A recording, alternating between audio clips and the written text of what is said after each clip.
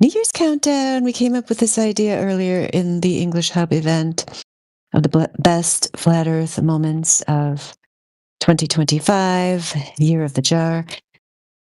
Indio pinned the poll to this channel. I see he posted there. Thank you, Indio.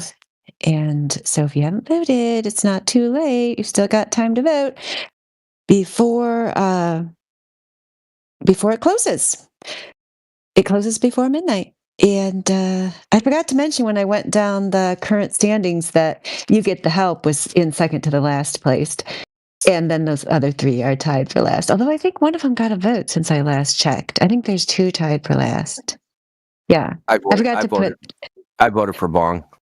Oh, thank you. Because that was my contribution. And I voted for it. Yeah, I guess it's just you and me. I think it has two votes. But most people probably don't know what we're even talking about. You know what I mean? But good. Yeah, Bong deserves two votes, so that's cool. I'll give context to it. Kiwi came in the VC saying, "Where the hell's Indio? I want to talk to him." And Bong said something, and he's like, I want to talk to the help." He says, "You get the help." It was classic Bong, so. That was absolute class that night. You want to sound clip that and get it on the soundboard, bro? We totally should. Who knows how to do that? I don't know, because then I could like press a button and then it would say "You get the help." That would be so fun. I would love that. Then you guys would get tired of it. You would get tired of it, and you would disable it after I used it like 25 times. I'll get you the link. Yeah, just a minute. Yeah, give me the link. Yeah, I'll clip it right now. Okay, cool. I'll take that over a wah any day long. Yeah, that would also lift my spirits if I was talking to a particularly recalcitrant Glober, or if they were being like rude to me. Yeah, then it could just be like, "You get the help."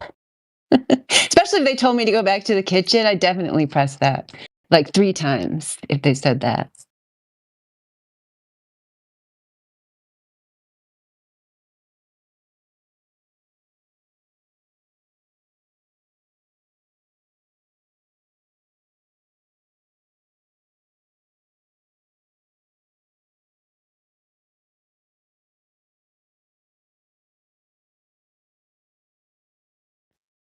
So anyway, yeah, we were going to count down the best moments. When we first started talking about doing this, we said like we should have clips for each one. I think some of them we do have clips for, but I don't know if we have clips of all of them, because we were going to count down, like David Letterman, from 10 to 1 after the vote is closing.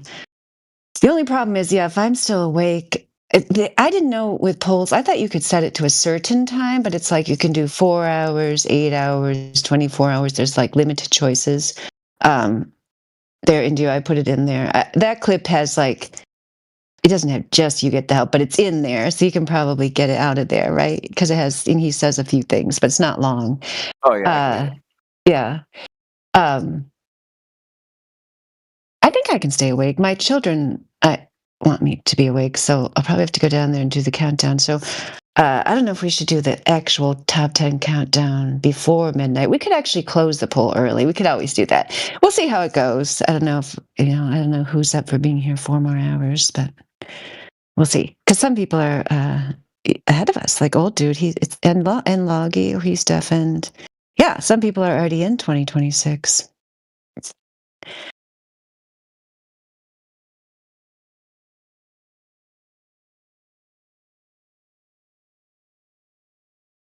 They'll be surprised if I stay up all the way till midnight, because usually my 16-year-old I go to bed and then he wakes me up like 10 to, and then I go cheer, and then I go back to bed. That's how it's been the last couple of years. So they'll be very excited if I actually remain awake and they don't have to wake me up.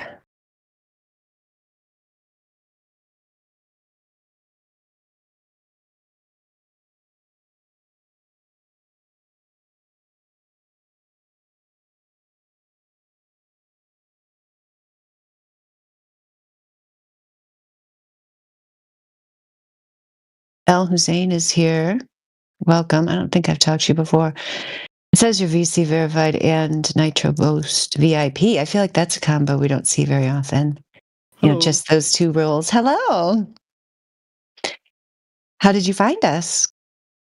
I know I've been here for quite a while. Like I keep joining and leaving and joining and leaving. Like first time I've been here was like 2020. So 2020, yeah. I know, I'm the same way. It's kind of upsetting. Like I'm kind of mad at my past self because my account doesn't really show like my actual history of dates and stuff. Yeah, exactly. But yeah. But it's all right. You're incognito as a new person. What is your position regarding the globe? Like not much to say, to be honest. More into the flat Earth, I guess. But like it's not a topic that I've been into way too much. Sometimes I just keep reading, watching videos, watching arguments online. But really, I haven't had the time to look into it enough, I guess. Yeah, so you haven't made up your mind. And you might be seeing bad information because there's a lot of bad flat Earth No, information I'm out aware there. of that. Yeah, like the Twitter guys, I forgot what they're called.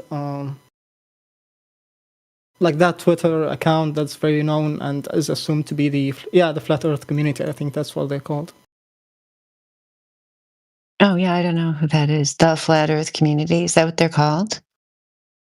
The guys with like the disk profile picture who used to talk to Elon Musk on Twitter, I think. I really can't recall what the username was. Oh, that's okay. Yeah, I don't really know that much Yeah. about what goes on there on Twitter. So, what are arguments that you've heard for flat Earth that made you lean in that direction? Well, not really arguments. It's just looking at photos that are supposedly from space, and you can kind of tell that curvature seems to be changing from one photo to another. And that kind of raises questions, right? So I keep looking into it. That's how I ended up here. Nice. Yeah, I like that. I wish we had a globe believer, like a true believer in here, because you could tell them how pictures from space indicate the lack of consistency of curvature, Yeah. like you just said, that they show a widely varying degree of curvature, which makes their story inconsistent and incoherent, both of those things. Because the people who say pictures from space make them think it's a globe. It really should be the opposite. That should make you question. Yeah, because if it were, then all these images should show a consistent level of curvature, and they don't. Yeah, as Elon Musk said, it has to be real because it looks so fake. Yeah, what about the measurements? Have you seen those, like the long distance observations, No, I the haven't. laser tests? Oh, you haven't seen those? Oh, great. Well, we have to show you then.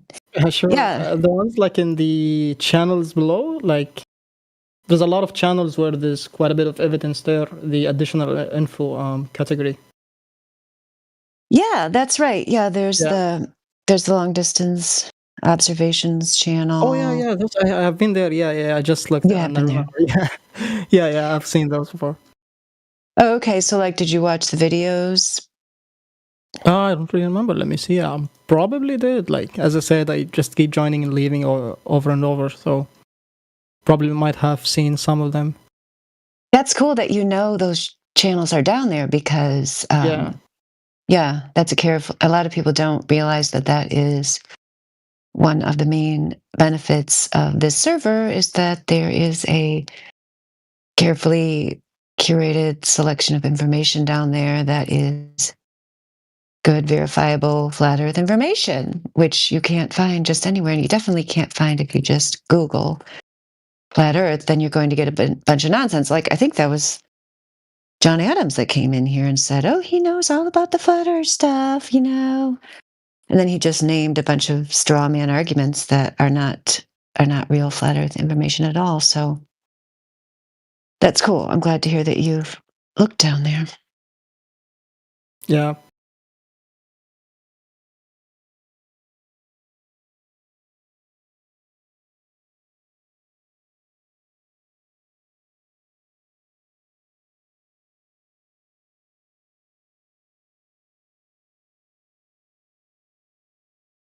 And did you understand the reason for the long distance observations? No, not quite, to be honest. Yeah. So, depending on which one you look at, there's basically two different kinds. There's observations that debunk the expected drop over distance that you would see if you lived on a sphere of a radius of 3,959 miles. And then the other kind are the horizon observations, and those debunk another calculation of the maximum distance of the horizon on a sphere with that same given radius, which is 1.22 miles times the square root of the observer height in feet. So yeah, both of those formulae show you, what the prediction would be, what you would see or not see on a globe. And each time you can make an observation of something that wouldn't be seen on this globe. So in the case of the missing drop over distance, it's something that would be hidden behind this alleged curve, and yet the object is visible. And in the case of the horizon, it's the where you can see the horizon that's clearly beyond the maximum distance that it would be if you were on a sphere. Yeah, and it doesn't exist. That's right. Yeah. Yeah.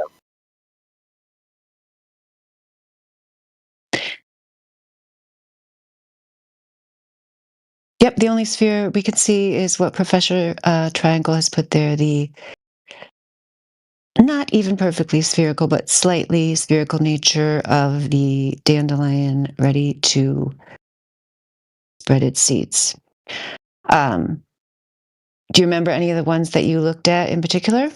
I'm actually looking because, I remember being here before, and one of the channels was like something I'm quite interested in, but I can't quite find which one was it.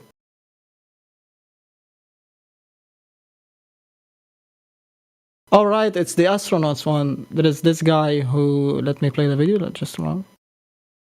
Yeah, it's the guy who keeps saying like we can go back to the moon and like we destroyed the technology and we can't go back anymore. Was one of the videos. Don Pettit, yeah. He's the best hostile witness for the flat earth. Yeah. Yeah. Because if those are the brightest and the best we got, and these are the guys that are trying to convince you, that you live on a globe, that we went to the moon and all that, it's kind of like, yeah, good job, guys. That's your best team you got there, Don Pettit. Good job. I mean, that's the thing. All of these things are kind of, just side notes to the main conclusive evidence debunking the curvature, which is never measured, never observed in reality. But all these other things, they're just icing on the cake. Like, these are your best of the best. Yep, these are your astronauts. Yep, Don Pettit. Yeah, we can't go back to the moon. Yeah. It's too hard. Yeah, we destroyed the technology. Yeah, I mean, it's just absurd. Like, it's really a litmus test. Do you have common sense or not? Like, if you still think that, this fairy tale is true and you think these are the experts, it's kind of like, I don't know, it just shows that the person either has no common sense or has emotional problems, I guess, where they're just so strongly in denial and they can't even handle the concept of going against the emotional appeal and the propaganda, which is fine. I mean, that's why propaganda has worked throughout history, is because it appeals to the weaknesses in human nature and the inability for most men to stand strong against a crowd. If Don Pettit convinces you guys, just go back to the globe. Like, we don't even want you if you think Don Pettit's an astronaut.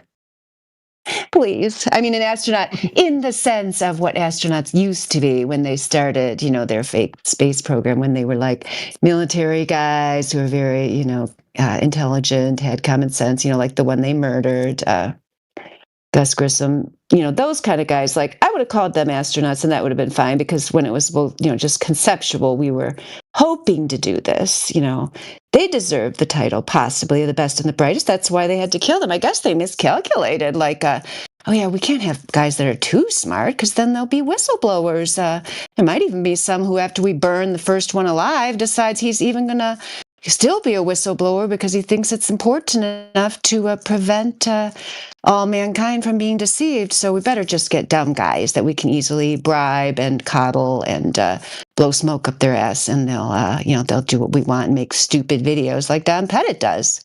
Good idea, guys. You got the help. That's all you get. You get the help. Yes, thank you. That was beautiful. That was beautiful. Oh my gosh. Which one were we referring to? Like the people who got killed or something? Like, I didn't catch that one. Oh yeah. Might be I'll find you something- some information about it. The most interesting information to me is how he was an Apollo 1 astronaut, Gus Grissom. He was one of 3. The second one was from Grand Rapids. The third one was from somewhere south of here, like either southern Indiana or somewhere down there, or southern Ohio. I can't remember where that guy was from. But they have stuff named after him down there. I feel very bad that I don't remember the name of the other 2. It's very bad. But Gus Grissom was the one who really put his neck on the line. So I can find the other information for you. But anyway, yeah. So during Apollo 1, I'll just tell you the story, and then after I'll tell you a short version, then I'll find some Apollo 1. links and document to back it up. So Apollo 1, first mission, they said they were going to go to the moon. Gus Grissom, former military guy, was I don't know if he was the head of the 3, but he was definitely the most gutsy of the 3. We'll put it that way. He came to think that it was not going to be possible, for them to go to the moon, that this technology was not going to work the way that it claimed. And so he not only thought this, he was doing his own research. He had papers at his home. No one knows exactly what they said because I believe it was before they even informed his wife, they came to the house and took all his papers away. They confiscated all of his papers, before he died. Then they confiscated the papers, and I'm pretty sure they told the wife. I'm pretty sure that's the order that it went, those 3 things. But anyway, he not only did he think it, he made a public statement. He held a lemon up in front of the shuttle. There's a picture of that, saying that it was a lemon. Do you know what that means in vernacular? Like lemons, like in terms of automobiles would be like, cars that don't work, because that's why we have lemon laws. We're not allowed to sell a car that doesn't work well and pretend that it does. But so anyway, that was the significance of the lemon. And he said, we can't even communicate with the next building. How are we going to communicate with the moon? So these are public statements he made in addition to the private papers. But basically they came to realize, this guy's on to us. Like, he's not going to go along with this. And so what happened was they were doing a test, and they all 3 burned alive inside the capsule. So they all died, all 3 of them. And so after that happened, Gus Grissom's family, sons, actually the sons didn't get involved until later when they were adults. They were children at the time. But as time went on, they made public statements that they thought that this had been done on purpose, that they thought their husband and father had been murdered. So they took it to court. That's the article I'll find you. I think it's from the New York Times, where the mother sued, the wife sued. I'll find you the details in case anything I'm telling you, I'm not remembering it right, but this is the basic outline. And then, and I also have his obituary, which contains some of those details. Eventually, as the sons got older, this was like a lifelong quest. One of them somehow was allowed to see the capsule, which amazes me that even happened. But anyway, it turned out that the capsule could be locked from the outside, so they were locked in, and there was no way for them to get out. You know what I mean? It was locked, and they couldn't open the lock to get out, and also there was something about the pure oxygen environment. If anybody else, knows details about this, any of our other flat Earth friends, feel free to chime in. But yeah, there was they were in a pure oxygen environment, which they shouldn't have been. 100%, yeah, 100% oxygen makes non-flammable items flammable. Yep, and that's what they shouldn't. Wasn't their protocol, or they shouldn't have had that, right, Rayleigh? That's like the dumbest thing ever to do, is put 100% oxygen in there.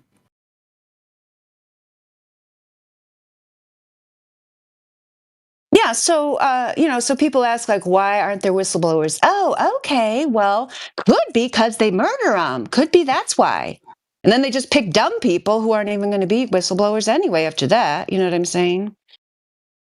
Yeah, so I looked it up and I think I found it. There is like 3 guys. The commander was named Gus Grissom, I think, and senior pilot was named Ed White, and the pilot was Roger B. something. Can't quite see it. Chaffee, I think. Oh Was yeah, it one of them? yeah, Chaffee. I think that's the one from Grand Rapids, Michigan. Yeah, and then the other one's the one from somewhere south of Michigan. Yep. Yeah, so he was the pilot, I guess. Yeah, pilot.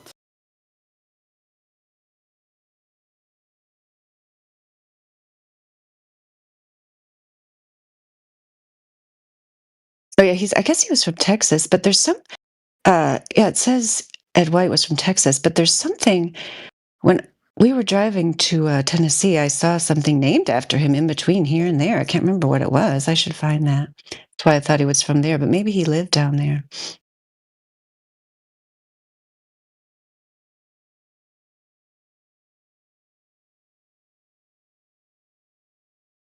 Roger B. Chaffee, born 1935, Grand Rapids, Michigan, died January 27th, 1967, Cape Canaveral, Florida. Yep, only 32 years old. R.I.P. R.I.P. Cause of death for Ed White asphyxia, aka burned alive in a locked capsule, locked from the outside by the U.S. government.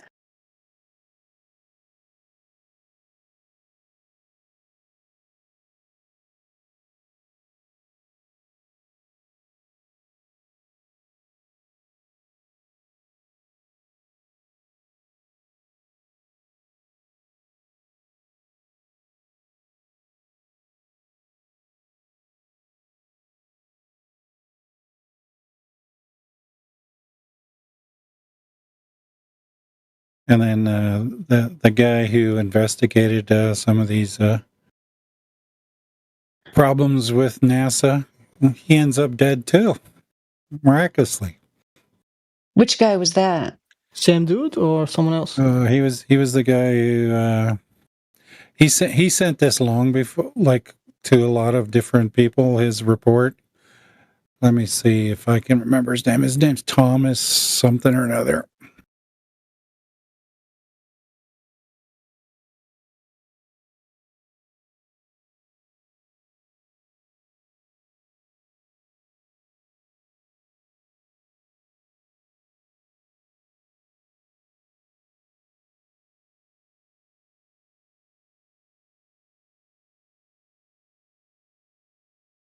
Yeah, Thomas Ronald Barron.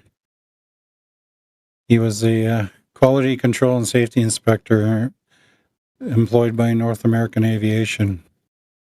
They were the ones who were building the Apollo command module.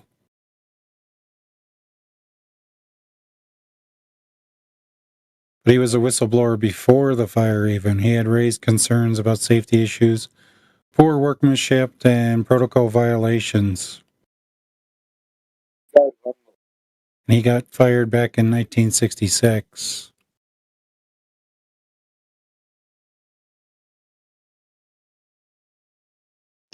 He testified before Congress in a subcommittee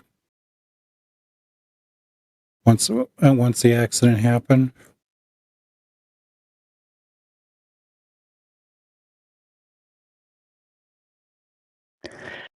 I guess New York Times, I guess they make you pay for articles, but this is the one I was thinking. It was Betty Grissom's obituary, yeah, who sued an astronaut husband's death. She was shunned by the space community after she sued. North American Rockwell in the launch pad death of Gus Grissom. She won a settlement. Can you tell me that name again, Rayleigh, that person you were just talking about? Yeah, he's Thomas Ronald Barron.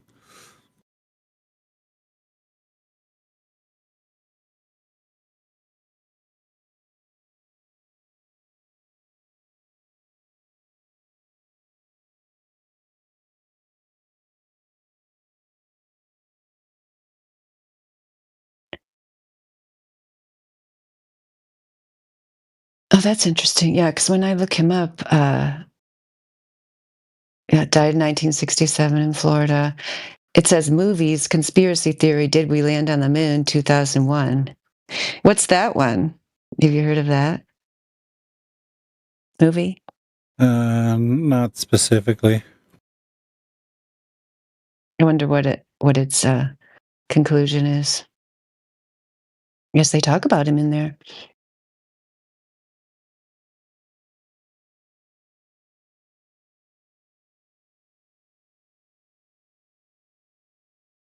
And I have a copy of a Twitter post in which one guy says, my father worked on the Apollo program starting with Saturn V.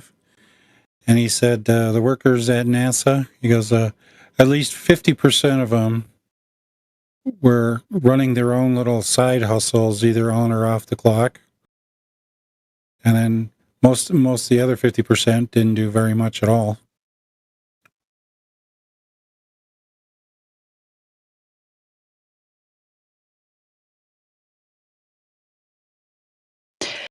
Yeah, that's why we've got on our top 10 voting list, we've got of moments of 2025, we've got NASA being officially rebranded as a spy agency.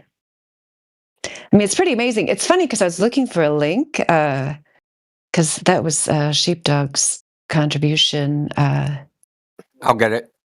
Okay, yeah, because it was like it wasn't like I didn't find a lot of news articles. I guess it was kind of like just kind of people didn't really hear about it because it seems like people didn't even know. Even today, when you brought it up, Indio, I think some people didn't even know that it happened.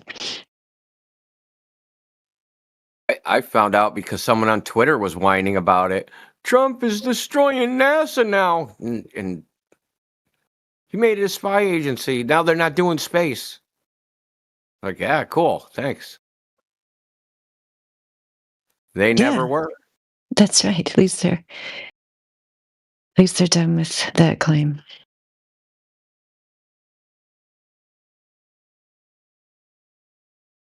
Oh yeah, that's interesting, Riley.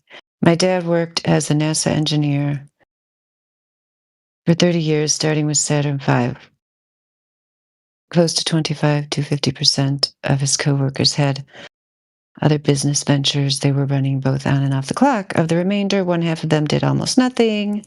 The 80-20 rule on display.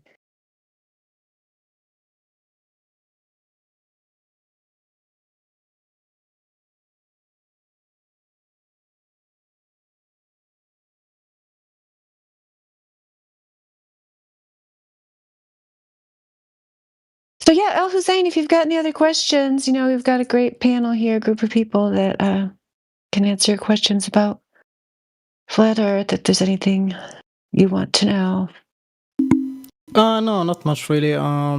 Just joining to listen if there's any interesting takes being made here, and also to attend the countdown for 2026 since I already missed it here. Oh, good.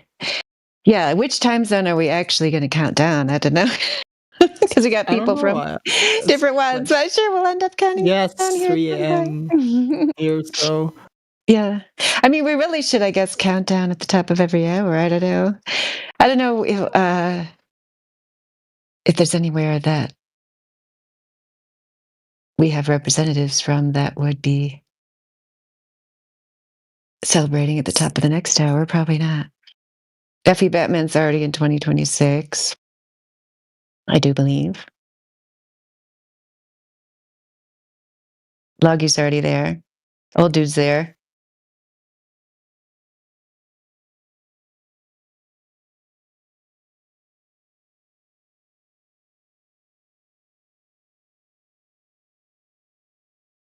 But yeah, we've got people on the West Coast that are nowhere near midnight. So I posted the executive order in the relevant text in the chat. So I'll read it for ha-has. Determinations. The agencies and agency subdivisions set forth in Section 2 of this order are hereby determined to have a primary function: intelligence, counterintelligence, investigative, or national security work. Here's the list. Agencies or subdivisions of the Department of Commerce, the International Trade Administration, Office of the Commissioner for Patents and Subordinate Units, Patent and Trademark Office, the following subdivisions of the National Oceanic and Atmospheric Administration, National Environmental Satellite Data and Information Service, the National Weather Service, adding the following under Section 1-419, 1-420, the National Aeronautics and Space Administration, and the United States Agency for Global Media.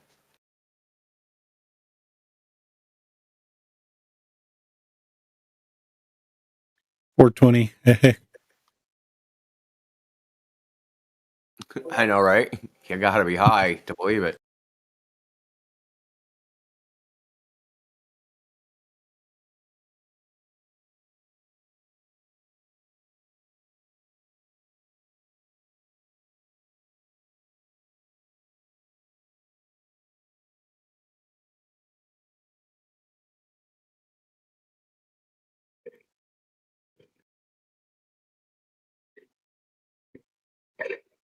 How do I make that sound play, Indio?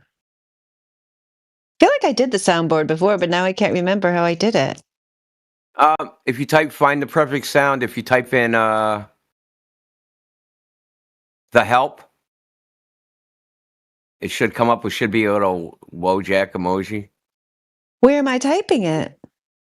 Are you on the phone or the Yeah. computer? Hold on, I gotta look on my phone. I could go to the computer if I had to. Then I'd have to turn it on.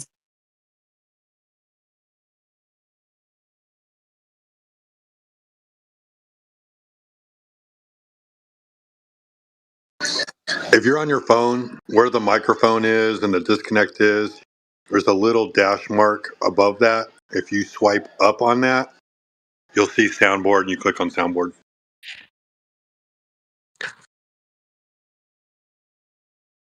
Yeah, right where next to disconnect, there's a little speaker thing. Next to disconnect. Speaker thing. The red X, and to the left of the little red X. Or the red phone. Okay, it says activities, that thing. No, it should. Hold on. Swipe that up. When you have that little Oh, okay, menu I button, see it. Oh, swipe okay, it now up. I see. Okay, thank you. Now it says soundboard. Okay, I see it. Yep, I see it.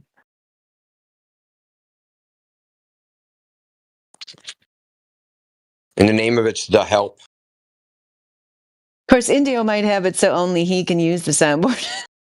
No, I wouldn't do that. Because it's grayed out for me. Why would it be grayed out? I don't know. It is. I mean, if you press it, it's not grayed out. It's white. Does she have She don't have nitro, probably. I thought I it don't did, have unless- You got the help. That's all you get. You get the help. You got the help. That's all you get. You get the help.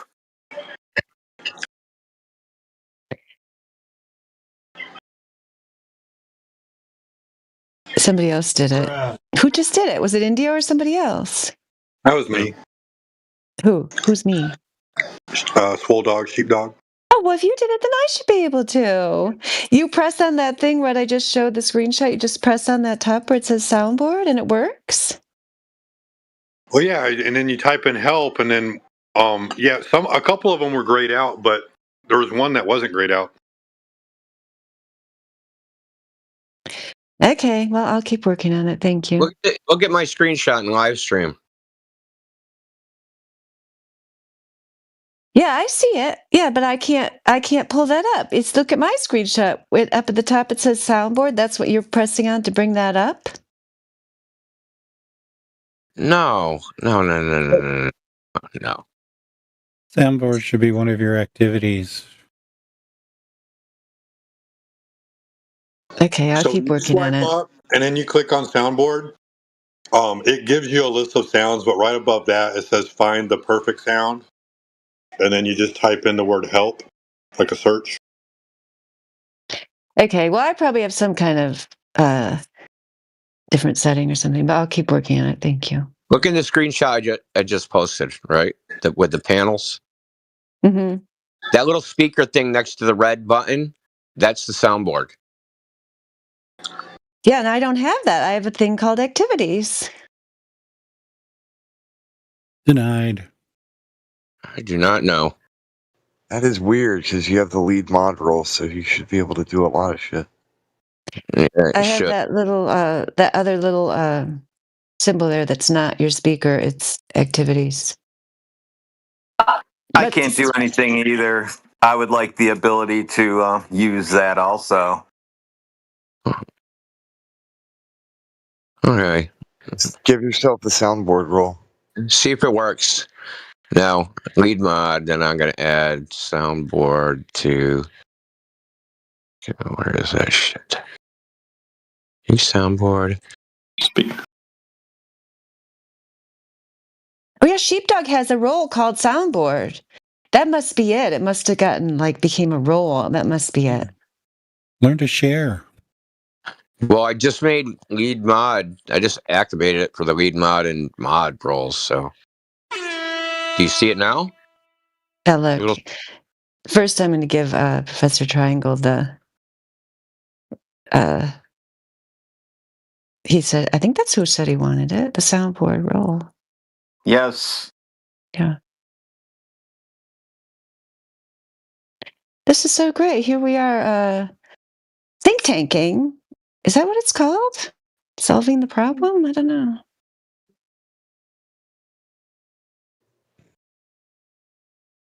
I'm gonna have to go in and out. That's what I'll do. I'll go in and out. We got a bunch of people joining. Let me see.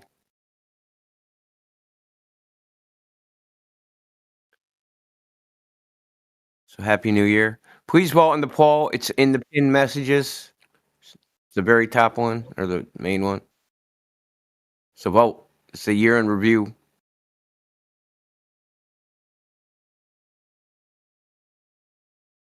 It's the year of the jar because of the number of times they made the argument that when they were cornered on whether the Earth was a globe or not, and they were like, "Well, can't know anything. We could be brains in a jar."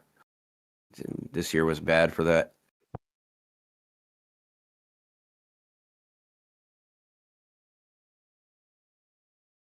Yeah, along the same lines, we've had plenty of people saying, prove that you have hands.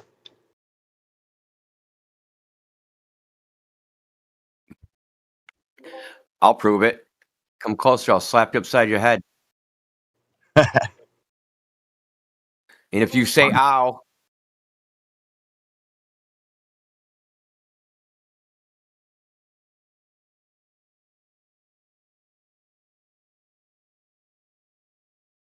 You got the help. That's all you get. You get the help. Did that work? Dandelion? That was me. Oh yeah, it worked.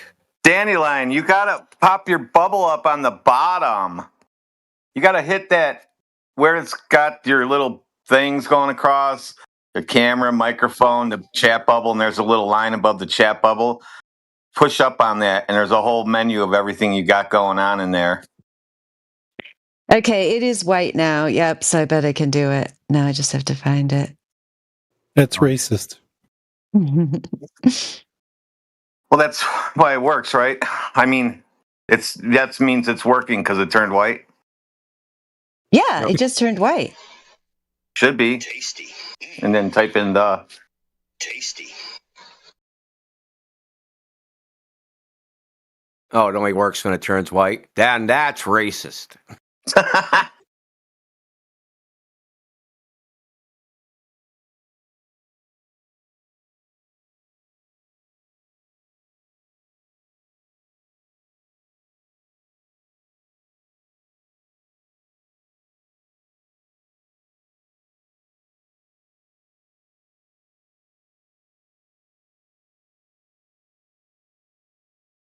Okay, I've got to find out what is working after it turns white, or does it work first? Oh no, who let him in? The door was wide open, bro. Like, seriously.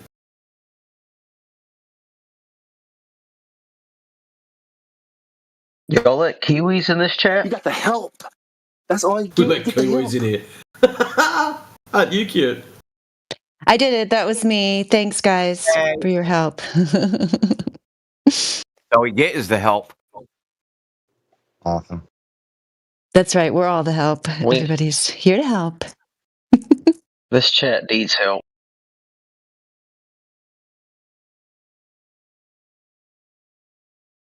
That sounds like projection.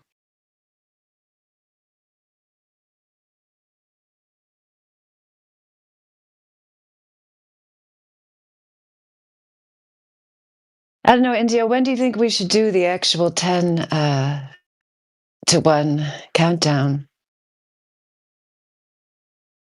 No, I'm the help, man. I don't make decisions here. Oh. If you're the help, then who's going to tell me? I mean, you think? Nah, man. It's only 8 o'clock. Give people time to vote. I know, yeah, more voting. I agree. See, kind of like in the ideal world, remember we talked about, having like a clip for each one, which I think we could have in theory. Now we only have a clip for one of them. Like if we could have a triangle clip, that'd be cool. But the triangle test had been presented so many times. You know what I mean? It'd be like best of triangle composition or compilation. I don't know. Well, that's why I voted for you, because I thought we were going to play that clip. Indio's got that clip. Don't you have it, Indio? What? Which one? Which clip? Her chewing out Josh Ingersoll. I don't think I have that. Oh, I might take my vote back then. One time you played it in here, but I don't know where you got it. You played it in the music bed. Yeah, hold on. Let me look for it.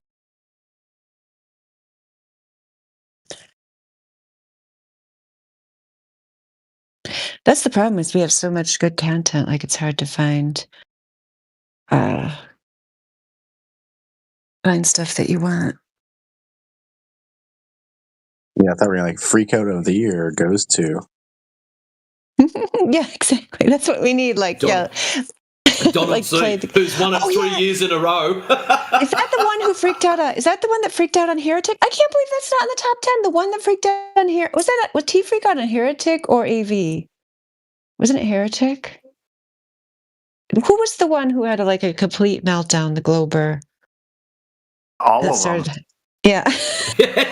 Which one didn't?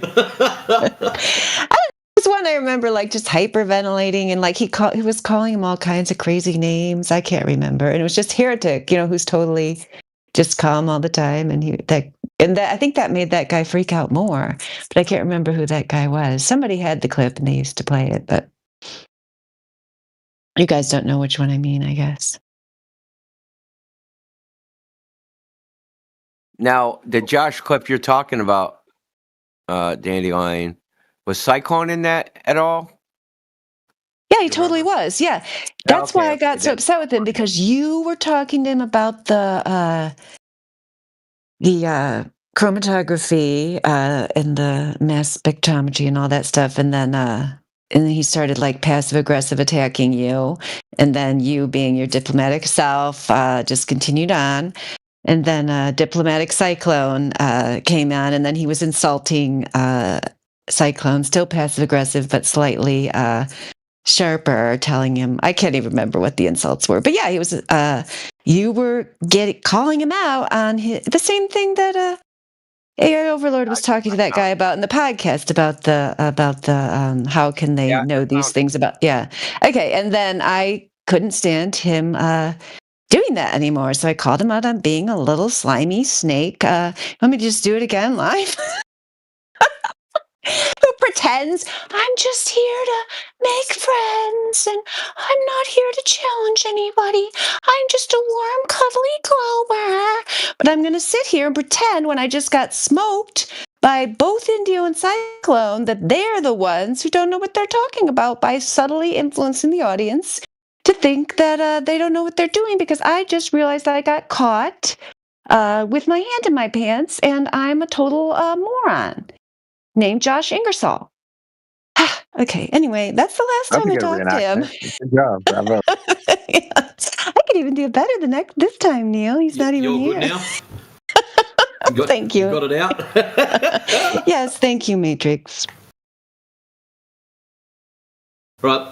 So, top 10 most annoying Globers. I'm going to put Ice JJ Fish square on the top because he's a dumbass. Anyone got any other hate-ons That's a for good top randoms? runner.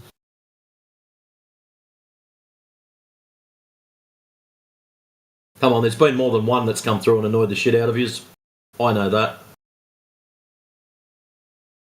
Castle Kingside. As long as he's singing.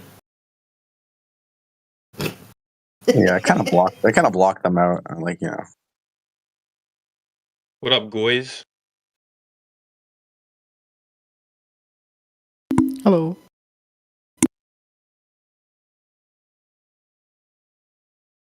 Who said that? Who said what's up? Versio. What brings you in here today, man? I'm just a fan. You're just... What was that? Sorry, say again? Fan. Bad or banned? I think he said he's a fan. Oh, he's just a fan. I'm a huge fan. Of what? People getting flat smacked? Of people like myself? What are you a big fan of, mate? People like yourself. Awesome. So what? So fat white dudes with Aussie accents. There you go, everyone. You've got something to aspire to.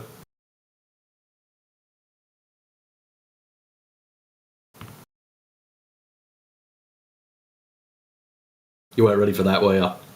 They never are. So what's your take on this conundrum there, Versio? Is it a ball covered in water, spinning, tilting, wobbling, flying through the never-ending void of space? Or is it planar with topography? I don't know, whatever Stalin said.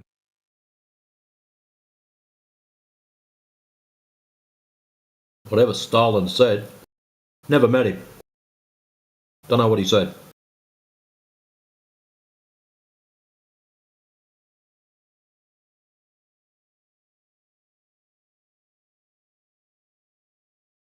He didn't make me top 10. He's going to have to try a bit harder than that. Yeah, he wasn't that big of a fan. What about you, Neil? Who do you reckon to be up there, up the top? Oliver? He's pretty annoying. I think Oliver, like, before his, like, voice dropped, when he had that, like, little kid bit.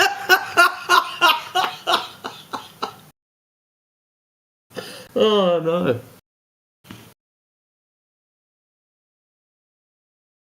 I don't know. I haven't been on Discord for a minute. Like, kind of seeped my mind. I'm on that. I'm on TikTok now, and like, I feel like all of them just spaz out there. Like the last guy, he got spazzing at me. He was like, "Yeah, 1 times 1 is 2, so that equals a." Or I don't know what the heck he said. Like, what's 1 times 1? That equals a globe. Like dumb. He was just lose his mind.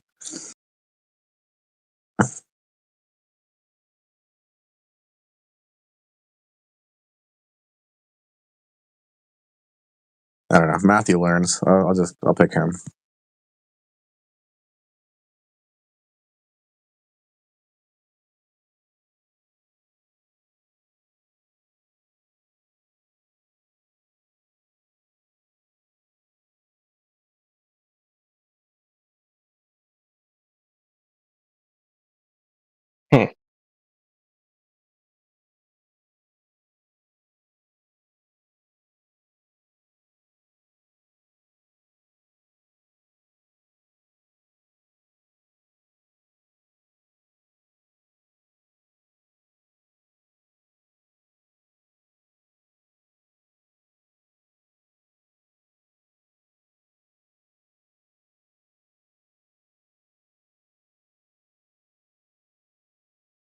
Well, Logie, whatever you reckon then, maybe you could have talked to him. What you say about that?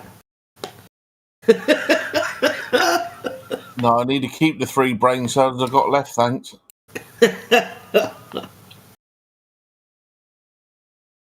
Why, you've been on the sauce, have you? And you've fried the rest of them?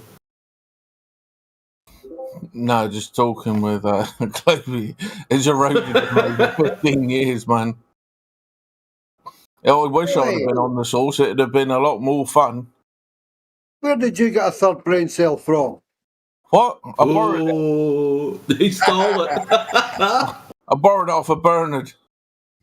Well, I lost one recently. Is it a bit daft? Possibly. It may well be mine. I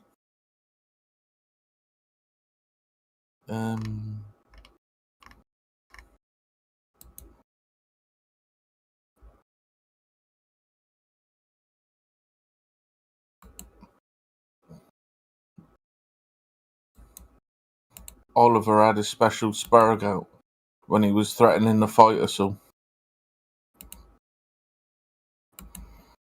Oliver does a nice run in Spergs, doesn't he? He's quite the classic for it. We should have a dossier for him by now, have we not? No? Oh, I've got one. Rob Noxious. He's the #1 Spurg. Oh, man. No, Donny C. I reckon he's got the best meltdowns.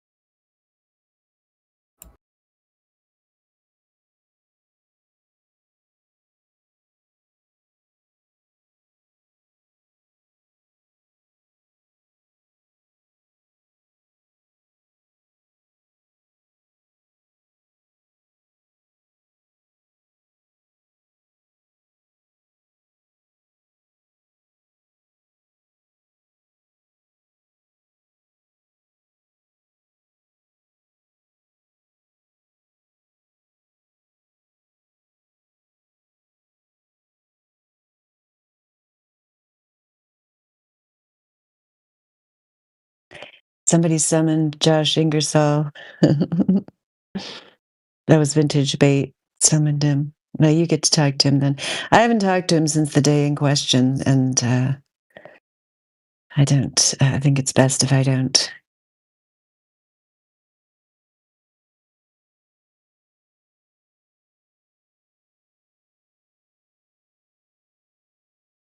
Yeah, I'm not too much of a fan.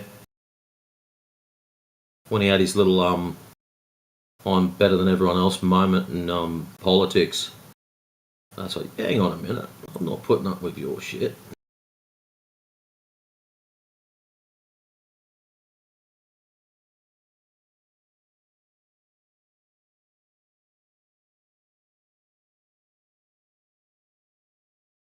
So, Matrix, tell us what 2026 is like.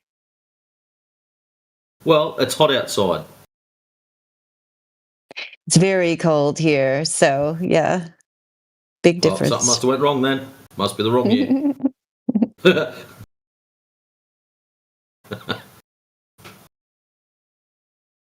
What's the old saying? What you do on the first day of the year, you do all year.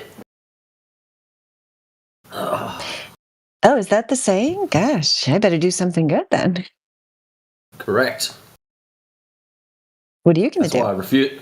Not mow the bloody lawn, that's for sure. It can wait till tomorrow. Well, that's why I thought I'd come and sit in here, put my feet up, have a listen. Good. And see what else is going on. Yeah, El Hussein, we talked to earlier. I don't know if you were here. He's on the fence. I don't know about Duke. Welcome, Duke. Duke is just a really cool dog. Saga's here. I haven't talked to him for a while. You talked to Duke before? I haven't spoken to him directly, but I heard him talking to someone else. Oh, okay. Was it yesterday, the day before? He's a flat earther. Oh, okay. Good to know. But he hasn't got his FE role in here yet. That'll come. Yeah.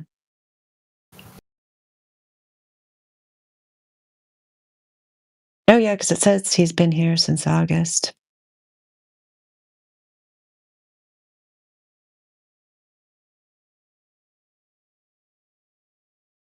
So where was the poll that you put out earlier? I went scrolling back through English channel. I think that's where you was talking about it. And I scrolled back to 3 o'clock yesterday afternoon for me. Couldn't find it. I should put the poll over there. Gosh, of course, it's a link to the poll is in this server. Like we were talking about it and kind of creating it here. I'll link you to it. But we were in the English hub when we thought of it and people gave their contributions, I'll find you the link just a minute. Look at notifications. I don't know. What is English Hub like in terms of like, could I put a link to this message that I'm about to link to you? Yeah, like do they get mad about like links to other servers? Yeah, so I won't take the chance then. Oh, here we go. Best FA moments 2025. Triangle test. Yeah, that's pretty cool. Actually, I'll tell you, the best moments with the triangle test is not the triangle test getting done, not triangle test getting failed, but us laughing at the morons that fail it. That's the funny bits. Just the wait for it, and then there's 8 people all start laughing at the same time. That's the best part about the triangle test. Yeah, and there's so many of them. That's the thing. I was just saying it'd be nice if we had a clip, but it's been done so many times. It'd be hard to like sort through and find. I guess you could look in the text and see when the test was put there, but a lot of them were probably in politics, so the text is gone. And I don't know. If we ever find one, we should clip it out just to have an example, or just do another one if somebody comes in. Debunking of the Antarctica debunking. Ooh. This moment right now. You Get the Help by Bong Sao. NASA, now a spy agency. Yeah. The Return of Ladies Night. Toxic fruit removal. Bad FE arguments list. Ooh. Wow. Breaking of various anti-flat earthers. And Dandelion dressing down Josh Ingersoll. Oh no! Oh well, this has been nailed down to 2 of them. It's either the triangle test or you hammering Josh. Oh wow! Yeah, Indio nominated that one, the Josh one. I think the breaking down of the anti-flat earthers is like too broad of a category that people haven't voted for. Like it should be more specific, you know what I mean? Because first Indio brought up Peter, being broken. But yeah, I don't know. Peter's not broken as in broken in. He's broken as in the head. Slightly different. Yeah, he was here earlier. Yeah, he was here earlier. He thought, that he should be named in the poll, that he should be him becoming a flat earther should be one of the moments. Allegedly, I should say. What's his name? He's got a real short name over in politics. When he finally clicked with his circumnavigation, north-south circumnavigation, and he went off looking for it and came back with very little. That was a good one. Oh, what's his name? Yeah, I don't know if I heard that one. I don't know. That doesn't ring a bell for me. Maybe I missed that. No, old dude was having a chat with him. Well, there's a couple of us there, but I think it was old dude that was having a chat with him about it. And it was a while ago? Probably about September, October. He's one. What's his name? He's normally rates himself because he's got a couple of degrees. Normally talking about all high end shit. As soon as someone says his name, it'll be on. But yeah, he had a wake up moment on air, not off air, and then come back and tell us about it. It happened right there and then in front of us all. Wow. Gosh, I'm sorry I missed it. Was it on the live stream? Yeah. Yeah. He actually went to apologise afterwards for being such a clown, and that's what he said. You don't have to apologise. We've all been through it. And he was he hasn't been on for ages. Afterwards, it hit him pretty hard. I wonder if old dude remembers who it was. Sorry, what was that, Dandelion? Matrix, tell him who you were talking about. In politics, who was it that had their wake up call? What's his name? That's what I said. I was thinking about him earlier on. I would love that guy to come on and talk. He was the great debater in politics. I'll need to go and look at my DMs. That's annoying. Yeah, he was a good kid. He actually came in and fully admitted that he'd been wrong. And who was it? Was it Cyclone? Someone told him about the polar flights, and he went and looked it up, and he came in and he was like, "Right, guys, I'm sorry, but yeah, you're right. It's not a globe." Oh, it might have been Cyclone. I thought it was you. No, it wasn't me. I clocked it though. I was the one that dropped it in mods chat. I usually notice all the wee things in the background, so I thought I'd put it in. Oh, you put it in there. Maybe we could find it there then, if we knew what to search for. Well, if it doesn't delete, yeah. It wasn't Dice Butterfly. No. I'll need to go and look.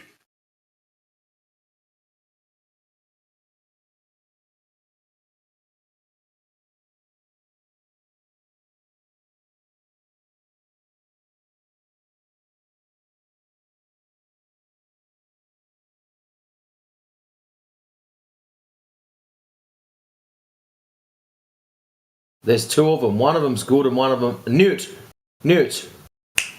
That's him. Thank you. Newt. Yep.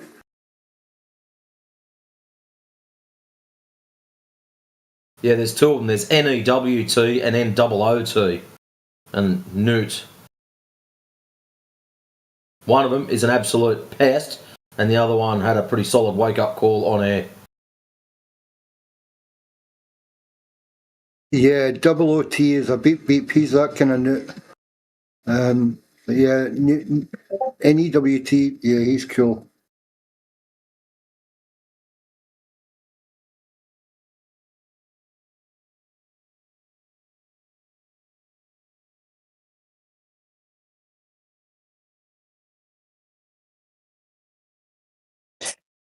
Yeah, I definitely didn't hear that. So,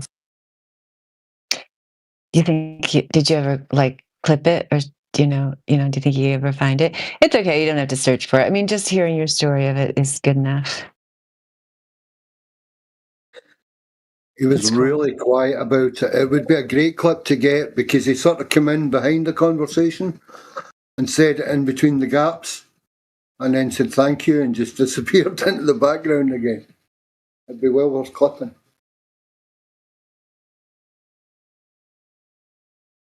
Yeah, that's the thing is there's so many people that we talk to just one time or a few times, and a lot of times when you feel like they're starting to understand the reality of there being no globe, that makes them disappear, for whatever reason. But you know that they started thinking about it, so and once you start thinking about it, all of us know from experience that you're never really going to get away from it until you come to terms with it one way or the other, even if you try to put it on the back burner, put it on the shelf, like just even getting to the point, because I think that is the thing that we do, which I think sometimes we just have to accept that that's enough, that we get people to even realize, that flat Earth is not a joke. There's serious questions about the globe. It's not a slam dunk. Their evidence is highly suspect and contradictory. Even if you get people to that point, I think that's a really good start. And some people aren't ready to go any further than that. But I think I just always hope when people get to that point that even if they're not going to be able to make the flat Earth arguments in a logical and coherent manner, or even come to a conclusive decision, they might realize when they hear the idea being ridiculed in the future that either the way it's being ridiculed is using straw man arguments that aren't what legitimate flat earthers use, or realize that actually the globe isn't as settled as you think it is. At least be the person in the room who's not laughing, about it when everybody else is, because it's not funny, but people have this conditioned response. I've observed it many times,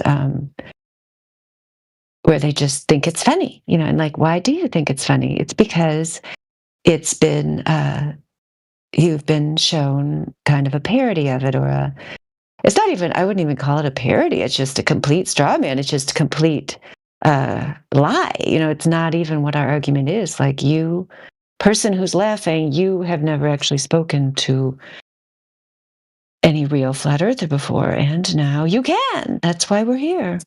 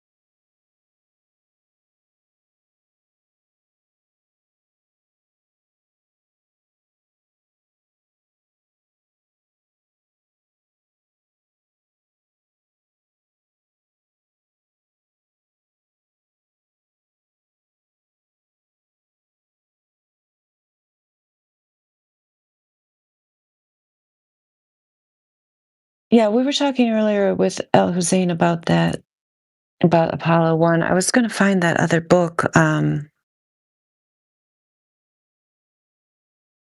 There's another book that talks about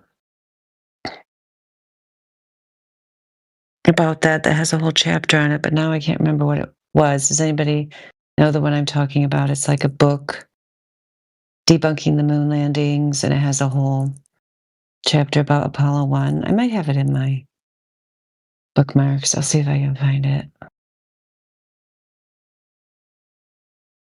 Unless somebody else knows what I'm talking about.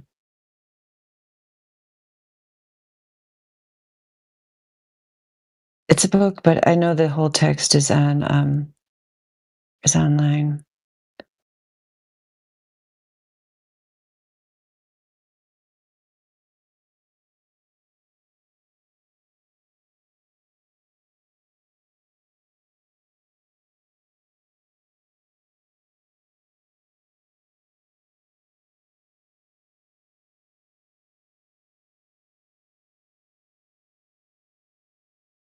Do we have people standing by the front doors telling people to run, just go straight into the live stream? I thought you were going to say, Professor Triangle, do we have people standing at the polls trying to influence people's votes? Because you know, you and me are in the dead heat here for first. Well, I don't want to. I don't want to bring out triangle tests right now. I'll have to wait till we get really close to that. Because Yeah, you can't talk to Josh again. So I can I know. always smash another triangle in somebody's face. Yeah, you do have the advantage there. Yeah, because you can do the triangle test with anyone. Yeah, Yeah, yeah, anyone. yeah. Yeah, and I've made a commitment never to speak to Josh again. Yeah, and it would look bad if I broke my commitment. You're right. Yeah. See. Yeah, you're right. Well, next, too bad John Adams is gone. He would have been a good candidate for that. He was here earlier. I think that was before you came, but he was a Google Earther. They were talking to him, and he's like, "Oh, hold on, just a minute. I have to search that up." You know what I mean? And then just reading it off. He would have been a good candidate for the triangle test for sure. If he comes back, you should do it. Yeah, for you to do it live, that would be great for our event. We need to find someone, yeah, that hasn't done it before. I bet That's what I'm we thinking. can. I'm gotta go in the lobby. I'm waiting for I'm on my phone because my computer is busy compiling some stuff, so I gotta give it a break. But I was gonna go in the lobby and point arrows, go that way. Just keep going to the end of the hall. Yeah, Once you get down there, walk in the room and find a chair, and then turn your mic on. good idea. Indio said he was I It's don't know if it's open. just Should for be tonight, waiting. but he was he was going to get rid of so they didn't need VC verified. Did he already do that? I think you turned it off already. Yeah. Should be able to just come right in and your mics are unlocked because we can just go right click and mute them like we do in every other server. But we have Yeah. more, we have better abilities to send them into different rooms here where we can poke them with sticks. Yeah, for sure.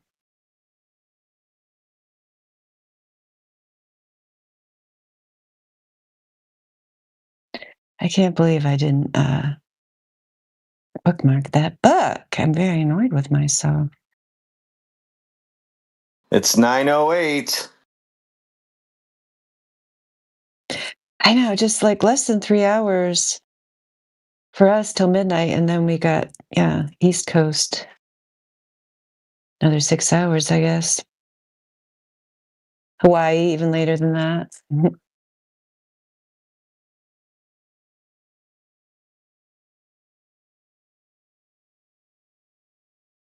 And all because the sun is just moving around. How could it even be, Professor Triangle? How could there be time zones on a flat Earth? We need somebody to come in and ask us that tonight. Don't you think that would be fun? Yes, you can only have time zones because the earth is flat. Now you got to explain why they only work on a globe.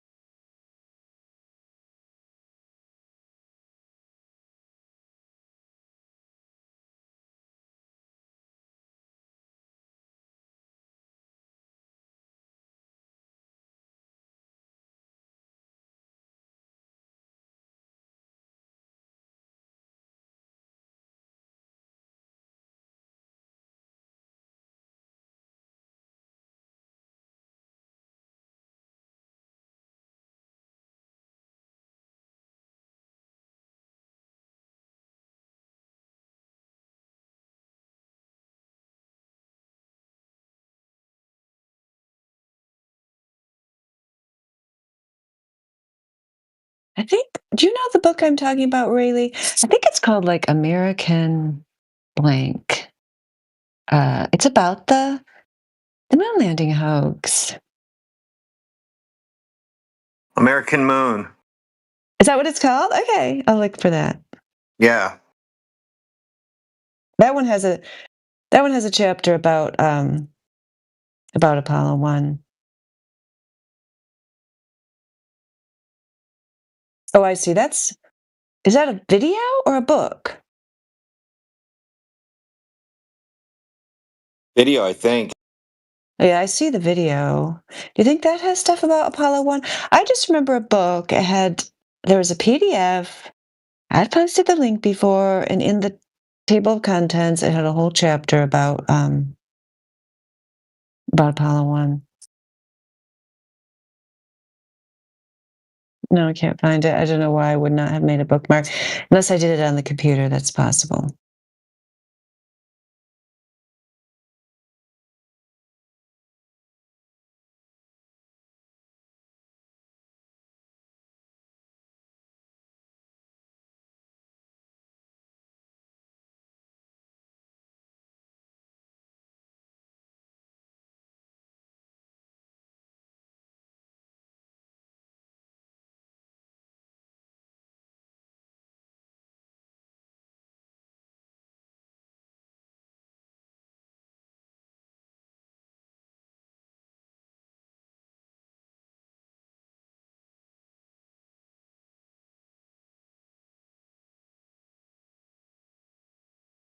Yeah, we get it, Josh, that you're used to being the voice of authority and you don't like it when people challenge you and ask for evidence, and then you try to claim that you're not making a claim when you clearly are, because you're countering both the assertions of Indio and Cyclone. For example, when Indio asks you why you could have this claimed level of precision that's greater than what we experience on Earth when you're talking about the sun. You did not produce any data to back up your claim that it was possible to measure these things. Same thing with the curvature of the Earth that Cyclone mentioned, and same thing with the other evidence that Cyclone asked for. And then you kind of used a derisive tone and said maybe one day Cyclone would believe in something beyond what he actually saw, as if he was a child, and you were the great voice in the Amazon sky. So we get it that you like being the unquestioned voice of authority and that it annoys you when you come in here and you're not,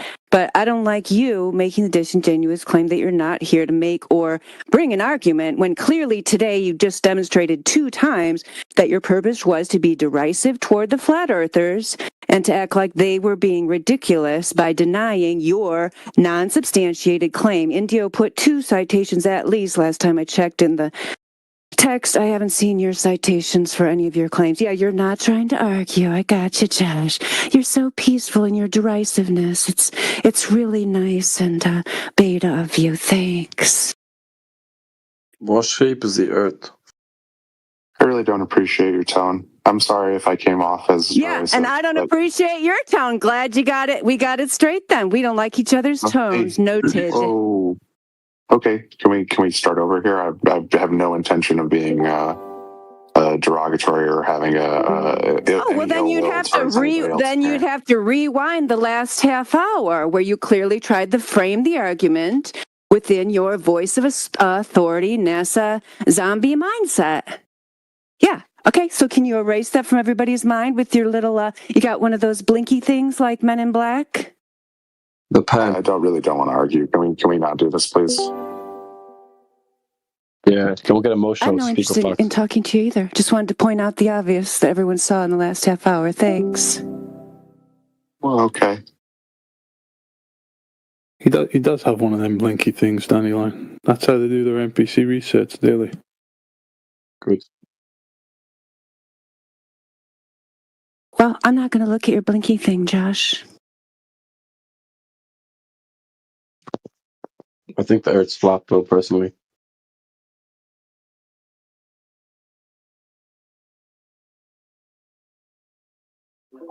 Obviously, it is. Yeah. Well, I mean, that's how I asked for reject every night. Explain that on the globe Earth. Flat isn't a shape, dude. Well, there's a firmament. Whoa. Firmament. The hell's that?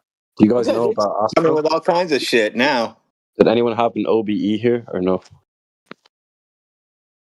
Holy crap, we lost one already. I'm taking the piss, bro. You think you're a brain in a jar, dude? Did you ever leave your body or no? Yeah, he does. Hear that question? He does think That's that. a yes. Or have you left your body? Yep, you're a brain in the jar. Just say yes, Indio, I am a brain in the jar. Just say it like that. Be proud. Be proud and say it like that.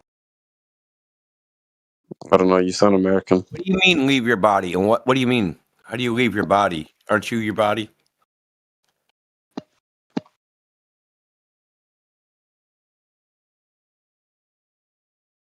How do you leave your skin? This is funny. That is funny.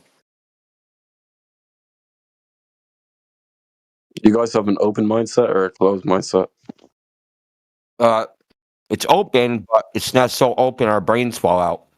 Yeah, I don't have an imagination mindset like Globers do. I mean, I have to use imagination for some things, but you have a voice in your head. But what do I have voices? No, not like you guys do. No, an internal Like the ones where monologue. Globers hear An that internal monologue. insist Like you that have an insist that internal you have to monologue argue in with your us about things. I said you have an internal monologue in your head. No. You don't have an internal monologue in your head? That is funny. What's my monologue supposed to be doing?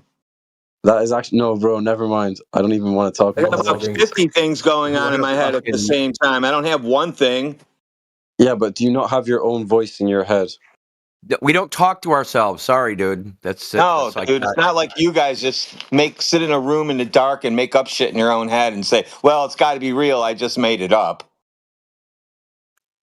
I find this hilarious. No, it's okay. You can go back to drinking your soy latte and wearing your polyester and brushing your teeth with fluoride. That's great. Listen to this guy. Listen to this Diet projection. woke over here. That's What's crazy. your favourite hair colour? Rainbow? I'm going to say it's the color of his car. I'm just gonna guess that you guys are American. Powder blue. You think Matrix is American? No, bro. It's actually sad to see it. I'm really sorry. You think for you Matrix is American? Do you guys know what the soul is? You think Matrix is American? You didn't answer my question. Do you know about the soul? No, you didn't answer mine. No, America, bro. No one wants to talk about America. No You one said I cares. bet you guys are American after Matrix talked, who's clearly Australian. Yeah, souls only work on flat And that's Earth. why you're trying to just like move on past it because you know you made a fool of yourself because you're a one-trick fucking pony. And they only work on flat Earth, dude. Wait, so you think the Earth is flat or not? No, measured we know flat. the Earth is flat. Certainly. Yeah, the Earth is flat, so we agree on that. Yeah, why do you think the Earth is flat? I think the Earth is flat for a million different reasons. It's so easy to prove. me There's the so best many one. different. There's so many different examples. Give us the best one. Like, bro, do you think they went to space? Actually, let me ask you that. What's Why are your you best asking? one? Why are you asking me You a think they went to question, dude? space? That's not Why are proof, you dude. sidestepping?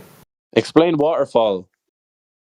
Holy Explain crap. waterfalls. So yeah, let's get this straight. Your proof of flat Earth is someone else explaining waterfalls. You know, you can send up your own balloon with helium with a camera on it, and you won't see the. Okay, curvature. And you that's look at three the different NASA subjects photos, now. they have- So they have a Kane, fisheye we've lens. gone from your best proof of flat Earth is somebody else telling you about waterfalls after they explain about balloons and shit. What is it, bro? Bro, you don't need to be a genius. Like, I was born and I know the Earth is flat because I have a connection to this Earth. God. Like, it's not. So you like, walk around barefoot? do you guys think that this is like you die and that's it, and there's a random chance and everything's just like. What's that got to do with the Earth? Because everything You're has to do trying with to talk everything. Do about you think it's like everything but the Earth, bro. everything is to do with everything? Everything is connected. Look, it's very. See, you're not actually a flat earther, and that's obvious to us because the answer is so simple. Why do you think the Earth is flat? Why did anybody ever think the Earth was flat? How about 2,000 years ago? Why did they think the Earth was flat? This is crazy to me that you actually can't comprehend Answer the basic fucking things. question. Why did they think the Earth was flat You 2,000 can't years? you can't comprehend basic shit. Because you can't do it. You can't do it, can you? You stupid You can't Culver. comprehend basic shit. Which No, is you're just a crazy. dumbass Culver, dude, and you just can't bring to say because the Earth looks flat. You can't bring yourself to say it. I said you can't even understand. It's Understand? flat. It's flat because it simply is flat, and everything's connected, and you don't get that. It's That's flat awesome. because It's it is irrelevant. flat. Wow. This guy's great. Can you write a book so I can buy it, please? Because that'd be fucking funny. Kane, does Wait, the let me Earth ask: look Are you flat? vaccinated? Are you vaccinated? Kane, does the Earth look flat? Of course it does, Okay, then. That's the only thing you need. You don't need more than that. bro. It looks flat because it is flat. Wow. Deep. Did you learn that today or not? Like, cause like dog, like No, I've known that. I've known that for a long time. I've known that since the day I was born, dog. So like, That's quite the fucking trick, bro. Seeing that freaking infants can't see past 6 inches. bro. I thought you guys in the server would have a bit more intellect. You guys, dude. Like, are you a guy? I thought we share a similar belief, so I thought that we'd be on the same like belief. No, we don't have. Ah, that's it. There it is. What is wrong with you? You know, when you got in here, you asked us what the firmament was. It's kind of a giveaway. Okay, so maybe we both think it's flat, but we both have different like brains, and we both have different understandings. So like, we both think the Earth Maybe is flat. you just believe it's flat and you've got no idea. Okay, well, I mean, you guys can have a good time, but this doesn't seem like a very Kane, positive before you hop out, let me just answer what's going on here. Obviously, Okay, go on. I just rocked up, but it seems like you're a flat Earth believer. Yeah. Yeah. Okay. So us here at the 24/7 Flat Earth Discord, we don't believe in the flat Earth because we've tested it. We've tested the Earth and we've found it to be flat. Right? No. Yeah, but that's my terminology. Like maybe I'm not up to date with your guys' things. Not your terminology. Your terminology is belief. Yeah. Yeah. Definition of believe is No, my acceptance. terminology is Now, belief, but like, Kane, yeah, listen up. go on. What's your problem with that? We're going by the dictionary definition, not Kane's asshole definition. Believe means, according to the dictionary, acceptance without evidence. So what would your correct word be that would satisfy your ears? No. Yeah, well, for me, believing and knowing is the same thing because I don't believe anything I don't know. Brain in a jar. For me, I don't believe anything I don't know. So maybe for me, I have a different understanding of that in my mind. But for me, I don't believe anything I don't know. So you believe you have hands? I know I have hands, so I believe I have hands. Yes. Whoa, that's Well, weird. You don't need to. Okay.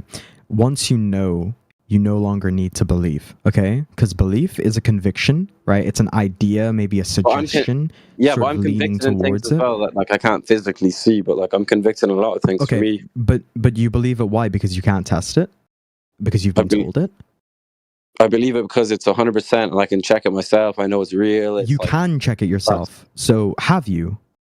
Have you checked that the Earth is flat? I've done a lot of research, and I've like gone on planes, No, and I've never that's not seen what I'm curvature, asking you. and everything looks flat to me. And I see waterfalls, and my whole understanding of physics and everything brings me to this belief. Okay, I don't really know what waterfalls have to do with it, but I mean, if go you've on, been go in on. a plane at 30,000, 40,000 feet, I've been right, on a and plane you've a seen lot that of there's times no up in Europe. curvature. Yeah. There you go. So, and you've seen that there's no curvature at that height. At that height, you'd expect to see curvature at 30,000, 40,000 feet. I've also gone You know skydiving, that the yeah. Earth is. So you know the Earth is flat. Of course, like you it's don't just believe it proof. anymore. You know it, right? It's That's facts. proof. Yeah, it's there we facts. go. So you know that the Earth is flat. 1,000,000%. Excellent. Thank you. Well, that's my belief. I don't get why I'm getting in. It's not a roasted belief. here. Yeah. Kane, well, it's not okay, a belief. yeah. You're Maybe about we to have say it's my belief. It's not your belief, bro.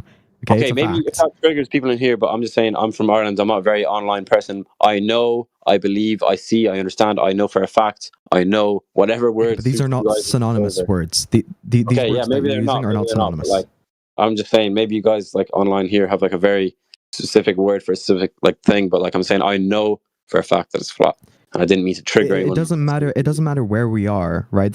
the definition will remain the same. Belief will always mean conviction. It will always mean, supporting or believing in something. I know I'm using the word, right? Understanding something without any evidence, right? Without proof, right? Accepting something without proof. So accepting something without proof is belief, and then knowing is that's a belief. Yeah. Yeah. Exactly. Once you can test it, right, with a scientific method, or repeating it, right, changing some variables, etc., doing what you need to do to test that this is factual, right? Once you've done that, then right? It's no longer a belief. Yeah. So everyone here in this voice chat that has the flat earther role are flat earth knowers, right? Because they've experimented for themselves, they've tested for themselves, they've observed for themselves that the earth is flat. And that's what we all observe. We observe no movement, no curvature. Yeah, that's some good shit. Are you mod or what? No, I'm not. I'm just a member. You can't give me flat earth role. What? You can't give me the flat earth role. No, I'm not going to either. You got to be here for a little bit longer. Bro, I've been here since 2023, bro. Okay. I just haven't been active. I've been doing shit. That's the problem. That's not a problem. Yeah, it's a service to you, sir, that you would not have that role until you were able to explain things the way SNI told you that you'd be able to explain why flat Earth is knowledge and not a belief. So when I hop on a plane, I'm up 30,000 feet and I don't see the curve, and I'm like, this shit flat. What are we saying then? Well, that's fine. I mean, you can say that. Yep, that's perfectly wonderful. And then also, in addition to that observation, you should understand, if you want to properly debunk and smash the globe, you should be able to understand and explain the long distance observations and the laser tests. So, when like something disappears over the horizon because they think it's curvature, but it's actually to do with the air particles, and then you can still travel in that direction and get there. You can do lasers, but maybe your eye can't see there because of the particles. You can still get there. It's not actually disappeared. That's right. It hasn't disappeared. It can be. Yeah, no, I've watched loads of these debunking things, and I've actually gone outside and I've like done shit. Like, I'm not a complete fucking noob. I just don't have all the exact terms. Okay, that's cool. No, man, fuck it. You're the India worst says it's not fake cool. flat Sorry, I'm earther being in too the nice history to of this him. server. Sorry, India. You're literally the worst fake flat earther in the history of the server. Bro, move on. You're never getting the flat earth server. Or bro, I actually genuinely don't care what you have to say. Move on, dude. Move on to a new troll, bro, because you're never getting the flat earth. Okay, you're never getting the role here, bro. No, listen. You might actually think I'm a troll. You see my role as admin. You're never getting the flat earther role on this server, ever. Bro, I don't give a fuck. I don't even care if I get it or not. Like, I genuinely don't give a fuck. It doesn't change my own brain. Like, it doesn't have anything to do with me apart from my little fucking color. That's right, it doesn't. Yeah, you're the one who asked for it, so just remember that. But I just thought, Indio, you could have a new role that only you can give, which is never give this person the flat earther role. I just thought that was quite funny. That shows what type of people like you guys are, because I don't get why Snee thought it was funny, or Snai. I don't know, should I call you Snee or Snai? I don't know. You can call me Tap if you want. Tap? Yep. This server is really toxic, because I don't get why you think I'm a fake flat earther, like, genuinely. Like, apart from my voice, and maybe that we've argued and that's triggered your guys' ego.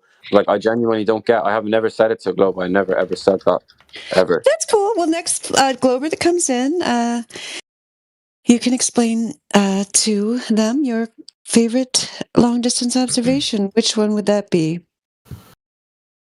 Well, so you think that I actually have to go out there and like get all these studies and get all these things to be like that's not what she said at all. Start listening, son. But why are you guys so like by the book? Like, I just said to you, no. I just said you're welcome to explain your favorite long distance observation to the next globe believer who enters. What one would that be? Which one is your favorite? And this like satisfies your guys' ego to like. No, I didn't say that. I said which one is your favorite flat earth observation. Before you said that, you were like dissing me about saying like, oh, you're a globe earther and like all this shit, and you can like blah blah blah, never get in the role. But I don't get why you guys are so like toxic and easy to like just insult someone quick and like have a little go at them. Like I don't get what the Gosh, asking someone, a flat earther, what their favorite long distance observation is has never been characterized in my mind as an insult. It's interesting that you would think me asking you that is an insult instead of just answering the question. No, I know before for it, sure which one my favorite is. Everybody here probably knows which one my favorite long distance observation is. So all I'm asking you is which one out of the thousands would you pick? So you're on about when I go up a massive big mountain in my beautiful country, which is like a lovely country in No, Western I never Europe. heard him mention anything about a massive big mountain in your beautiful country. Yeah, but when I go on a mountain and I can Not yet, but what is your favourite long-range observation? Stop dribbling with shit. You guys are really toxic here. Like I actually don't get what No, happened. it's a very simple question. You've got plenty of things that you've seen in your lifetime, not what I'm telling you you've seen. I'm asking you, what is your favourite long-range observation? Whether it's yours or one that someone else has done. What's your favourite? It's a question. Yeah, it doesn't have to be one you've personally done. It could be just one that you've seen. One of the extensively documented and well-researched, repeated flat Earth observations that have been done by independent observers throughout the world. You can pick any one you want. Doesn't have to be your own. What's your favourite? So what you're basically saying, in essence, to prove that I actually believe in this. No. We're asking you. This has got nothing to do with proving anything. It's just a straight-up question. What's your favourite long-range observation? And this has to like help you.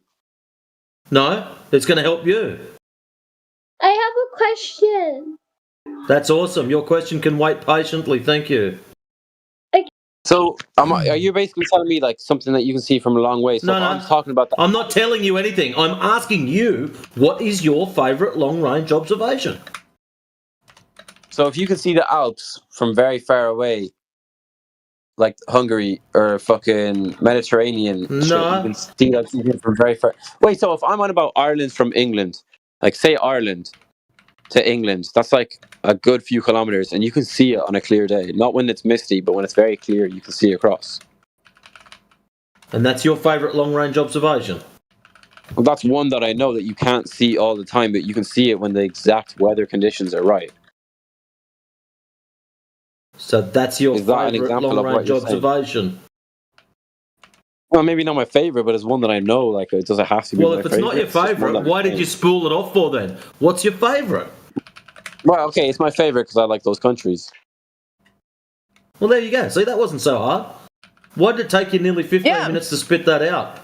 He had to be searching for it in the background. We all know the reason, right? Happy that you actually found one. Good job. What took you only took him Bro, like 5 I minutes can or literally turn on my something? Good camera right job. now.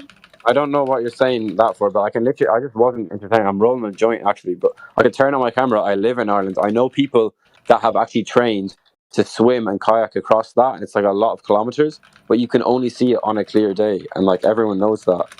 Like from my Hey, country. when you first got in here, you said you astral projected and you saw flat Earth. What did you see when you did that exactly? I didn't say I astral projected. I said I had an OBE, and I was talking about a time. No, you specifically used the words astral projected. Because I know people that have claimed to astral projected, more people that I know that have claimed OBEs. I know they're the same thing, but they're depending on like if you're doing it with breath work or drugs or DMT. What is or OBE? ayahuasca. OBE is out of body experience. And astral So projection you is know out of body other experience. people who have done it, they saw a flat Earth and that made you a flat Earther? That's not what made me a flat earther. Well, that's what you said when you came in, that you astral projected and you saw that the Earth was flat. things. Yeah, but I astral projected and seen that, but I'm not saying that's my primary belief. Like I've had like many things in my life, and like I've got on planes and I've looked at government websites saying that, oh, at this altitude you can see the curvature. I'm like, okay, that looks like a fisheye lens. Hop on a plane, go to the higher Why than the are you picture. making shit up? There's no government document that says that, dude. Just stop, dude. Okay, not This is government gross, document, but dude. NASA. And I NASA, remember okay, you in politics Okay, no, you're actually saying you you're actually really actually slow, bro. projected, dude. No, You just you're really reminded slow. me, You're really slow. dude. Just go on, bro. You already did this in the politics server.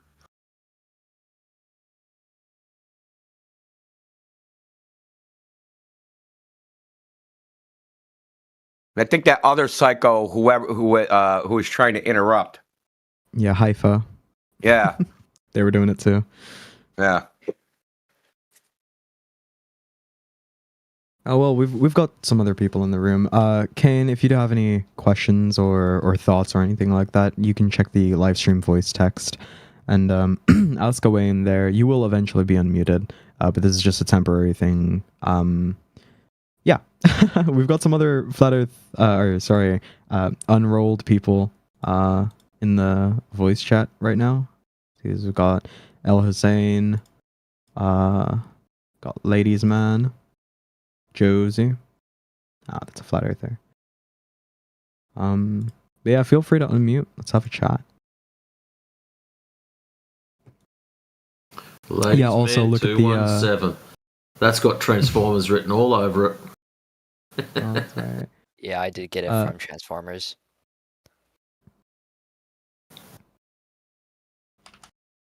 So what's your story, man?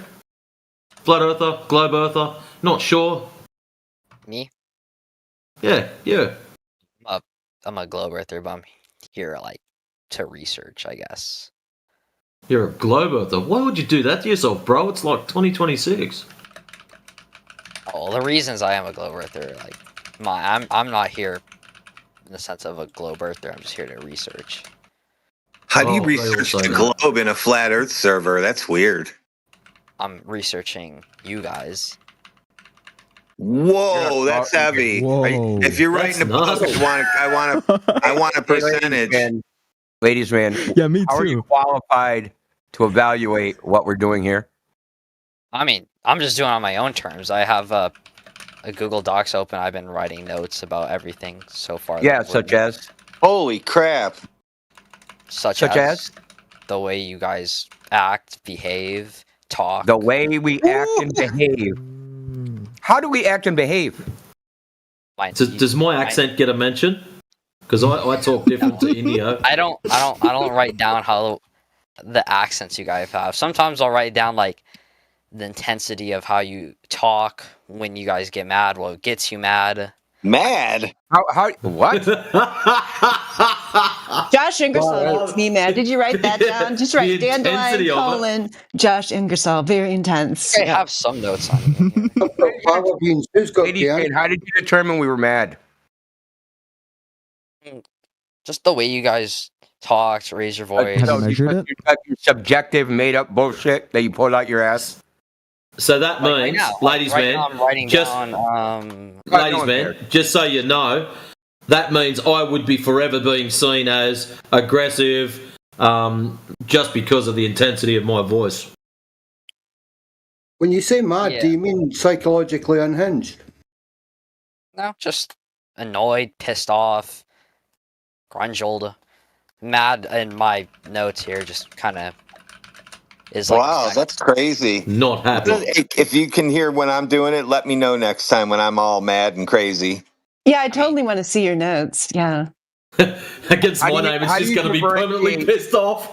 Yeah, how do you differentiate disgust from anger? Or how do you differentiate my sarcasm from and pretending that I'm going to rip your face off into once you realize what's happening to you, you're probably going to just quit because that's all I'm doing to you. It's pissing you off. So, ladies man, do you think I was angry at Kane? That Kane guy? You think we were, ladies man? Do you think we were angry at that guy, Kane? I wouldn't say angry in the sense of what you think. I'd say getting annoyed. How do you know what I think? How do you know what he's thinking? Well, I don't even know what he's thinking half the time. The only one that needs a psych workup is fucking you, bro. Okay, ladies man, ladies man, let's dissect this. Your name is Ladies Man, but you feel compelled to put him. If your name is Ladies Man, that's redundant. There you go, Dandelion. Yeah, I think I'm safe. I think I'm safe on this one. Ladies and men, let's dissect it, okay? Let's break it down. You claiming to make a report or a study or an observation on how our discourse goes is completely ridiculous. There are many, many different people in here from many different parts of the world. I talk a lot differently to how Professor Triangle talks, and he talks differently to how Matrix talks. Right? And Matrix speaks a lot differently to how Dandelion talks. Okay? So we all have our different ways of debating, of discussing, of communicating with people, right? I like to be a lot more, simple and like, I'll explain things to you, right? Because I want you to be on the same page as me whenever we're going through something, right? Let's say, let it be a debate, right? We're going to talk about it in a certain way, just so that we can both understand definitions, right? We'll go definition, citation, right? Show me where you're getting your information from, etc., right? Some people won't do that. Some people will lay down the facts, and then as you try to rebuttal, they will say, oh, but here, and then, it's completely different. I will take you from the very start to the very end. So you claiming to make a study, it's gonna be filled with inaccuracies. I don't recommend you publish it because it's not gonna go very far. It's not a study. A lot of people are gonna say that you're full of shit, really. Well, first of all his metrics are subjective. So his study is really a study on his own subjective feelings about what he's listening to. Right. So you're studying yourself. Do you realize that? That's the irony of it. How If do you have no I objective interpret these metrics people? from which you're writing down your evaluations, and they're subjective, based upon how you feel personally, then your evaluation is about yourself.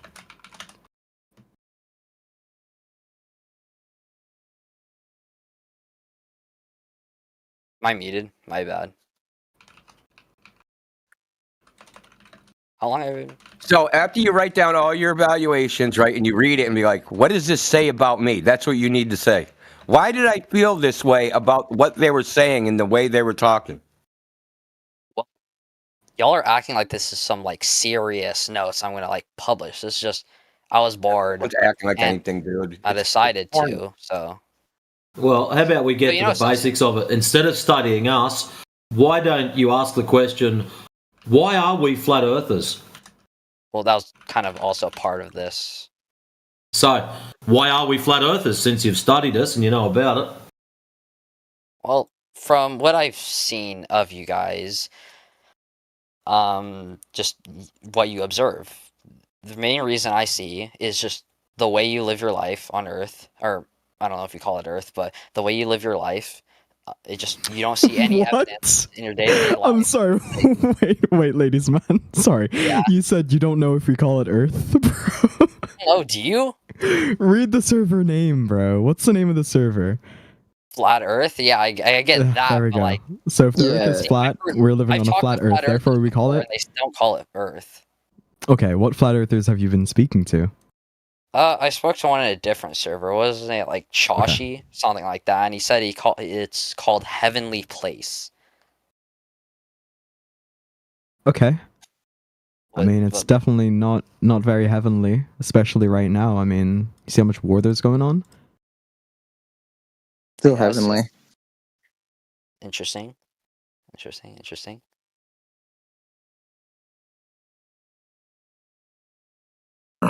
Flat Earth isn't about heavenly shit. Is the Earth a planet? Might be a better question. Is the Earth a planet? Yeah, do you got any globe evidence in those notes of yours? Well, isn't That's a negative. Yeah, it's not. It's just about what color shirt I had on Wednesdays. On Wednesdays, we wear pink. Depends if I have to go into the office on the east side or if I'm staying on the southwest side. If I'm staying on the southwest side, I'll wear black. If I go to the east side, I'll wear fancy clothes for the office. Have you ever asked yourself, ladies, man, why the globe earthers do what they do? Like come in here and argue things that they don't know anything about, not even at a very basic level, and then get mad and indignant. And then when they can't answer questions, say, well, we might not know anything. We could be brains in a jar. Do you know why they do that? Have you evaluated them? I've written notes on that guy that came in. Are you one of them? The one that's... No, I'm being honest with you. No, do you think that you could be a brain in a jar? Probably not. Like, what evidence is there So for you that? believe that there's an objective reality, an external world? Well, the biggest mathematicians, bro, they all say you can speak about the Earth as an object. You have to speak it as a reality. and a lot of people doesn't understand this inside science. You know what I mean? Sure, yeah. You understand what I mean, right? Like, Do we have this is a parking thing. attendants in the lobby? We need that. Yeah, just give me the keys. Yeah, and they got a nice car. I'll just take it for a little spin around I'm the gonna block while they're go in in here. there. That'd be fun. I'm going in there right now to do some valet. Good idea. Good idea. Why do you guys think they manipulate the shape of the Earth? Why? Ooh, it's shaped like a lake. I'm just asking. You know, I'm a flat Earth as well, so I'm just asking why you guys think they Me might. too. Yeah, I'm just asking why you guys think they manipulate the point of view of the humanity into the shape of the Earth. What they win. You can go outside and see it's flat yourself. It's just I'm up to telling you to watch. It's just up to you to watch TV and believe in TV, though. Listen, bro, I'm just told you I'm a flat earther. You know? And I told you why it happens. Yeah, but I'm saying why they will make the humanity believe the Earth is a sphere. To sell You understand my products. point? I don't know. To sell products. Look, That's why I'm asking to all of you boys if brother, they're not making you do anything. They're not making anybody do anything. People choose it. people doesn't choose it. They go to the school and they go and post about these things. Yeah, and then present So it they don't choose. without evidence, and they choose to believe it. They choose with no knowledge about these things, so they really don't choose. The people teaching them have no knowledge about these things. Teach them, supposedly teach them when it's the opposite, you know? What I'm saying, bro, is like, my point of view about this, bro, is like, if they manipulate the point of view of the humanity about the shape of the Earth, and they create a sphere, the humanity is going to have a lot of limits, you know, because they're going to think, all of the humanity going to think we already saw everything, because the Earth is a sphere, so we have limits. As well, they make the humanity believe we are in the middle of Your the mic space. quality is really low. You might want to address that. It's because I'm in the PlayStation, bro. Give me a sec. Yeah, I'm saying they do that, you know, to gain a lot of money, to gain money from the supposedly space. You already guys know, bro. You guys know the space is fake and these kind of things, of course. But you guys gotta realize how many money they win, how many money and what they're doing. They're really breaking the containment. You guys understand this? I can prove you they could break in the containment, and I can prove you as well, from my knowledge, not prove you 100%, the space is water. I really believe that.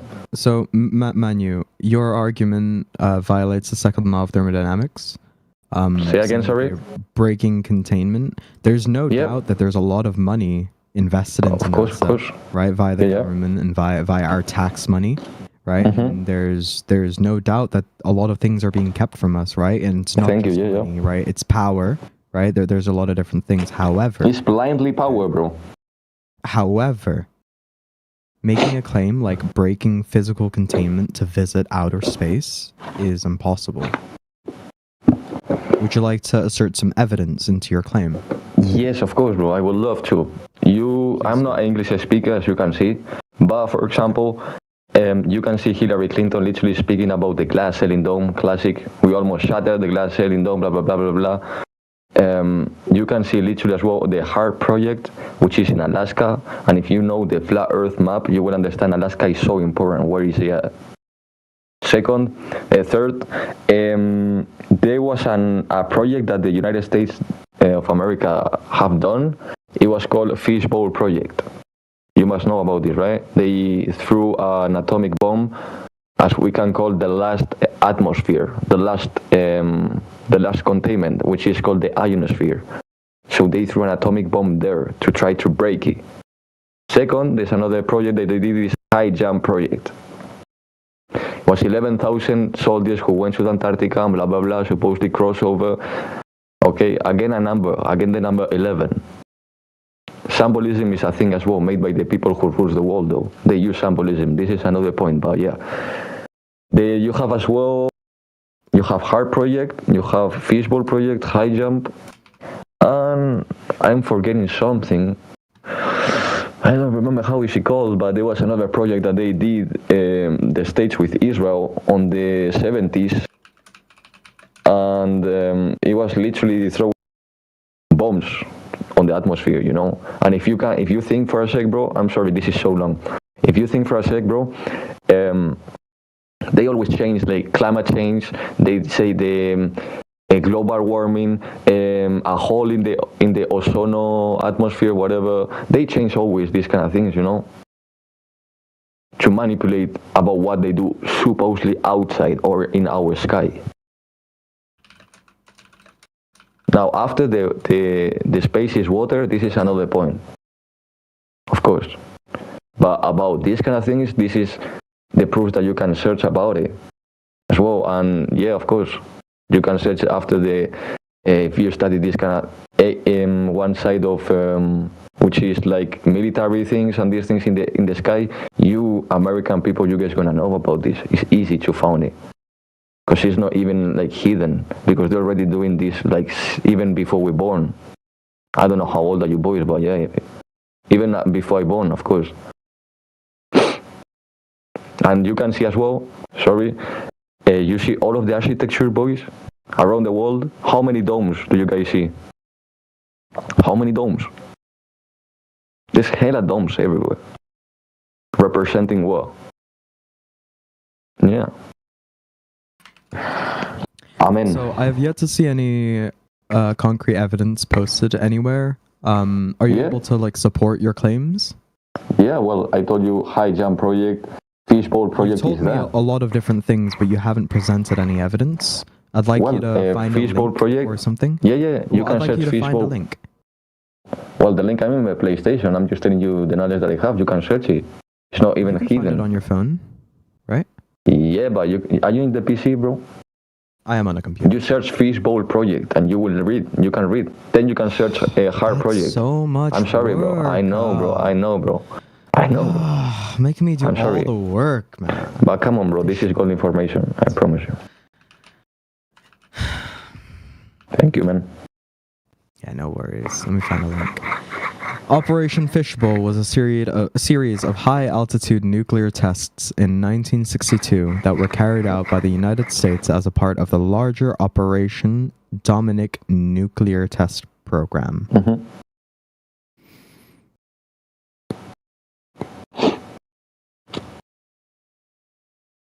After search Hard Project. They can't with rockets. They can't. They using electromagnetism. They using frequencies because they can't with rockets. Okay, so your claim here about Operation Fishbowl is that is what? Sorry, like I just like to. It's like they threw they threw like atomic bombs in the last, we can call dome, the last containment. They threw atomic bombs there to try to break it. The containment. Why you will throw an atomic bomb in the atmosphere and no one saying nothing? Okay. Why you will send 11,000 of soldiers to the edge on the Antarctica and no one saying nothing? Then Hard Project as well, bro. It's scary. Hard Project, wow, bro.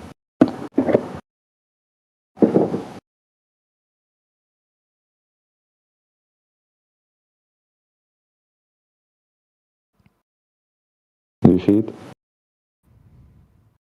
Yeah, okay, so while you guys are looking that up, I was just wondering if Ladies Man, the person new to Flat Earth, if you have any questions about it. So basically what my cohorts here were trying to tell you, Ladies Man, if you're still around, is it doesn't matter about the personalities that are, it seems like you're hyper-focused on the personalities, which, you know, I don't really blame you because people in Flat Earth, like I've noticed ever since I've been here, like they actually have personalities. Like I know that's a news flash because you're probably used to dealing with brain dead zombie NPCs. So I understand why you get distracted by that. But what they were trying to get you to do is to focus on the evidence. Are you still there, Ladies Man? Are you still with us? Come in, Ladies Man, aisle 217. All right, yeah. So have you heard about the long distance observations? I have. Yeah, what did you hear? Manu, if you could mute yourself, that'd be cool. Sorry, boys. Yeah, so what have you heard? I mean, I know my dad did some because he was like Nice. real.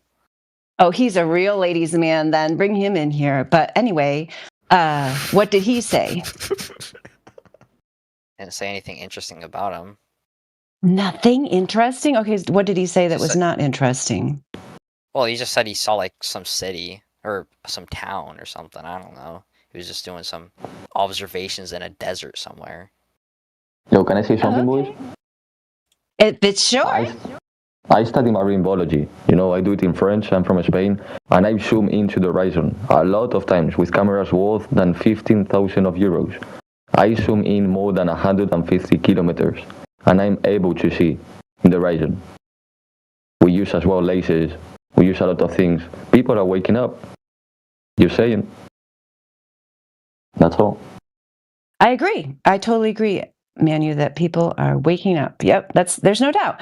Yeah, I mean, that's the thing. It's, with Ladies Man 217, his father, and anyone else in the world, it's like, yeah, you're pretty much at a crossroads now. Like, it's all the things that, when you were growing up and heard, in history class or whatever, where they said, how could it possibly be that anyone in the past could have been so dumb and not seen this amazing thing that this amazing person came up with? If I were there, I totally would have been the person, like, say, telling Van Gogh, you were great and you don't have to cut off your ear or kill yourself so you're brilliant. No, you wouldn't have been. You would have been the person who would make Van Gogh cut off his ear because you're an NBC jerk. So, ladies, man, you could actually, embrace what is the future, which is discarding a failed model, which is the globe, which has absolutely zero scientific evidence, in which is only, and no mathematical evidence either, if I may say. It's only held up by propaganda and peer pressure. So, since you're obsessed with psychology, I would think probably the peer pressure aspect of it probably gets to you. So if you could be mathematically and logically shown, Ladies Man 217, that there is no globe, would you accept that demonstration? I'm sorry, what? Did you say that again? What's your percentage certainty that you live on a globe? Percentage certainty? I'm not really Percentage here to certainty. I'm not here to Oh, you're not from my here? point of view, He's from here my to point of write view, about the us. weakest thing. The No, he's globe? here to Oh, write. hold He's on. here to write about flat earthers.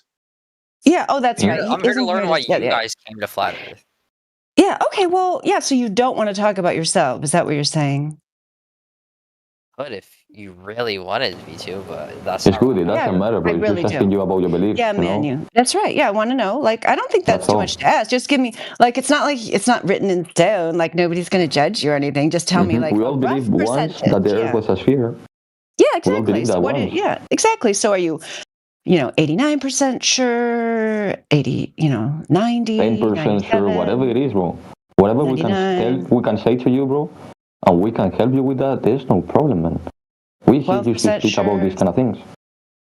Yeah, and you're just Ladies Man 217. Like, nobody's going to know who you are, so it's all right to say. If it's not 100%, like, you can confess this here, and no one will judge you. Well, you know the Panama Don't worry, Canal. Sam Witwicky. We won't tell them who you are.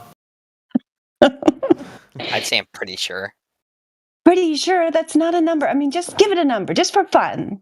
But just one question, bro. You think the Earth is a sphere because of the image that you saw, the videos, all of these enterprises behind it? Why do you think the Earth is a sphere? Go ahead. We listen to you, bro. Why I think there's a sphere? I don't know. Okay. I never put too much thought into it until now, and that's why I'm here. Do you know that all of the cameras who have been sent to the space, they are all fisheye cameras? This is official. It's interesting. Mm-hmm. It is, man. Well, ladies, man, what do you know about the sphere? Do you know what its radius is or circumference? 3,000 something, 900. That's good. That's better than most. Most people have no clue. Do you know how far away the moon is from the Earth in that model? I know it's like extremely, like 1,000,000 miles. A million. Not quite a million. It averages about 250,000 miles. But Yeah. one other question: how fast do they say the Earth is spinning at the equator? You know, Something thousand miles. 1 point. you got about 2 of 100 3. Most people will get 0 of 3. What about the sun, bro? The reflection of the sun and the geometry of the sunlight proving that the sun is local. What about it, man? Yep. You know when the sunlight goes through a cloud, the shape of the light, how it comes out as a pyramid shape. That means the sun is local. These are basics of geometry, brother. You know, as well, when the reflection of the sun touches the sea, the ocean, you see, man. If it's a sphere, you wouldn't see the reflection of the sun like that. And these are basic things, bro. I don't understand the humanity why they don't ask to themselves these kind of things. Even the Egyptians, they knew the sun was local, brother, on the hieroglyphs. All right. Hey, ladies, man, I tagged you in an image. This is you're just asking us about why we think this. This was actually what brought me into this arena, was seeing that specific image. Do you see what I'm talking about? The blue marble, that globe. Well, that's because those image, that specific image was taken from satellites too close to Earth to photograph the whole thing, and then they had to stitch together all the images together, and then they used it for the iPhone backdrop. So, Ladies, man, I'll tell you Why the something about the satellite. necessity? Ooh. Can I tell you Why the something about the necessity to satellite? stitch it all together if they're legitimate photos? What did you say? That's the thing. Is it legit?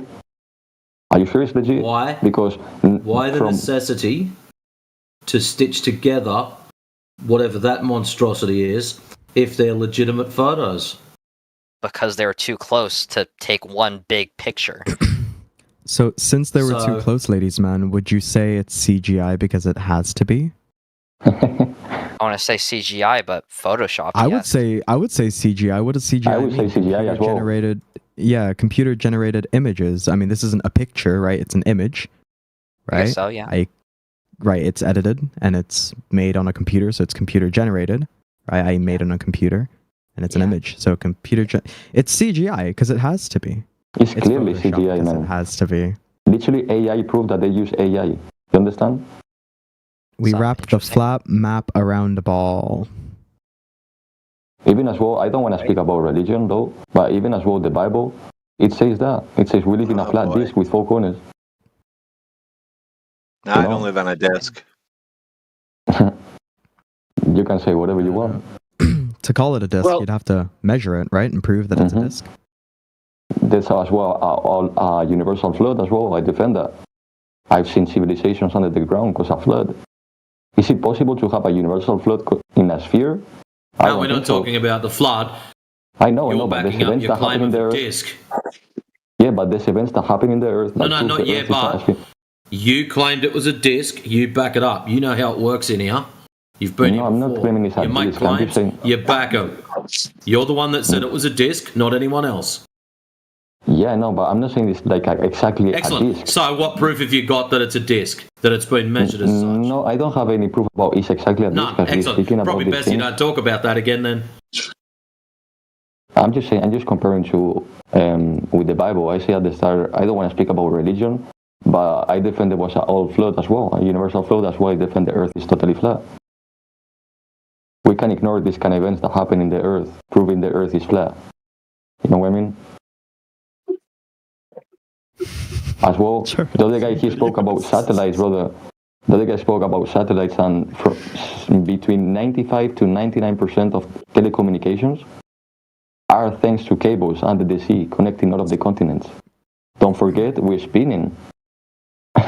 You see, it's no sense in a lot of things, wrong. Weren't we having some kind of conversation with Ladies Man? What were you asking him? I felt like we were having a discussion with him, weren't we?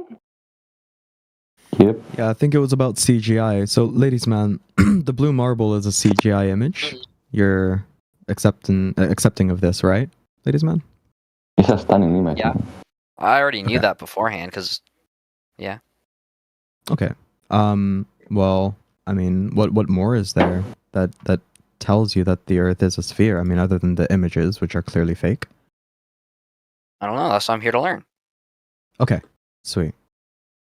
Well, I hope you enjoyed. Do you have any questions? I mean, anything that seems impossible? I mean, based Yeah, on your... probably the biggest question I've ever had is, how do they keep it hidden? Not like why, but like how? Like the amount, like They don't. Keep what hidden? like the just everything. Like how do they keep the shape of the Earth? Like there has to be at They least don't. someone that like at least like knows because they are in a part of it. So I'm wondering. Like, We You're, all you're know. talking to a room full of people that know it's that are. Yeah. no, but like someone in the government, It's like like there the at least has best to be. place you could be. Government, the world is not ruled by government. First of all, bro. Oh, that if you, the you gotta government touch says it, then geopolitics it's things. true. You need the government seal of approval, then you'll believe it. No, I never said that. Well, I mean, then why do you care if someone in the government knows? Why do you care? I'm just saying how. No, I'm saying how does the world, the amount of people. Look, it's not hidden. It's in front of your face all the time and everybody else's face. They choose to believe a story as opposed to what they experience. It's that simple. This isn't a complicated topic. People try to make it complicated. It's not complicated.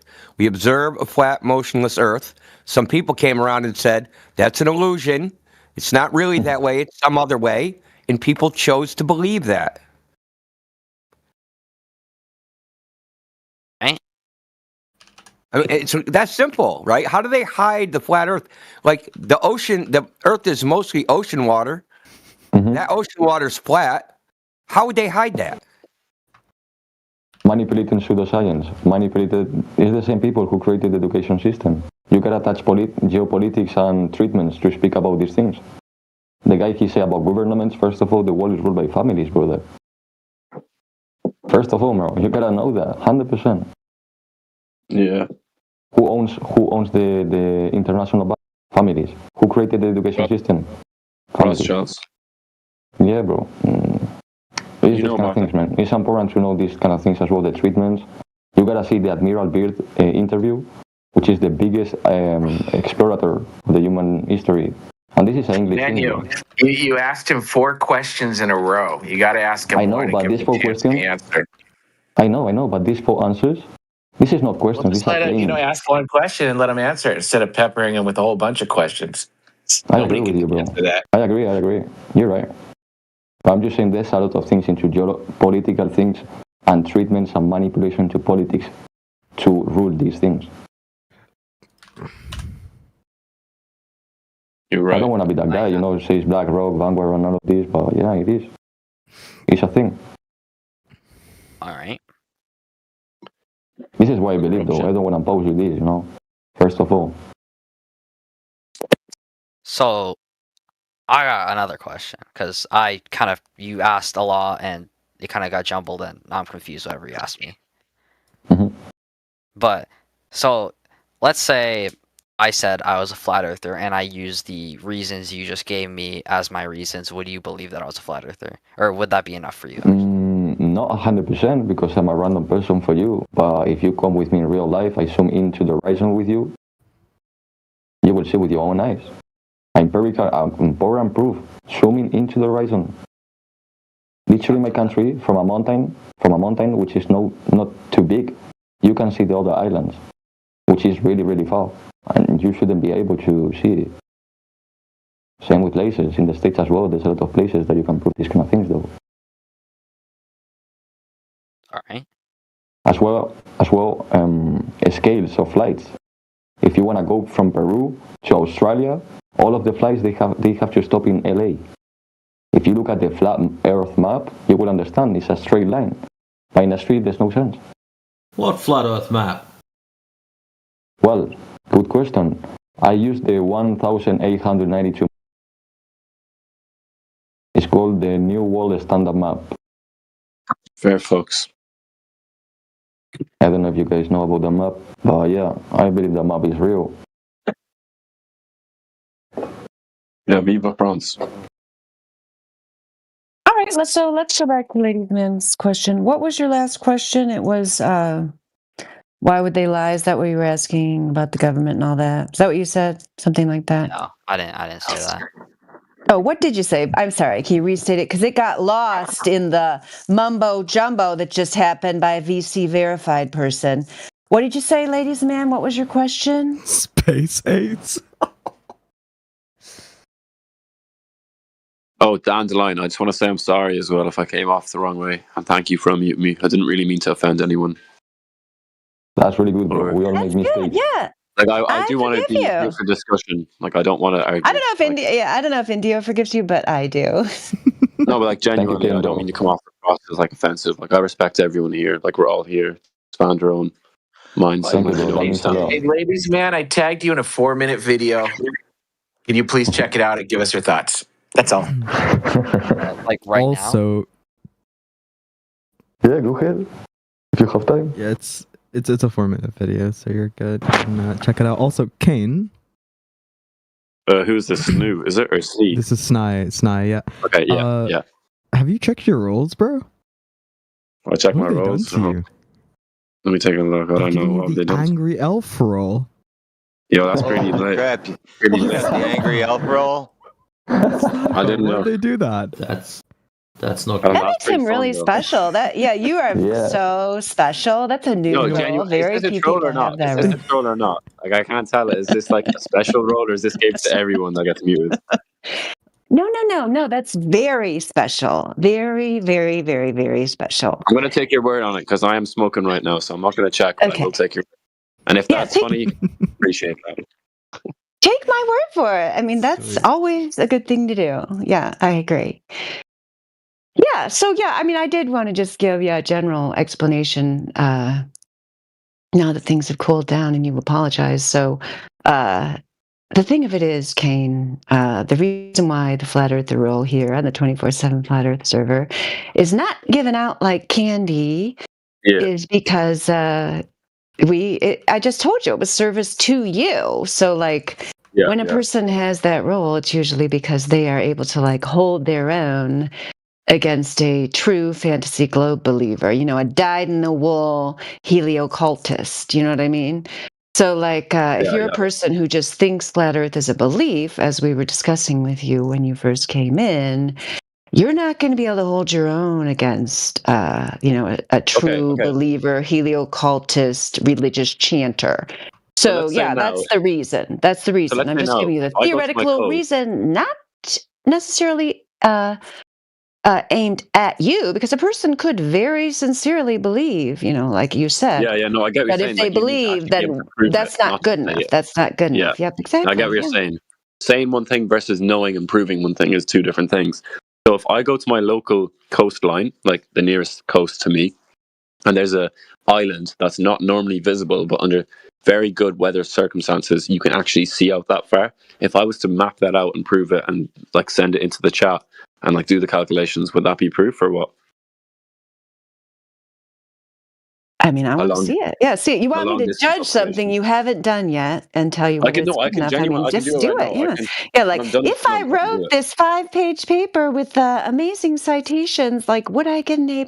Yeah, just do it. Yeah, and then we'll look at it. Okay, no, genuinely, if I do that when I'm done this blunt, when I do that, like it'll take me like 20 minutes, like probably to do it, because like I have a good bit of knowledge on it, but like I am high right now. I'm not gonna pretend I'm sober, but like I can do that, and if it actually satisfies people here and shows that I am like intellectual, and like can prove it, then yeah, I'll do that. Hey, Kane, what Give does us the right answers, you'll get a golden star. What does 8 inches times per the mile squared mean to you? What is 8 inches? What? Per mile squared. What does that mean to you? So mile squared is mile times mile. So like you times the number by itself, and then you use the formula to calculate like not render distance, but what's the word for it? Sorry, I'm blazed. So 8 inches per mile squared. How is that used? How is it relevant?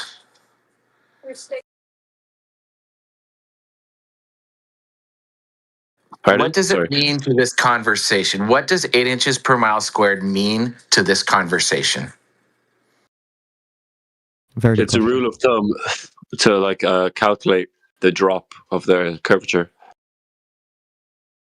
Who's in your DMs? Pardon? Who is in your DMs? Hold on, let me check. Yeah, let me check. I like how No, I get sorry. to play good cop. I don't usually get to play good cop. Thanks, Indio. Makes me feel like a nice person after you played that Josh clip. I know. Did you like that? I'm not looking at your blinking light, Josh. I was way nice to him. No, I have to tell you, actually, I'm glad you played it because I was way nicer to him than I was feeling. That was like about 1/10 of the contempt and hostility I was feeling for Give me a him bit was more. Give me a bit more. expressed. Give me a bit more. Yeah, I You're was too funny. nice to him. That was Too nice. funny Give me though. more. Give me more, but like I'm not We sure don't if like there's each other's tone. Thanks, Josh. I don't like. Okay.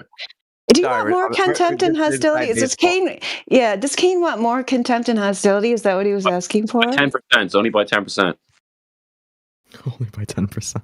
Yeah, you don't I want like it. this You know, one. I like Indio's this one. giving it to you. What? So 8 inches by mile squared, like about the curvature of the drop, isn't like good enough. Like it's by pair. Each mile it goes down by 8 inches, like mile squared. It goes down by that much. Allegedly. That's what they say. Allegedly, But in according 20 to- minutes, you're going to prove us wrong, right? Or you're going to prove them wrong, right? We'll see how far I can see then. Yeah. Yeah, no, absolutely. That's why you I- use I cameras recommend- worth than 50,000 euros, bro. You know? I recommend, Kane, if you're going to do it tonight, do it again tomorrow. And then see what difference the temperature, the weather makes, right? The humidity. See what you see. What do you see? You know what I mean? What's the differences between your two observations? You should have went up a hill 3 hours ago, Kane, and seen the fireworks from Scotland, bro. Yeah. Yup, Scotland. Whoever said that, yup, Scotland. Yup, Buckfast as well. You might come. Yeah, I've seen your island from Port Glasgow, bro. Yeah? Just Scotland, bro. Yup, Scotland. And England and Wales. Mainly Wales. Isn't places in the UK that you can prove this kind of things? I think UK is a good place to prove these kind of things, you know? It is. Great place. I've seen France Are you before French? from No, bro, I'm Spanish. Spanish. Puta. Hola. Hola, hola. CC, man, you're, I don't know any fucking Spanish shit, my bad. Easy, Oh, no, at no, least you tried. bro.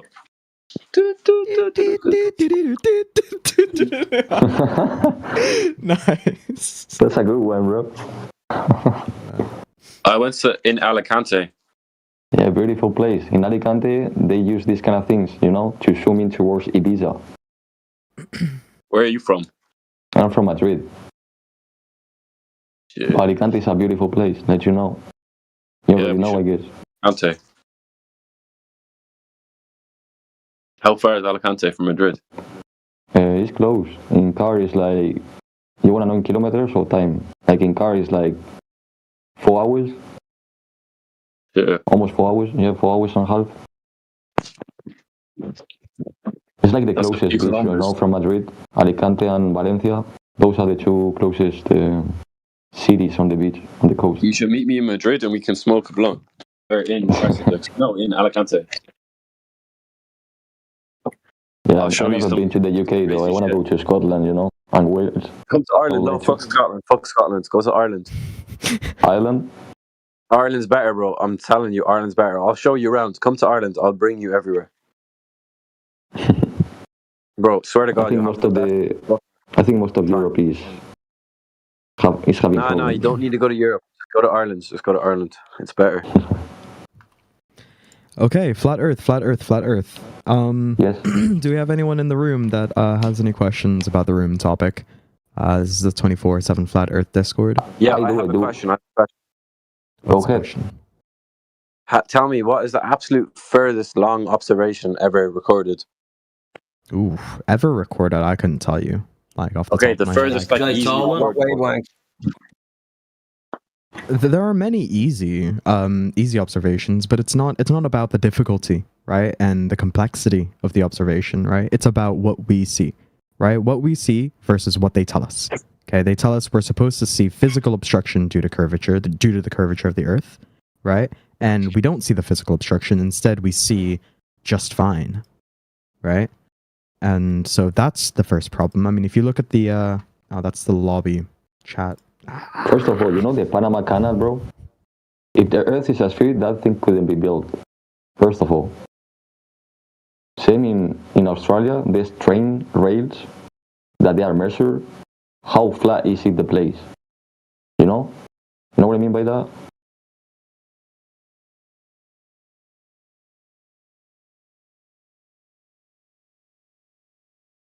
Oh, there we go. Yeah. So old dude posted a infrared photograph image of, you know, obviously long distance observations, and it shows the different names of the places, the points that we can see over 255 miles. Now, 255 miles, that's pretty far. That's like the distance from the center of England. That's to very London. far. It's very far, right? So it's like, yeah, no. So you'd expect to see some physical obstruction at any point Bro, there. that's like the width of my whole country. That's the width of my whole country. That's like 400 kilometers. That's width huge, of Ireland. bro. Yeah. So if we can That's see huge. that far with no curvature, what does that tell us? That tells us that the Earth It's almost is as flat as... objectively flat. Absolutely. And we got Yo, some Mr. more, I Spanish guy, posted add me back. Sure, bro. What is your name? Is it Kane? The guy who apologized? Yeah. Nice, bro. You did a great job. Everyone makes mistakes, but not everyone knows how to resolve it. Real, I like you real back, shit. bro. No problem.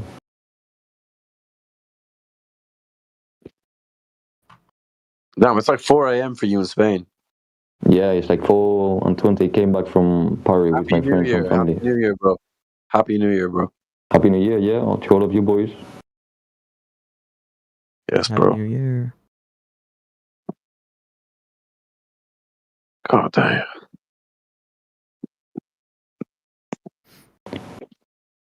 What's your opinion on a I'm car? gonna send you a link, Kane. All right.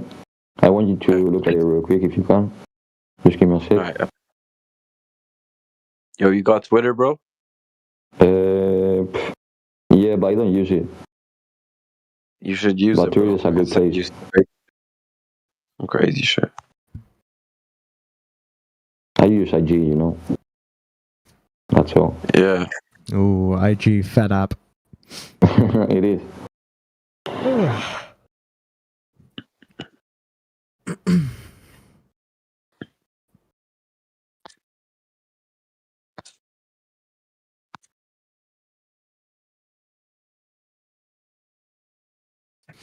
I still have Quantum Eraser's mask from Kane, I think we already spoke. What? Look at the DMs. You didn't send me anything yet. I think you I know, sent the wrong but we person. already spoke. Look. I don't have anything on our DMs, or maybe we do. Look at our DMs. Do you see it? Where? On Instagram? No, in Discord. Screenshot and send it to me. Alright, look. Oh, Kane, you were talking about burning up. I want to burn up. You burning up, bro? You want me to burn up with you? I want to, bro. Yeah, soon. You got any weed? Yeah. Yo, are you from America, bro? I'm from England. England, bro. I can save your soul if you just come to Ireland. Come on, Kane. America is a continent, not a country. Fuck America. I don't give a fuck. I'm from Ireland. We literally do not care about America. I'm sorry. They have done some crazy shit. I do because there's my Latino brothers, you know. Ah, yeah, your Latino brothers. They're separate though. They're like a different class. They're like better. Yeah, but it's called South America. It's still being America.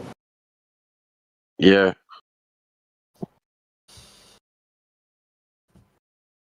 Oh Have you shit! seen Yeah, I the see DM? your DM. You see, brother? Yeah. Life is a matrix, you know. Some crazy shit. Yeah, I sent you So you the. guys spoke before. How long ago have you guys It's messaged?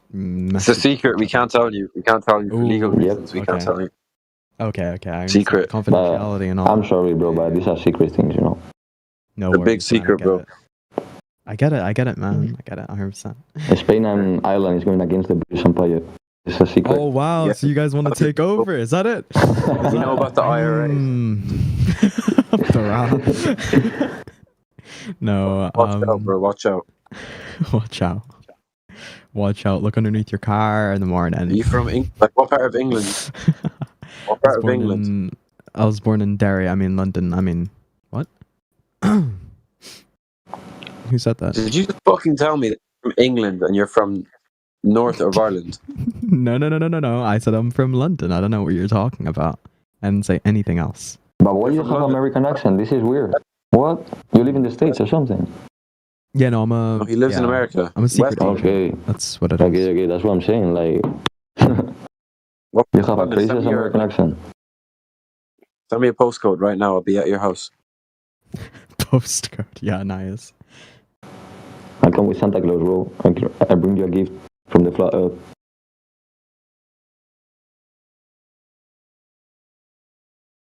Alright, well done. I hope you all know the interview of Admiral Byrd, because this is an English thing you all should know. So if you guys don't know, you search it up. Admiral Byrd interview. Bro, that sounded Spanish to me. I'm not trying to cap. Admiral Byrd is like an interview of the biggest explorer of the world, which says there's more continent that the human beings have never been and it's going to be used into a military way. Did you ever hear about... Say what, sorry? Wait, look in DMs. Alright. I want to get...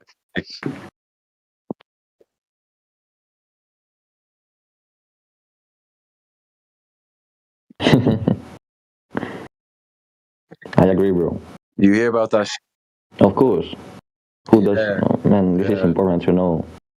And this as well. Yeah. Of course. Don't worry. Spain is waking up. Don't worry. Yeah. Okay. And do you know this? I'll be back shortly, you guys. Take care. See you guys soon. Take care, brother. Have a good All right, day. see ya. Good to see you. Thank you. See you guys around.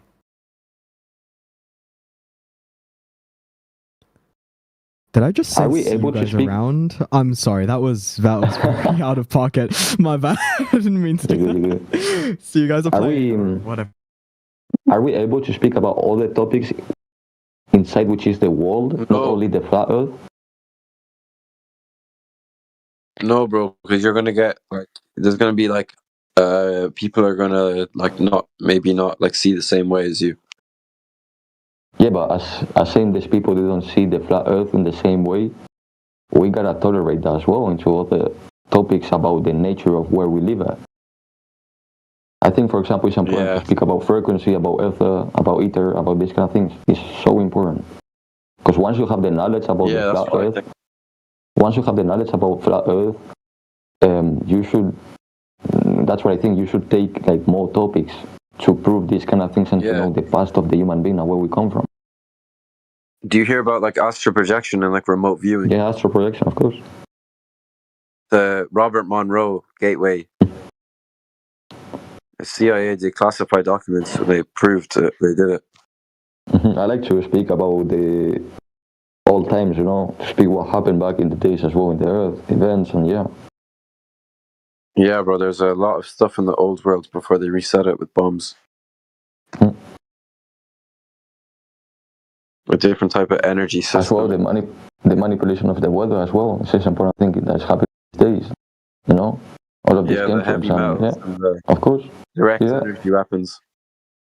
As well about pharmacologicals and these things as well. It's another important thing because it touches your life. That's your health and everything. Some crazy shit. In the same way the heliocentric, in the same way that the spherical model of the Earth is a manipulation, is a psychological manipulation, is the same way with pharmacologicals, you know? In the same way with geoengineering. We gotta touch these things, I guess. Very true. How is it going in Ireland? Not very good, bro. We're having an invasion of our country. They're invading us. I know. You know what my country did back in the days? You know the history? No. Search about it. Search about the Reconquista. Mm. Before we discovered America. It's like in the 500. Shit. Yeah, you gotta see the history, bro. It's pretty insane, man. And I'm not saying Yeah, this they because gotta- I'm Spanish. I'm just saying this because it's important to know. Same as Ireland, though. Ireland has a good history. Yeah, I know. Damn. You know, Utopia is a theory. Yeah. You know that theory? Utopia? The UK version? Yeah. That's insane. I hope most Crazy of the shit. humanity look at that theory and then they will look at how is the world right now.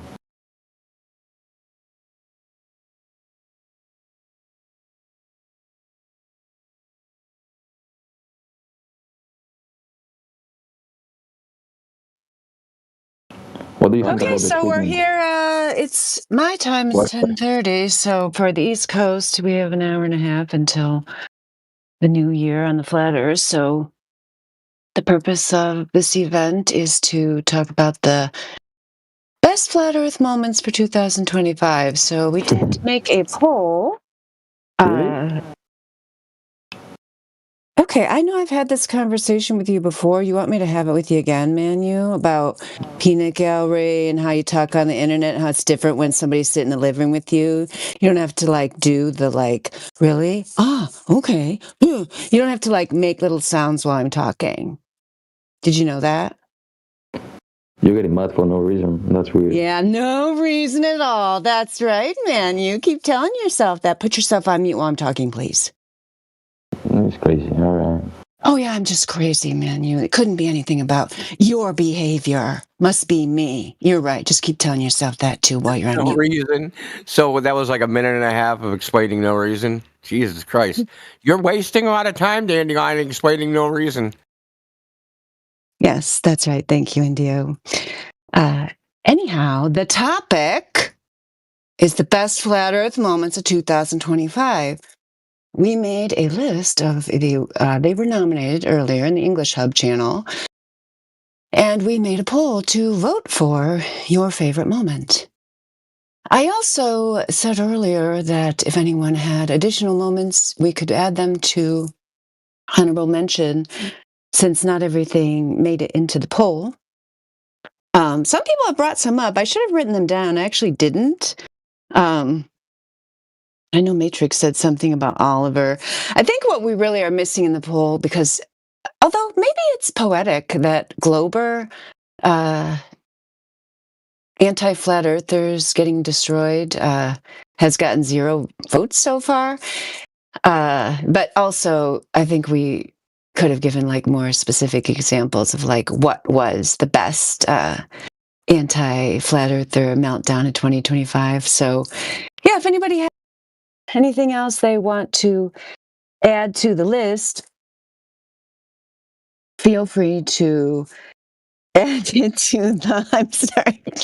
I'm sorry, in the middle of me talking, I'm seeing Josh Ingersoll's comment. Yeah, honored to be y'all's current favorite moment of the year.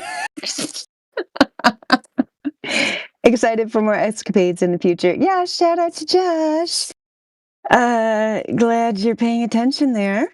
You could still get superseded by a triangle, Josh, so don't get too excited. So, anyway, Lance has got one. Red Wild.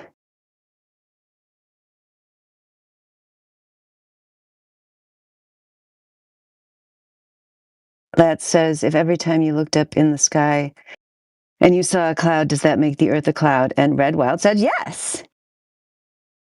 Yeah, that's a good one. I like it. Yeah, I think we could have had top 10 Globetard moments. Yeah, that would kind of be a list in and of itself. And they would like that, right? Because then they get more attention. But we didn't actually do it that way. I guess we said the best moments for Flat Earth, which I think is cool because a lot of the moments are moments that moved us forward. Like we talked earlier about how, the Antarctica thing, the debacle that happened last year, end of last year, and then continued into this year, has actually been a wonderful blessing for Flat Earth because I can't remember who it was in the English Hub earlier that said it separated the wheat from the chaff. But I do agree with that person who said that because it separated people who think that Flat Earth is a thing that we have to speculate about, come up with a model for, answer everybody's questions about, and have all definitive answers about what the Flat Earth is like, as opposed to Flat Earth being what it is, which is debunking curvature and demonstrating that the geometry of a sphere is never observed in reality. So a lot of the things on the top 10 list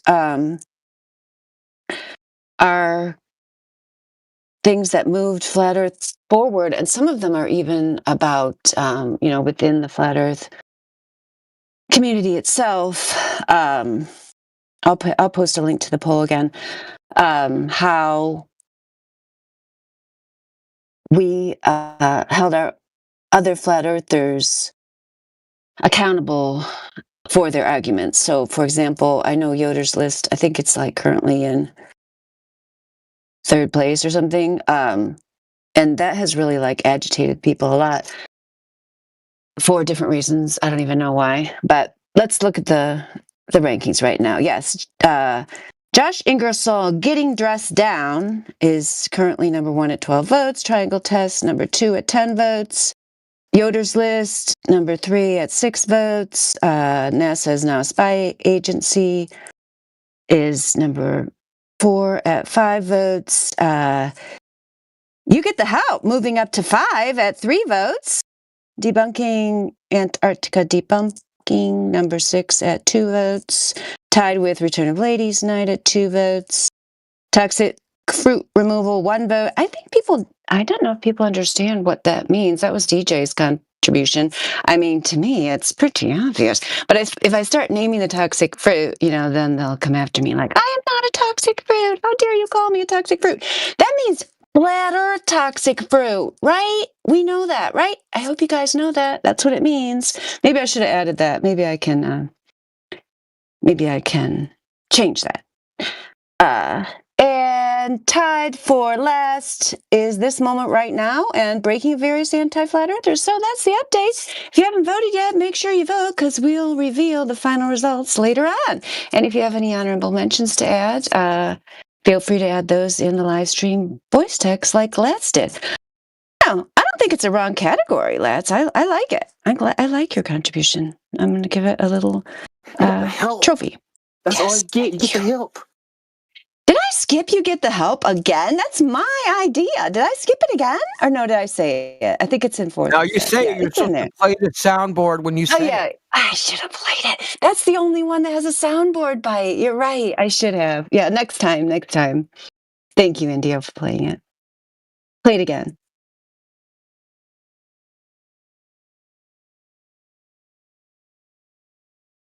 You got the help. That's all you get. You get the help.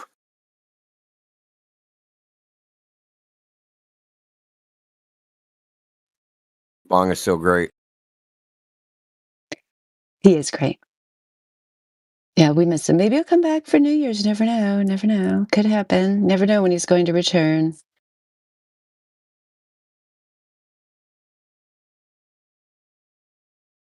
He's only here to help. That's right.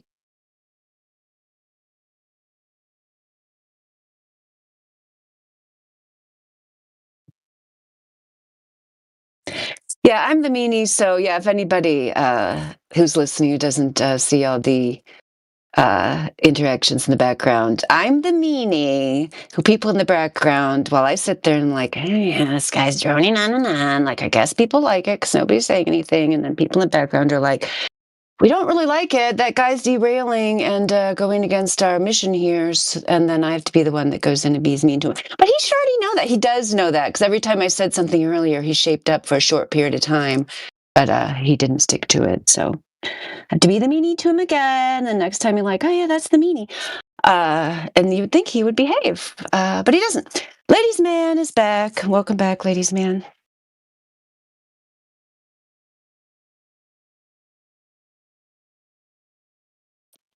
Hello there. Did we ever answer your question? What question? Oh, the question. Some people tried to answer, and then other people derailed into their own little thing that could have easily been done in a private voice call. And then I tried to restate your question. You said I restated it wrong. I asked you again what it was, and then we went into another private voice call that we all had to listen to. Do you remember what the question was? No, not at all. It Yeah. might have been something like, "What is the flat Earth map?" Or I don't know. Might have been that, yeah, because that dude said that there was one, and he loved it so much that he has it hanging on his wall. Yeah, I thought you asked something about the government and why they would do it. Yeah. So the reason why people about the flat Earth map, I guess I'll answer that one since that's the one that came to your mind. Okay, so the thing of it is, Ladies Man, you and I and everyone else, unless you had some very special parents, grew up being told that even though we experience the Earth as flat and stationary, we've never had any first-hand experience of a globe, that actually there is a globe and that we're just dumb and we don't know what we're talking about. So, if we went outside as a child, like I did, laid on the ground, watched the clouds moving, felt like the Earth was stationary as it appears, and never observed a globe anywhere or never detected any kind of motion of the Earth beneath us, that it was just because of our, insufficient knowledge, but these wonderful spacemen in the sky have determined that it is actually a globe, moving, spinning, doing all these things that you never see. So what that taught you was that you couldn't do what people have done since they first were born onto this plane, which is learn about your environment and the Earth from your own firsthand experience, and then perhaps from some trusted adults that were near you who were either related to you or lived in your immediate community and therefore actually did have your best interests at heart and did not want to trick you into thinking the Earth was something different than it actually is. So, therefore, you got that brain, that globe idea implanted into your brain at a young age, and it wasn't just that the idea was there; it was that the idea supplanted and took the place of your actual lived experience. So then, as you grew up, you thought, "Oh, I can't actually learn from doing or observing or even reasoning, because my reason would lead me to think this was flat and stationary realm, because that's all I've ever experienced." So you were taught that you were unreasonable to trust these observations and that you can only trust authority. So then once people start getting into flat Earth, it's normal that since they are programmed into these very rigid brain structures, that they would still think, even though they've been shown, whatever it is that convinced them that the globe model was wrong, whether it be the 8 inches per mile of imaginary curvature that's never observed, or the maximum distance of the horizon that is continually superseded by observations of the horizon being way farther than it should be if we lived on a sphere of 59 miles. Once you're intellectually convinced of that, due to thinking that you, one, needed to know everything and needed to have this kind of God's eye view of what the Earth was, you might then, as a new flat earther, be tempted to jump onto, here's a new thing that explains everything that you can look at, aka the flat Earth map that explains all things, that's defined, that you can now have a new model. So we here at the 24/7 Flat Earth server are different than other flat earthers. So since you came in here telling us, Ladies Man, that you were observing our behavior and attitudes, you might be interested to know that our behavior and attitudes are different than other flat earthers, because we do not want to produce a replacement model for people. In fact, we have found that it is a 24/7, 365 days a year job just to debunk the failed fantasy globe. So that's what we do. And so, the map thing, it's like, yeah, we like maps. Like, ladies, man, maps are best. The smaller area that the map represents, therefore a larger scale, meaning, like I could draw a map, of my house or something. And then I could make 1 inch be a much larger area than I could if I was trying to draw a map of my whole town, and so on and so forth. And then, so every time you go up, you're going to have a less accurate map. That's why topo maps, topographical maps are very helpful maps if you're actually trying to navigate in the world.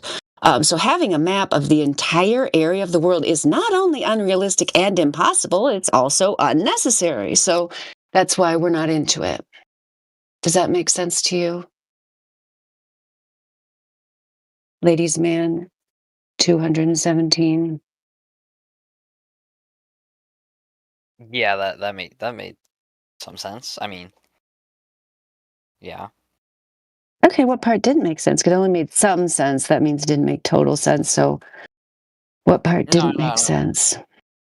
No, I was just saying that some parts it kind of felt you were going on a rant, like when you were saying, like, when you're talking about some people grow up in different households or their parents teach them different things. I was kind of confused. I was like, this isn't really what I was asking, but then you tied it in to the map.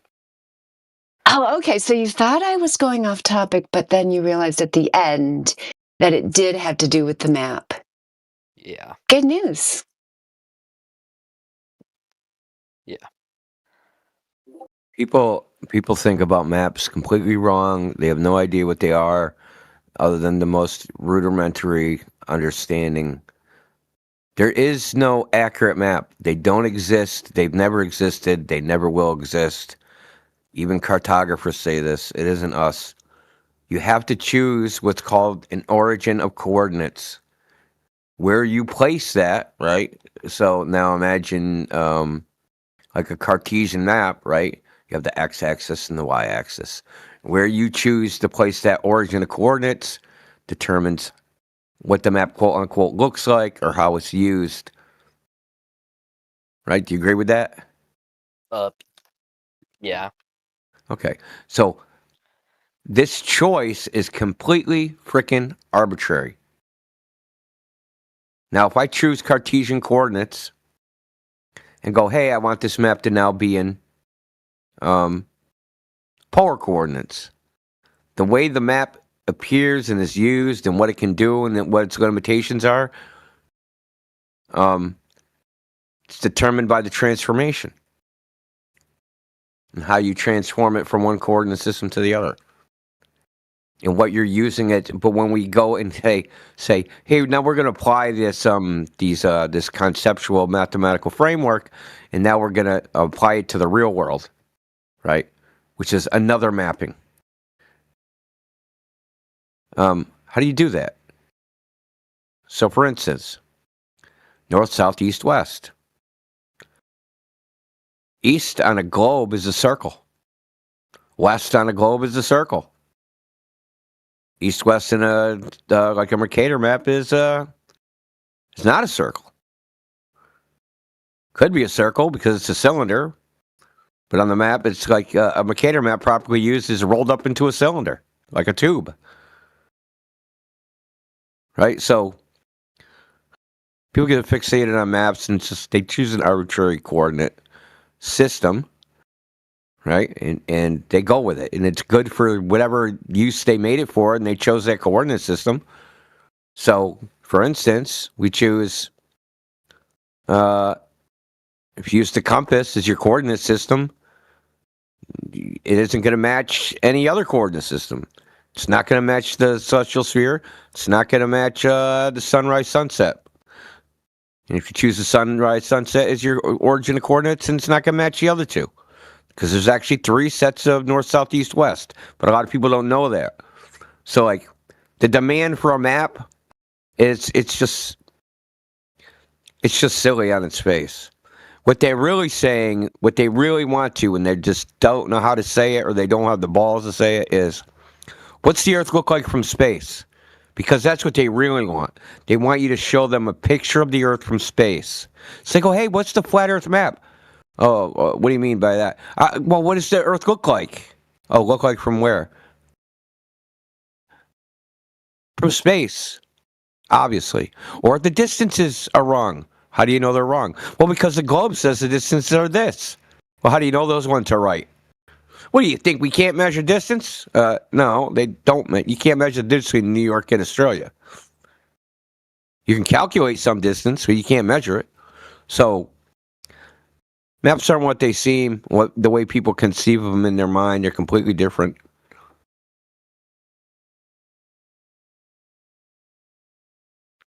All right, that's interesting. I mean, I got a clip on my YouTube channel, a clip of people. So they did something very interesting. There's a lot of old maps. And so, for instance, in Russia, there's a map where they mapped accurately every town, city, village, everything like their boundary.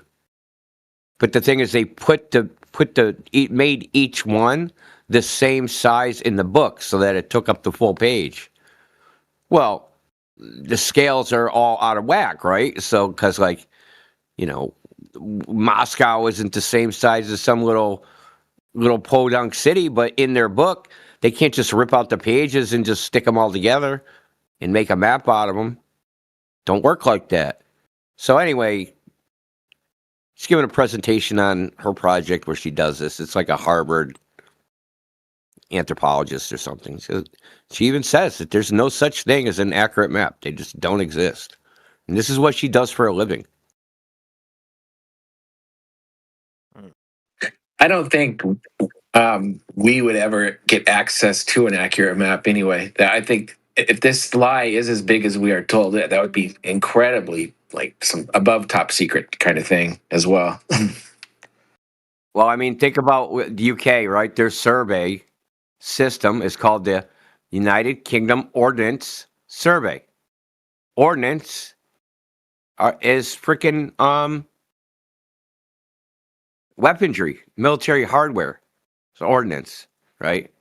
So they use this, and the Ordnance Survey started because they wanted a map of Scotland, so that they had to invade Scotland. They knew where everything was. They would know what all the mountains were, where all the valleys were, all the high points to put their artillery on top of, right?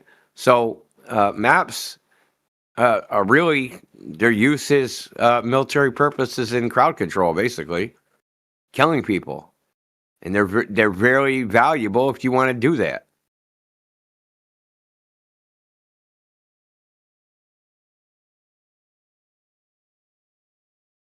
See, we invented bloody everything here, even the art of war, how to map the landscape so you can fight somebody.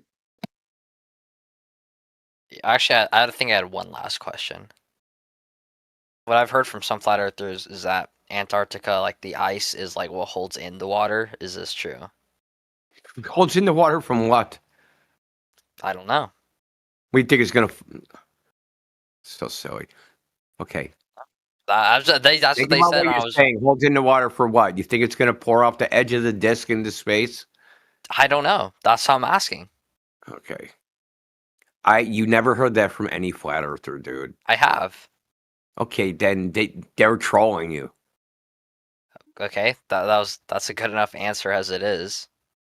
Okay, first of all, no flat earther thinks the Earth is a disc in space.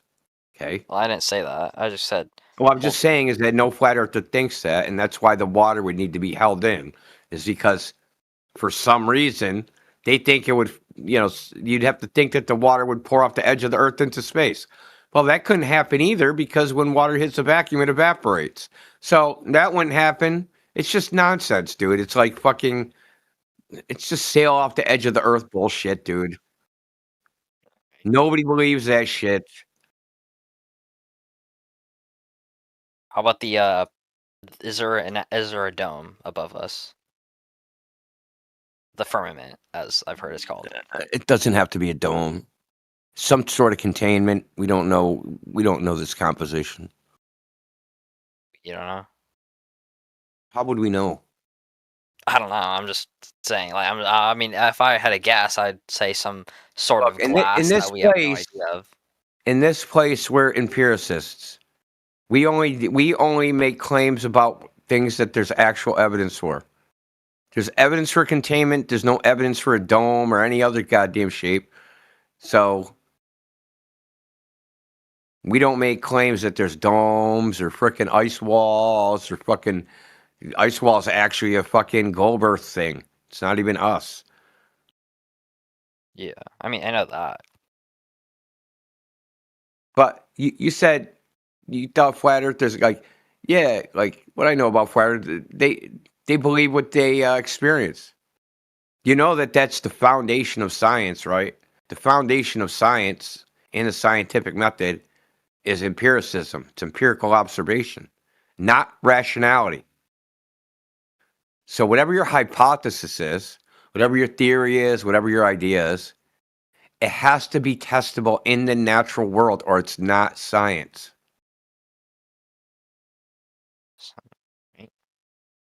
So we had a guy come in earlier. He said, I heard flat earthers don't believe in gravity. Oh, gravity, what's that? Oh, things fall, like you guys don't believe that things fall to the ground. No, brother. So I told him, we know things fall to the ground. Everybody knows that. We don't believe that mass attracts mass is the reason for that. So, well, then what else would it be? I don't know. It doesn't matter. There's no experiment that's ever been done that proves the reason things fall is mass attracting mass. To make a scientific claim about the phenomenon of falling objects, right? Your natural phenomenon, hey, I saw something fall. To make a scientific claim about that, you need to do the experiment. You don't just get to make it up in your head. If you make it up in your head, it's not science. It's not science until you do the experiment. So if someone's claiming ice wall, dome, edge of the earth, all that shit, we here don't buy that shit until they provide the evidence that it's true. We are more than happy to say, I don't fucking know. Which is the state of affairs for most people most of the time. People like to pretend they know things because someone that they think knows something told them something. But they don't know if that person knows. They just believe they know because they like to believe it. Because they don't want to say what's true. As in, I don't know. People don't like to say those words. All right.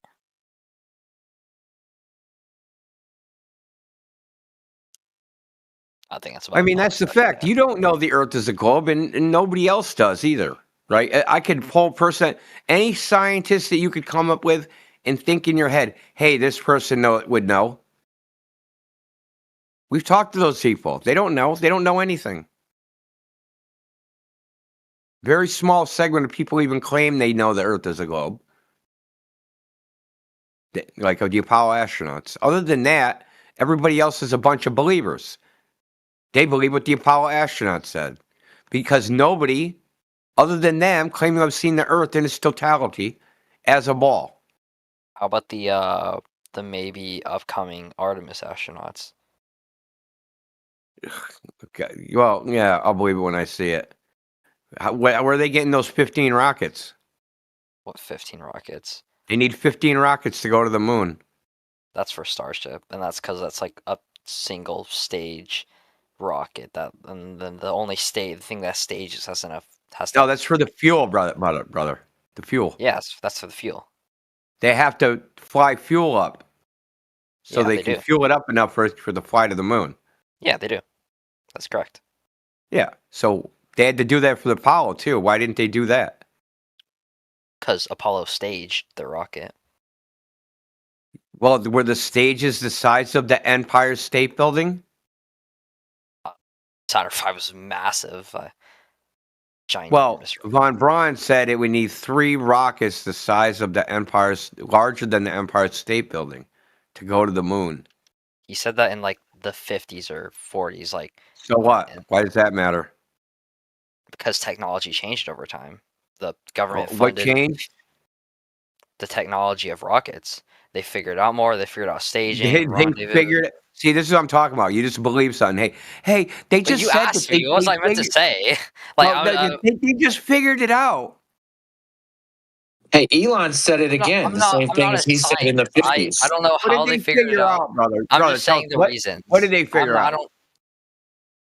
How to stage, or not really how to stage. They kind of How do. did They they just get more thrust, dude? How did they get more thrust and more fuel and more efficiency? I'm not a science or rocket scientist. I don't know. Where they could You have to shrink ask the Aqualung. rocket basically down from the size of 3 Empire State Buildings down to 1/10 of one. Oh, you're asking the wrong guy. How would I know There is that? no right guy. It's a bullshit story, dude. There is no right guy. Right? Then why are you asking me? You asked about Artemis. Yeah, I was That's saying because you another said the Apollo bullshit story. No, because you said the Apollo astronauts were the only ones that quote unquote knew, and I was like, isn't there more people upcoming that might see it? Might? Quote unquote. Might, because you might. Okay, And so what are we going to be up to? Freaking 30 people? I mean, how many people are on the So, Apollo missions? 27 in totality. How many of I those think. went to the moon and back? Well, like orbited and back, I guess. 27 in totality went far enough away from the Earth that they should have seen it as a ball. This upcoming will be 4. Okay, so we'll be up to 32. So 32 people versus 9 billion.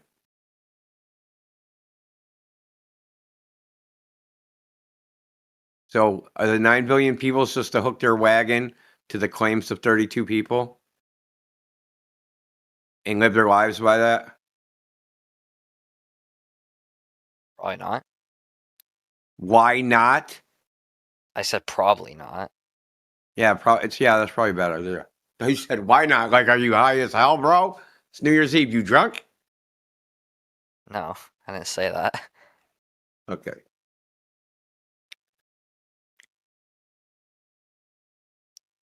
See, there's the fundamental problem. There's a large, the totality of the population of the Earth basically has to believe, like an elite group of priests, the claims of people that basically people in the military. So, ladies and gentlemen, did you see one of the categories? The NASA category, that NASA's now a spy agency? No. You were that? The NASA's now a spy agency? No. So Trump signed an executive order? I thought that was like meant to be like the new like branch of the military. What was the new branch? Like Space Force? I thought that's what they were meant to do, spy and shit. No, he signed an executive order, I don't know, earlier in the Well, year, Trump this year. is a guy. He's a person. To say Yeah, I know that, but he signed an executive order that said the primary purpose of NASA is intelligence, counterintelligence, investigation, and national security issues. That's their primary function. all right. Okay. Doesn't have anything to do with me. Well, no, what I'm saying is now like, the masks are coming off. If they're saying our primary mission is counterintelligence, you can't believe anything they say. All right.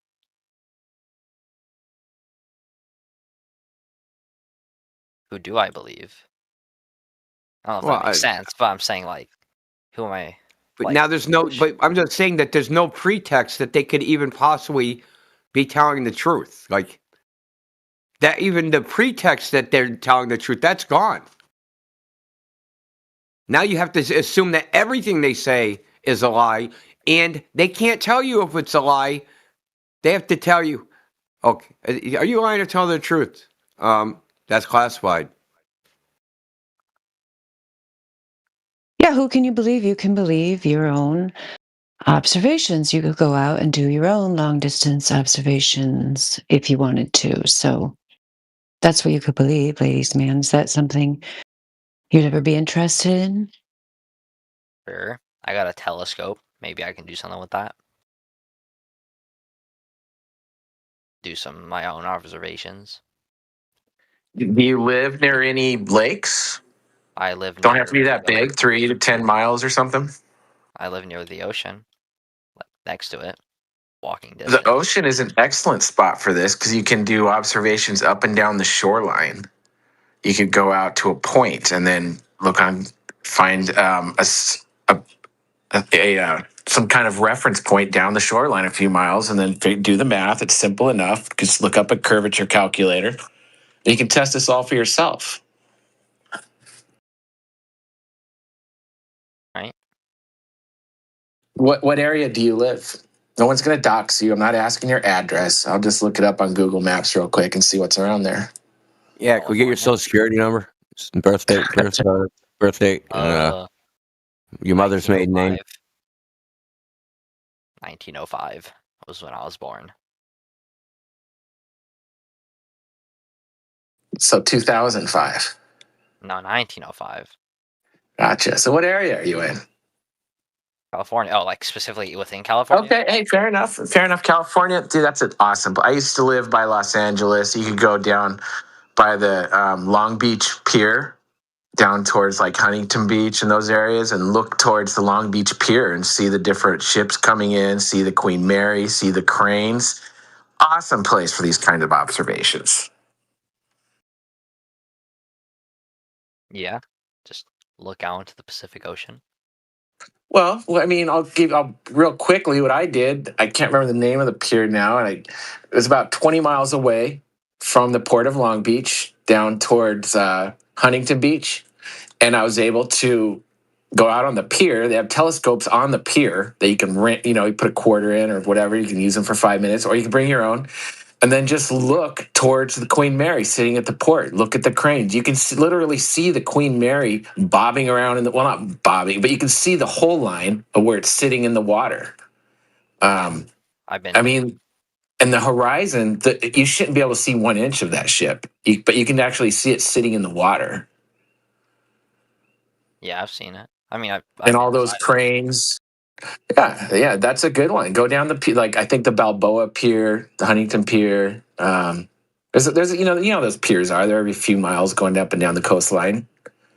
Those are great places for this. Yeah. And the math isn't super complicated. I mean, you look up Earth curvature calculator, or you can even put it into AI. You'd be like, hey, this is my viewer height. This is my distance to target. How much should this target be hidden by Earth curve? Just something simple like that.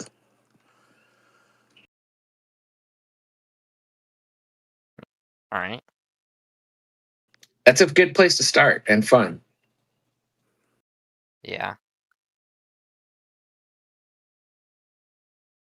Yeah. I was planning on just looking at the sky, but yeah. Well, if you wanted to find out if there was 66 feet of curving drop over a 10-mile wide distance, how would you do that by looking at the sky? Well, I don't. My plan is just to look at like stars and like maybe see if I could like see the ISS because I track it and like see time when it's above me to like take a shot of it through the telescopes. And I mean, that sounds. See if I. That sounds fun and all. Sorry, go ahead. Didn't mean to interrupt. No, I was just gonna say like to see if I see anything, to see if there is something there. That sounds fun and all. There's no reason why you can't have objects in the sky doing circuits above a flat Earth. Okay. But you still will never get a ground measurement. You'll never be able to figure out if a 6-mile wide lake has 24 feet of curving drop across it by looking up at the sky. You need to measure the ground. You want to know if the Earth is curved or not, you got to look down. All right. That's just being real about it. You can't look up to figure out what's below your feet and get specificity with, like that frozen lake video you watched. Yeah. I mean, what's your thoughts on that? I thought it was very interesting. And it's, you know, you pretty much you can do that. You can replicate all that yourself across lakes. I mean, I don't have a frozen lake, but I can sure try.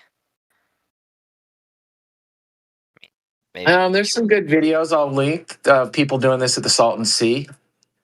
Like doing mirror flashes across like 17-mile sections of the Salton Sea where they're getting right on the shoreline on a hot day, flashing a mirror, and people 17 miles across the water. You know, that place is flat anyway. It's like if you're on the shoreline, then you're right at the water. And these guys are like 2 feet above the water, and there's should be like 180 feet of curve or something blocking that mirror flash from the observer looking across at the other location. Yeah. I got. All right. I don't know, another question. I don't know if is this topic over or you want to stay on it or. Oh, keep them coming. All right. This one I don't know if you count as off topic or not, but I understand why you guys hate like people like Professor Dave because he's kind of an asshole. But how about like what's another one? I know there's more that are like nicer. Like Dave McKeegan. Like do you know of him? And if so, like do you hate him? I have no reason to hate him. I've never met the guy. I think he's putting out bad information, but I don't hate the guy. And to be honest, when I first got into this topic, those were the people I first went to. I went towards the Professor Dave types. I was like, man, I need, you know, I wanted to see the best that they had to offer. You know what I mean? That's how you would debunk this for yourself. Be like, who would I look forward to this? It would be Professor Dave, maybe Neil deGrasse Tyson, whoever, those high up guys. I want to see what they have to offer, and they really don't. All they really ever have to say is, well, you know, just look up at the sky. And what about eclipses? They don't ever talk about the ground, and that's what this whole thing is about: is the ground curving away from you or not? The entire debate is about the shape of the ground, and they never talk about it. Like the final experiment, for example, not an experiment, but whatever. That should have been an observation showing curvature. You know what I mean? Why wouldn't they have measured some curve instead of looking up at the sun? I think the reason we know is because there's no curvature to be found or measured anywhere. Otherwise, that would have been the final experiment. Maybe I'll try to do an experiment to see if I can see any. Maybe with the telescope that I have, but it's like 10 years old. But all right, that's about all time I have for today. Bye. Bye. Hey, Thank come you. back soon, man.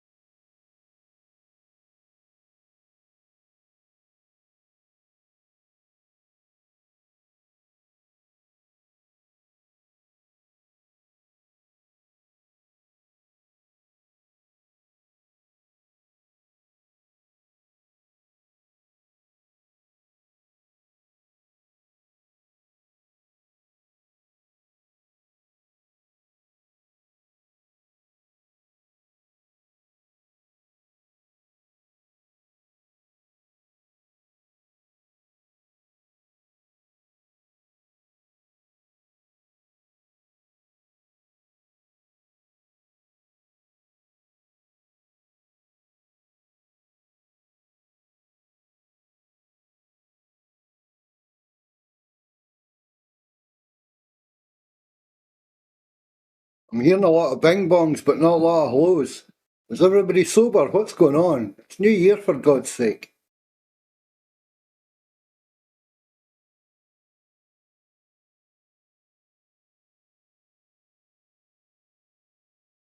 It's still early for me. It's 6:17 p.m. here in Hawaii. I still got 6 hours to go.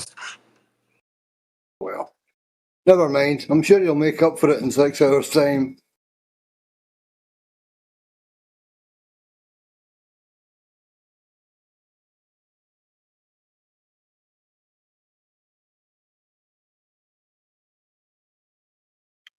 Hawaii is Hawaii.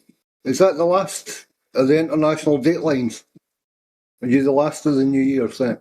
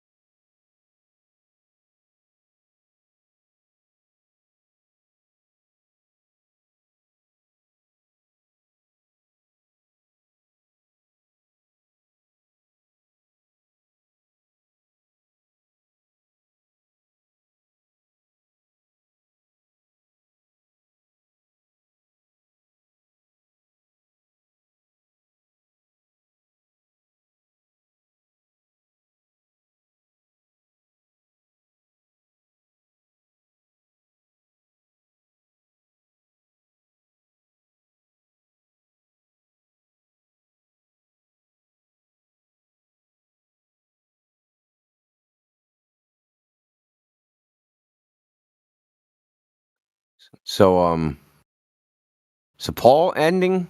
Oliver? Has everybody voted? If you didn't vote, say something.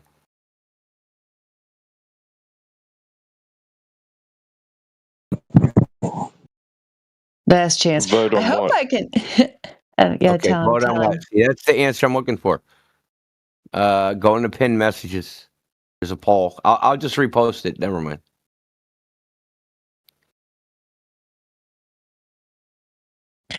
I was thinking I could end it early, but I actually don't know if I can because I couldn't edit it or do anything to it when I was just looking at it earlier. I mean, There's it's a supposed to poll. end in like 10. It's supposed to end in like 10 minutes anyway. So there's a poll for the 10. We have a top 10 best moments of 2025 in the year of the jar, as in brain in a jar. So vote on what you think the best moments are.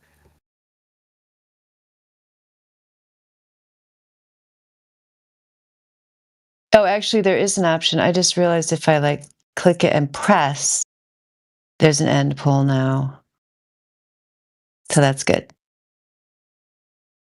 Who was going to vote? T-Dub? Was that T-Dub? Yeah, that was T-Dub. I'll just have a look. Hold on a second. All right, I see it.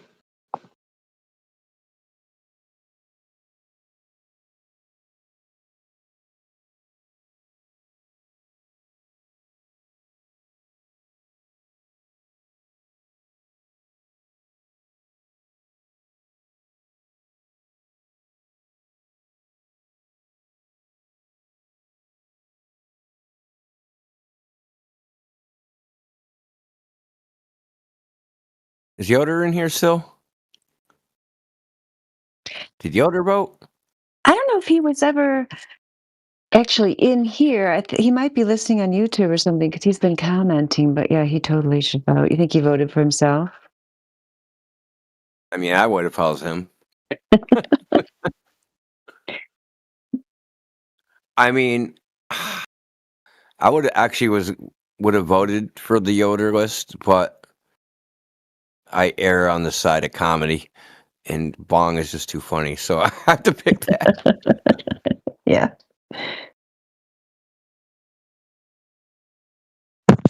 But wait, up to how many choices? So select one or more answers. I think you can only vote. Where's the brain in the jar part? No, that's the name of it. It's the year of the jar. Oh, year of the jar. Okay, all right, okay. Yeah, we were going to have a. I've got no hands moment. Yeah, exactly. That's the year of the jar with no hands. Don't touch my jar. I can't. I have no hands. Yeah, we probably should have made No Hands its own thing. I don't know. Yeah. Oh well. No, Too late now. Yeah. Huh? Yeah, you could have. We could have. Yeah. Well.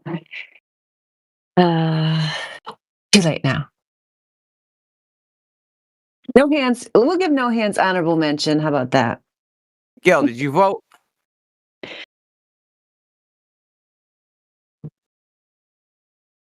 Miguel Sousa. There we go. Hello, I did vote. Yeah, you did. Cool. Sweet. In my opinion, I think there's I think you guys could add more to that list. Yeah, oh, yeah. The list could have 100 things on it. Yeah, we should have started earlier. We just started the idea today. Like if we'd started, a week ago, we could have like perfected it. That would have been cool. You got the help. That's all you get. You get the help. It's the overthrow. I remember we did talk to Danny Turner, that dumb Glober from UK. Danny Turner. We did talk to him in the Shield chat. Oh yeah. There was the overthrow of tyranny. Yeah, the guy is. When I went to Rumble, watch that guy is making fun of us. Later we did talk to him. Is it them?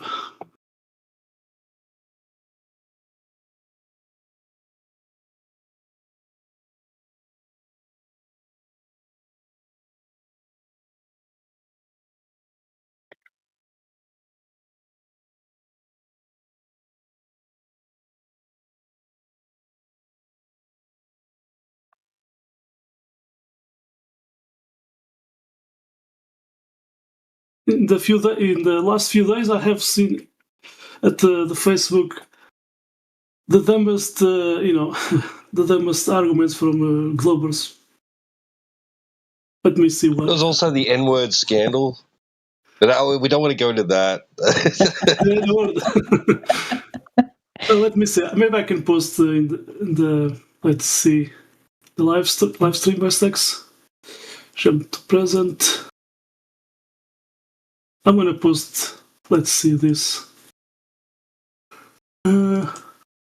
John David. So the guy did post this. It's so he's so ignorant. He did post this. He thinks this is a photo. I mean, it's so ridiculous, you know. I did actually. I did. Oh man, I remember that. I did challenge this guy to come here, you know, talk with us, but he never answered me.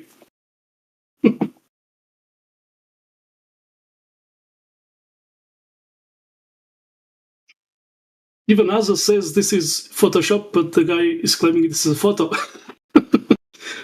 So yeah, just amateurs, guys, Globers.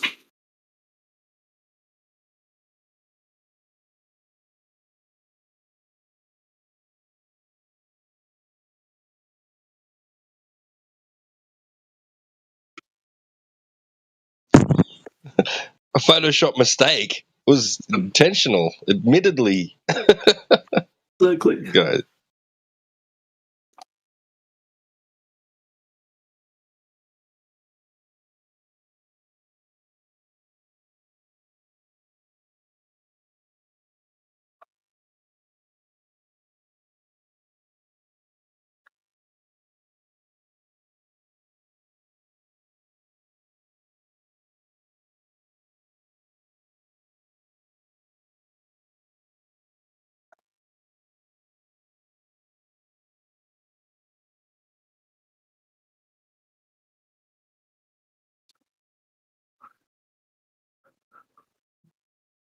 Yeah, you guys did saw that news about China.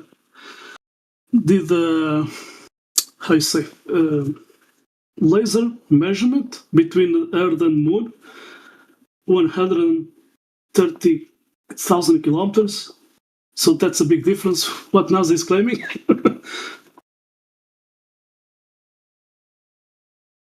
think I have some tab open about that. Let me see.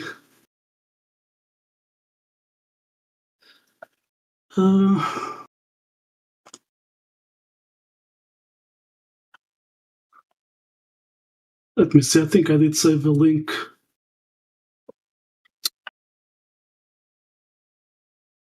China. Okay, can we do this? Are you looking for something?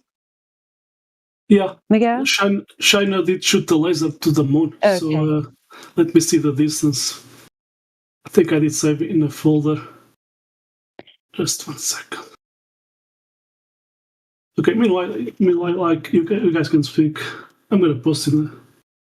Okay. Okay, I'm gonna go ahead and end the poll. We're done. We did it, right? Yeah, you got to do this quickly. I know. Okay, so oh shoot, I shouldn't have ended it till I did my announcement. It's supposed to go down from 10, so just don't even look at the live stream voice text. Yeah, drum roll, thank you. Do it. Top 10 flat earth moments from 2025, the year of the jar. Number 10, this moment right now. Thanks everybody who voted. With 0 votes. Number 9, toxic fruit removal. Number 8, breaking of various flat earthers. Number 7, debunking Antarctica debunking. And number Should have 6. been higher. I know, that was a good one. I don't know why they didn't get a lot of votes, but it was hard to choose, I guess. Oh, wait, I just got what toxic fruit removal means. Oh, dang it. I would have voted for that. Never mind. That's why I was trying to edit the poll, because to me it seemed obvious that was DJ's, in case you hadn't guessed. I couldn't figure out how to edit it. I was going to put like toxic FE fruit removal, right? Would that have made it more obvious? Anyway, okay, where were we? Number 7, debunking Antarctica debunking. Jedi came up with that. That was about how their whole Antarctica thing actually ended up being a good thing for Flat Earth, because it helped us sharpen our arguments and get away from a lot of nonsense. Number 6, Return of Ladies Night. Shout out to Salt Lake Stacy, wherever you are, because she's not here in Discord anymore. Return of Dandelion. Thank you, Indio. Number 5, you get the help. That should be higher. That should have won, but I know. I was counting on you to do the soundbite when I said that. I'll have to do it myself. I should have been ready. yeah, come on, you're slipping. Okay. Number 5, you get the help. Bong Sao. You got the help. That's all you get. You get the help. That was my vote. Full disclosure, I voted for that one. Okay, number 4. NASA is now a spy agency. Officially. Number 3, bad FE arguments list, aka Yoder's list. Woohoo! That's caused a lot of stir, hasn't it? A lot of stirring in the flat Earth community. People are all stirred up about that. Number 2, Professor Triangle and the Triangle Test. Woo! What's he here? I don't know. Silver medal. So, Triangle Test, many hours of fun. And number 1. Yeah, you got it wrong again on the Triangle Test. That's right. Number 1, Indio's nomination, Dandelion dressing down Josh Ingersoll. Yeah, that was the best. And in celebration of that, we're gonna play it again. Woohoo! In case whoever didn't hear it. Let's go. Congratulations. That is the list. Thank you. Thanks, everybody. Yeah, it's been a great event tonight. I'm glad we did it.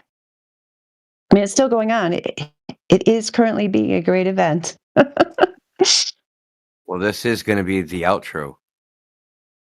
One last time, Josh.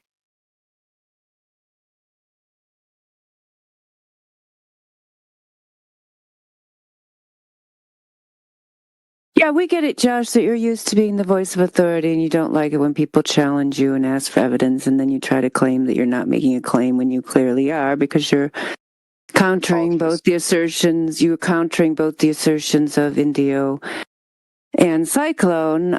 For example, when Indio asks you why you could have this claimed level of precision that's greater than what we experience on Earth when you're talking about the sun. You did not produce any data to back up your claim that it was possible to measure these things. Same thing with the curvature of the Earth that Cyclone mentioned, and same thing with the other evidence that Cyclone asked for. And then you kind of used a derisive tone and said maybe one day Cyclone would believe in something beyond what he actually saw, as if he was a child and you were the great voice in the Amazon sky. So we get it that you like being the unquestioned voice of authority and that it annoys you when you come in here and you're not, but I don't like you making the disingenuous claim that you're not here to make or bring an argument when clearly today you just demonstrated 2 times that your purpose was to be derisive toward the flat earthers and to act like they were being ridiculous by denying your non-substantiated claim. Indio put 2 citations at least last time I checked in the Text, I haven't seen your citations for any of your claims. Yeah, you're not trying to argue. I got you, Josh. You're so peaceful in your derisiveness. It's really nice and beta of you. Thanks. I really don't appreciate your tone. I'm sorry if I came off as Yeah, derisive, and I don't but appreciate your tone. Glad you got it. We got it straight then. We don't like each other's tones. Noted. oh, okay. Can we start over here? I have no intention of being derogatory or having Oh well, then you'd have to you'd have to rewind the last half hour where you clearly tried to frame the argument within your voice of authority, NASA zombie mindset. Yeah. Okay. So can you erase that from everybody's mind with your little? You got one of those blinky things like Men in Black. I don't want to argue. Can we not do this, please? I have no interest in talking to you either. Just wanted to point out the obvious that everyone saw in the last half hour. Thanks. He's trying to make it like a relationship argument. He does Can we have not do one of this them here, blinky please? things. You're making a Dandelion. scene. That's how they do their NPC research daily.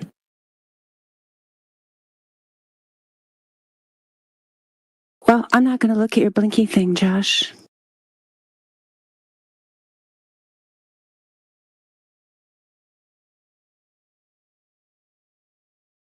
And with that, 3 minutes to New Year. T-Dub, you're in the future for 3 more minutes.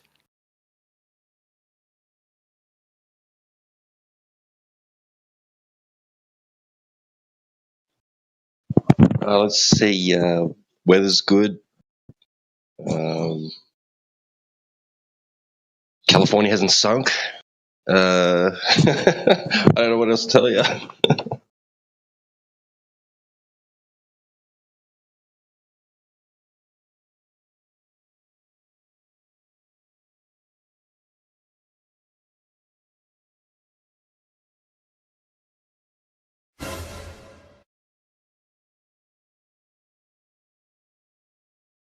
It's like 6 o'clock. Hilly already drunk. You making it awkward, bruh. Shout out Helio.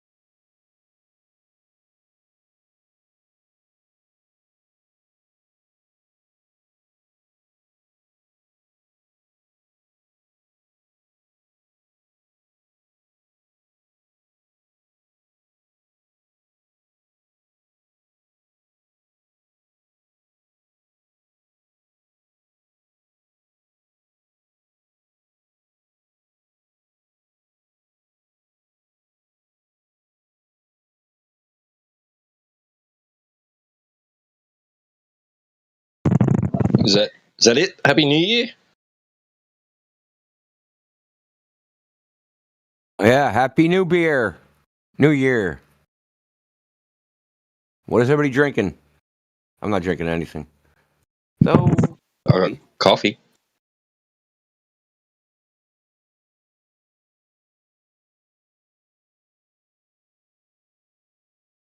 yeah, Yoder's in the chat. Congratulations, Yoder, on your third place, on your bronze.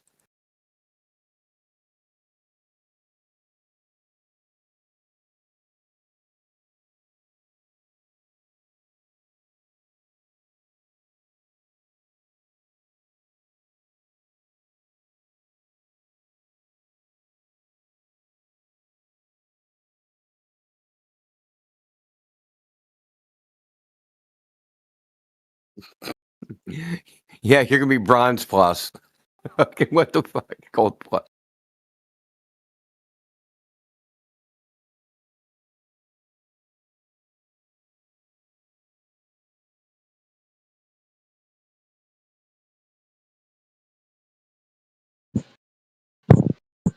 Bronze plus. I like that. Yeah. Yeah, we're gonna do bronze plus. I remember the bronze. Those were the good old days.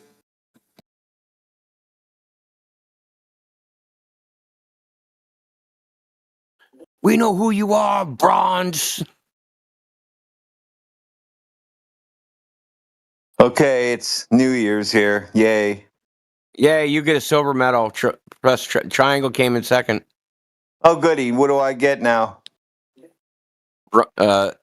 Silver plus. I got that already.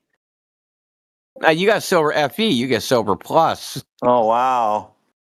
Do I get special permissions with that one? Like, I don't know. Yeah, you can create polls. Oh, great.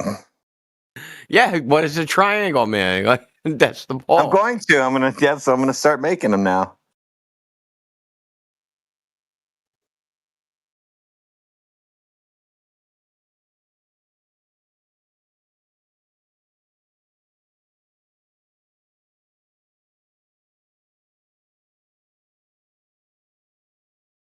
My wife ran to bed. She's got to be up in 5 hours.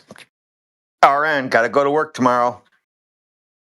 It's her holiday this year. Yep, every other year. I just like, whatever.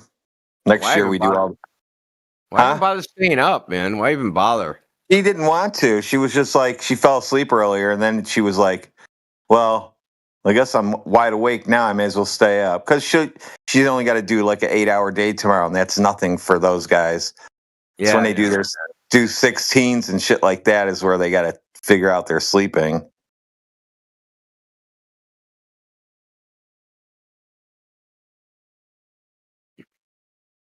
I couldn't do that, man. I couldn't take care of strangers for 16 hours straight. Just couldn't. I couldn't take care of them for 1 hour, and that be it for the rest of my life. It would be so weird for me.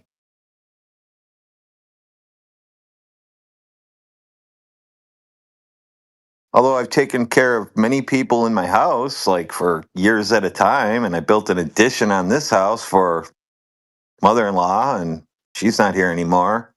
So it's not like I haven't taken care of people. It's not strangers. Yeah, I mean that's like different, man. Like the hospital's just like you gotta take care of people even if you don't like them.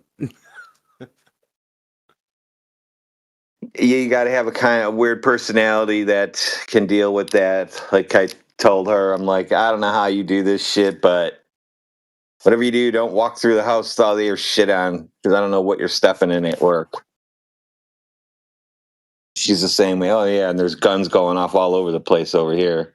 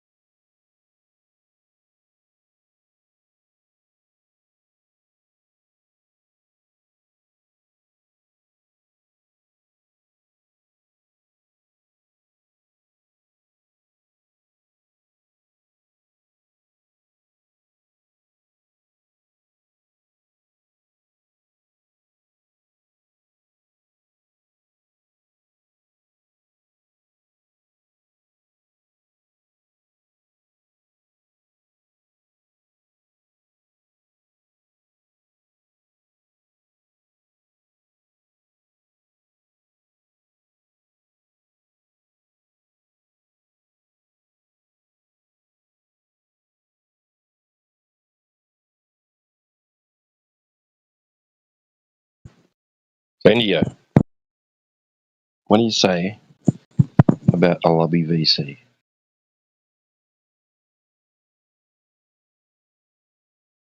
Oh yeah. Yeah, we're gonna do that. All I gotta do is change the name of one of these other fucking ones. I already turned on. So right now, everyone can join this chat. There's no more VC verified to talk. I'm actually going to get rid of the VC verified role completely. I might make some sort of auto roll type thing where they can pick their role, but it's not going to be like any Right. role that has anything to do with this. It's going to be like some self-designated, like, based upon their My intention, pronouns are. like why they're here or something. Like, I have questions, something like that. Like I That's have awesome questions, idea. Paul, something like that.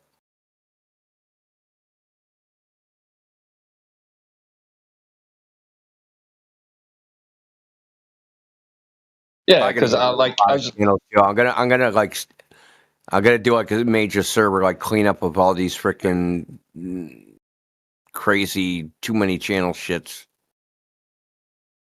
right. Yeah, because I was just thinking of it like a an unofficial like for the trolls that come in, like because they troll the text, just give them a VC to troll too, because they probably get some all right conversations out of it, like like they can spaz out in there, they can spiral out, like whatever. I could make a troll bot that only responds to the people that have troll tags, and then whenever they say stupid shit, the AI will just pick it out and just start fucking with them. That's easy, pretty much easy to do. We could make a bot just handle trolls. I'm telling you, that wouldn't be hard. Right. You still have to have some sort of thing that, like, because you're still going to have it so that you need a certain role to access some of the server, but some of the channels will still be hidden if you don't have roles, kind of thing. But if you got assigned the troll tag, you still do everything else. But if you start acting like an asshole, the bot's just going to pick you up and start being an asshole back to you. Say, oh, you want to do that? Maybe I'll give you 30 seconds timeout. Click. I've already played around with these bots doing all that stuff, just commands, saying stuff. Oh, you're in timeout, just like we have here with the detention, but you just make it strictly for people that have that certain tag.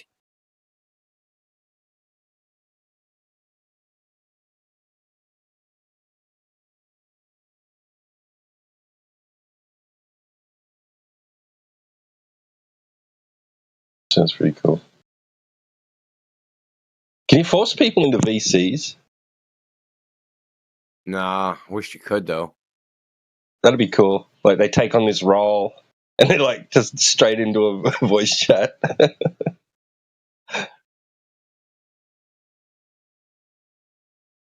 I mean, you can't make them when they dump into the server for the very first time. They can't land in a voice room.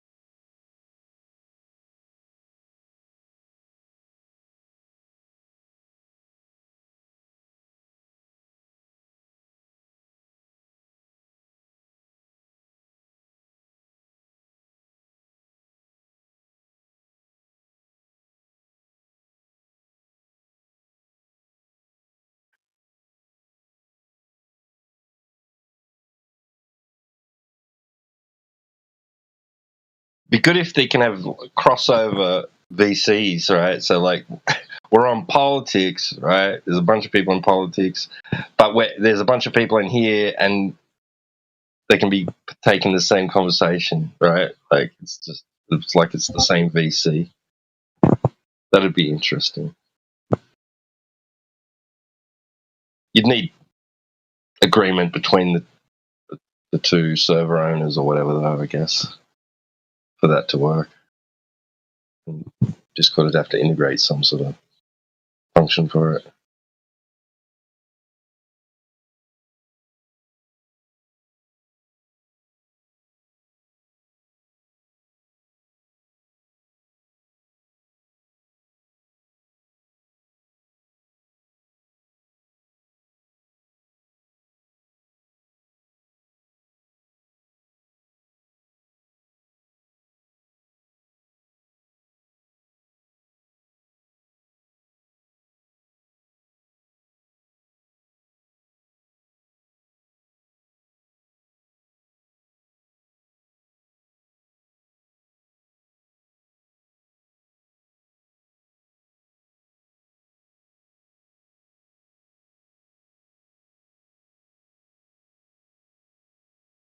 Was this 24-hour Matt? Did you choose that? I have only ever changed my name the first time I joined, and every name you see here is some mod thinking it was funny to change my name, which I don't mind.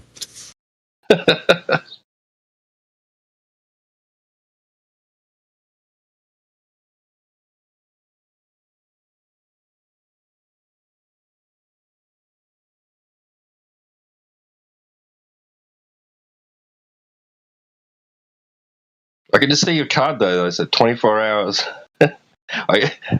Talk to me if you've got questions about the globe. I don't care if it's 3 a.m. Right. But they don't need to talk to me. They can just look it up on Wikipedia.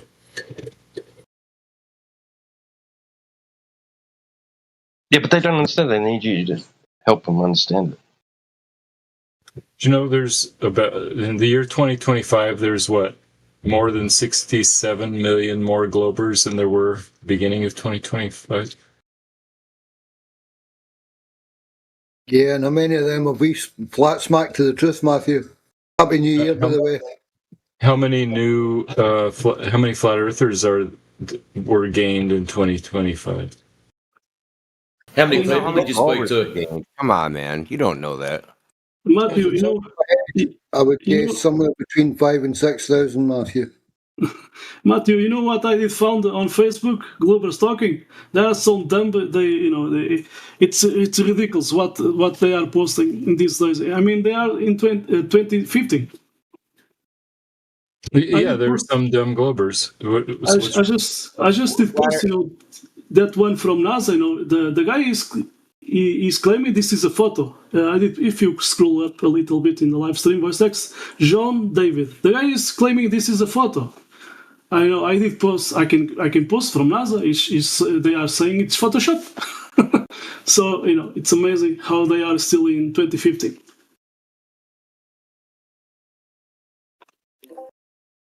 So flat earthers are going to do to Globers the same thing that Christians are doing to atheists. We're going to out-reproduce you. Do you think the reproduction rates are different between Globers and flat earthers? Probably.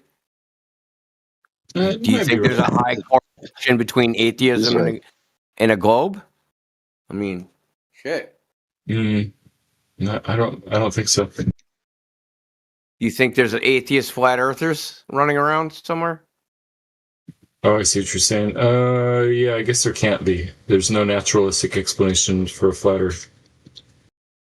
Yeah, exactly. There's no materialist story for a flat Earth. Correct. Wait till the school holidays is over. There'll be all these little 5-year-old kids coming home from kindergarten saying, "Mom, Dad, teacher said that the Earth is spinning ball thing on the desk." Matt, do you think people in just Africans in general think the Earth is a ball? Yes, I think most Africans believe the Earth is a ball. Like even in the Congo or Mali, when they're way in the center? You mean like uneducated people out in the middle of the jungle? What does it mean to be educated? That you believe the Earth is a ball? Oh, I don't know. Like that they know mathematics, they're literate, that kind of stuff. I'm I sure think if you someone's went there, confused education with indoctrination. yeah, because I'm sure if you went there, you'd be the uneducated one. You'd be relying on their ass to survive. I would. Like, if I were in the Amazon rainforest, they'd have to teach me how to, like, avoid being jaguar food and getting eaten by a crocodile or whatever. Talking about Amazon, I remember there was a Brazilian guy talking to talking to one of those Indians from Brazil, and guess what? They are talking that the sky can fall down, so they don't have that concept of ball Earth. Isn't that very interesting? Which culture? In the Indians from Brazil, Amazon, and so on. At Brazil, like people living in the Amazon rainforest. Yes, all ancient tribes there. Not the recent ones that they have connection with the television, etc. The more old tribes there. So they have a different concept of the Earth. You got that tribe off the coast of India too, that little island. They would never clue. Yeah, I wonder what they would say, like where the sun goes at night and what the shape of the Earth is. I don't even know if they would have categories for that kind of stuff. Where the sun goes at night? I mean, the sun has night. Well, yeah, I mean, most ancient cultures conceived of the sun as dying every night or going in the other underworld underneath and coming up on the other side. Sorry, you don't see the point. The sun never sees the night because he's illuminating everywhere. Yeah, I'm saying that I don't know if they would know that when it's nighttime where they are, it's daytime somewhere else. So the sun is always daytime. Chinese didn't. I saw it as a perspective optical illusion thing. There was a global. He did post this. Let me see what happened. So sun. He did post this a time lapse from December at Iceland. In Portuguese, we say Islandia. Let me see. Just a second. Sunset. Where is it?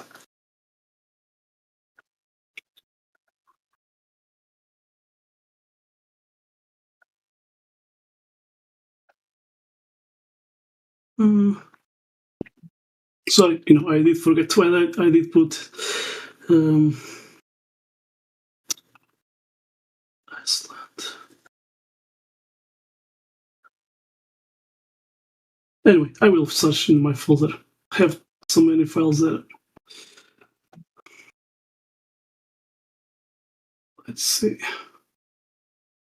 Okay, so I'm gonna post it. Live stream. Okay. So this is from Portuguese Global. So it's saying this happens on Iceland at December. So he's posting a time lapse, sunrise and sunsetting. So he did post this and asked, "Can flat earthers explain this?" I mean, it's so ridiculous, Iceland is not in the, they call it the Arctic Circle. So yeah, you just see just a portion of the sun, but it's always, let's say, near the horizon, and that's it. The sun is far away. Was that the moon at the start?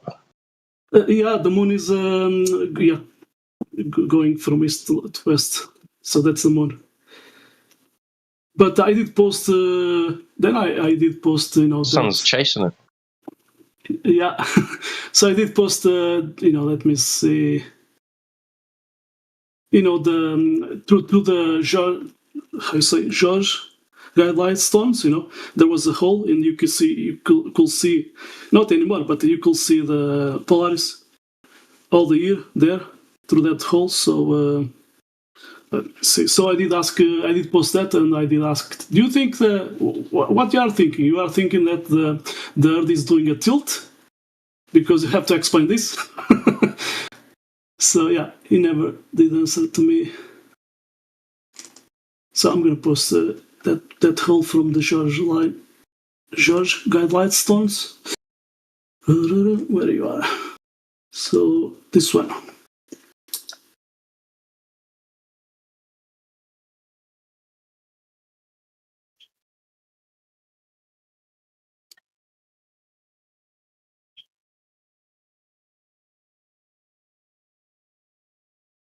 You see, there's a problem here, if the globalists they want to claim that the Earth is doing a tilt, they have to explain why, Polaris is there all the time. And it's your impression that we don't have a good explanation? Until this end, no, not a single global did explain what is doing Polaris, You could see. It's just 3D geometry. We have a good explanation. What? The Earth is moving at the same time as Polaris. Polaris is above the axis of rotation of Earth.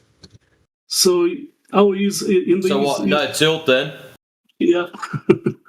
Right. The axis of rotation of the Earth goes through the South Pole. Yeah, we got that, Matthew. The Earth tilt. Yeah, that's awesome. So now explain your Earth tilt. The tilt is in reference to the plane of rotation around the sun. This is a separate thing, or revolution around the sun. So it doesn't have tilt. Can you tell us what geometry you have? Because, the Earth is rotating or orbiting the sun, Polaris ain't moving around. You actually don't have any geometry. Polaris is just. Wait, Indio, stuck. you understand how it works, right? Yeah, you're claiming these parallel rays of light, and it's so far away you actually can't see it move around. Right. Yeah, that means you don't have any geometry, really. What do you mean? Well, you can't measure an angle, so you have to imagine that there's a geometry in which, when you go to measure the orbit of the Earth against Polaris, that you can't measure it. Yeah, from the Polaris is so far away that but why do you? But you think that because there's nothing to measure, because there's no geometry to measure. That's why you think it. Don't you understand that? Yeah, they go up, make some assumptions Polaris, they moving, but we think the Earth is orbiting. How is that possible? Well, it must be very far away, right? Right. Yeah. The orbit of the Earth is 16 light minutes in diameter. Polaris is 300 light years in distance, so it doesn't make much difference. Well, that's what it is right now, but it used to be 400 light years, and they change Polaris all the time. That's not the important part. They don't know exactly. The important part is you can't tell that by just looking at Polaris and saying, hey, let's measure how far Polaris is based upon the size of the orbit. There's no measurement to have. Yeah, but the point is that it's much farther than the diameter of Earth's orbit.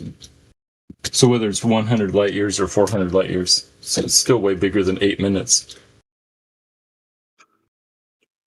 16 minutes.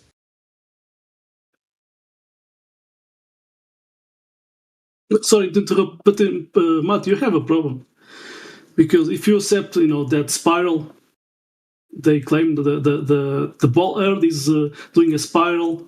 The sun is going away in a straight path, and all these balls and Earth ball is are doing a spirals around the sun, and so if that is.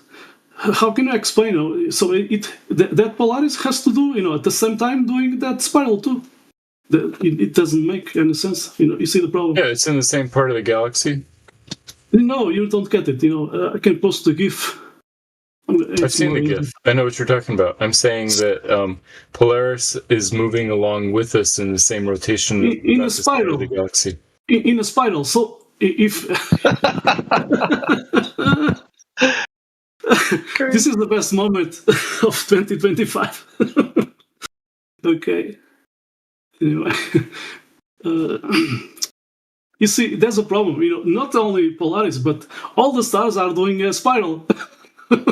Spirals, around the sun. Generally, the stars are moving around the center of the galaxy, like our star. Yeah, but I would call that more of a circle or an ellipse than a spiral.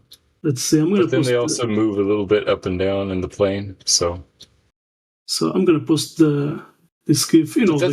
That's over thousands of years, right? So, in the past couple hundred years, things have been about the same. Of course, Polaris has only been the North Star for a couple hundred years, 1,000 years at most. Prove it. Yeah. Yeah, it's the stellar movement, or it wasn't the North Pole like 2,000 years ago.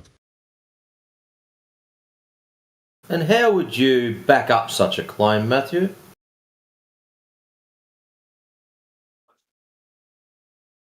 Two things. There's no mention of it as a star that's at the exact north celestial pole, and second, we can measure its proper motion. So because there's no mention of it, there's no mention of a globe-tard Earth that time frame ago either. So therefore, it's not a globe-tard. Eratosthenes believed it to be a globe 2,300 years ago. I'm talking about the proper motion, like yeah, and there's another cool claim to stack on top of the other cool claim that you've made. How are you going to back up that bullshit too? Photography, and you can look at the of star charts Eratosthenes from 1850. You're going to take up photos of Eratosthenes. This just gets better and better, Matthew. No, I said the proper motion. We can back that up from pictures from. I asked you, how are you going to back up your claims of Eratosthenes, and you said photographs.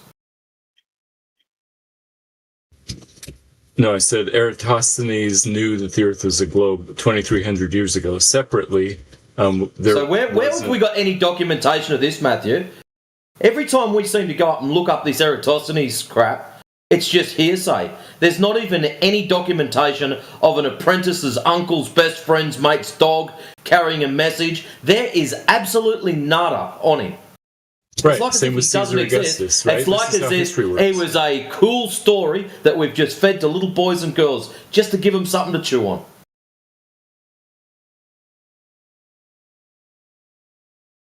Well, yeah, so history works that way. We do the best we can with the sources that we have and make... what, absolutely nothing?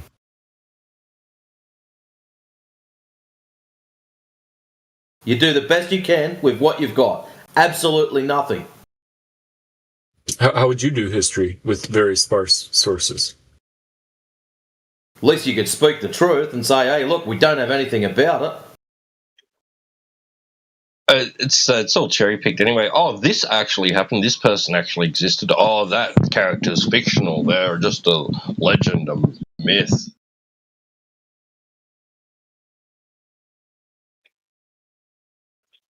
I posted in the live stream voice text evidence that Polaris has moved in the past 150 years. Yeah, but that doesn't matter because I did post that whole. I thought you were arguing that Polaris was in the same place. Just a quick question there, Matthew.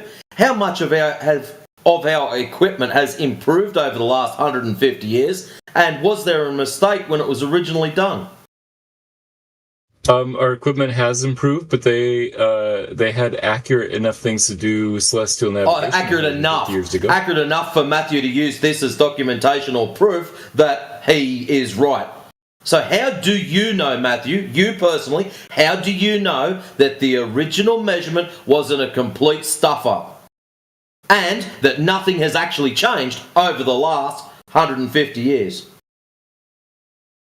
Oh, I don't know. I mean, I would just assume based that Thank they knew what they were doing. You've just assumed. You think they just got it wrong? Along with all the rest of your ball-tard stuff. It's just assumptions.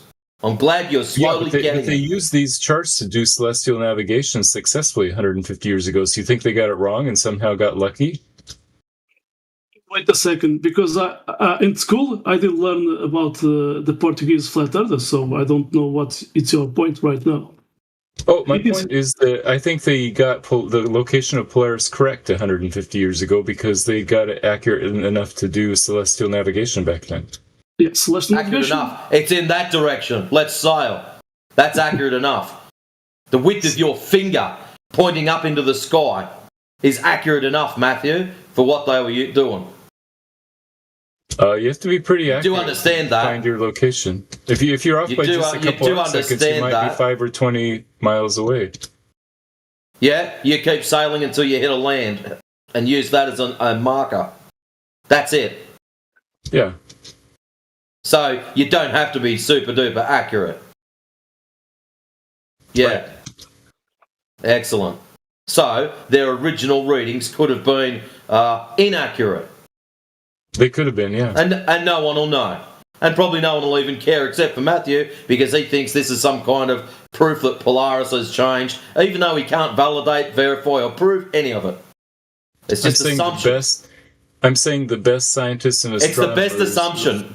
And you love your stories. That's what you've got and that's what you're going to stay with. Bingo. We know that, Matthew. I love these stories. It's the best assumption and explanation. I know. And I trust that they knew their astronomy well. How's this for not a story? How's this for not a story? The ground still measures as flat.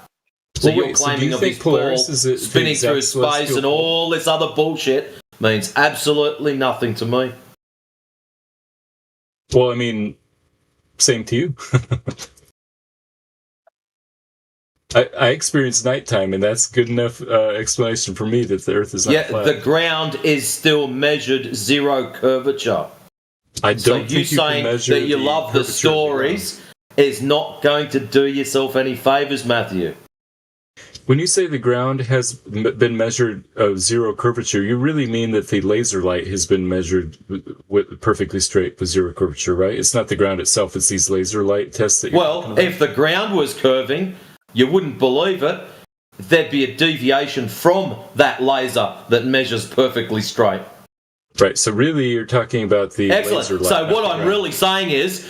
What I don't need you to strawman me, much appreciated. What I'm really saying is, if we were living on a balltard, there would be a difference getting larger as you get further along said laser. They would not be parallel to the surface of these bodies of water. Right. We also use water as a standard. We also use water as a standard for horizontal. In all cases, it looks flat. Horizon, which is partly made of the Earth's surface, well, marine horizon, water, looks flat. So flat, small amount looks flat, measures flat. Large amount looks flat, measures flat. I mean, it's not looking... It looks like you're going to need a better explanation for your sunsets or your nighttime. Sorry. I have a pretty good explanation that works for us. Yeah, it doesn't agree, bro.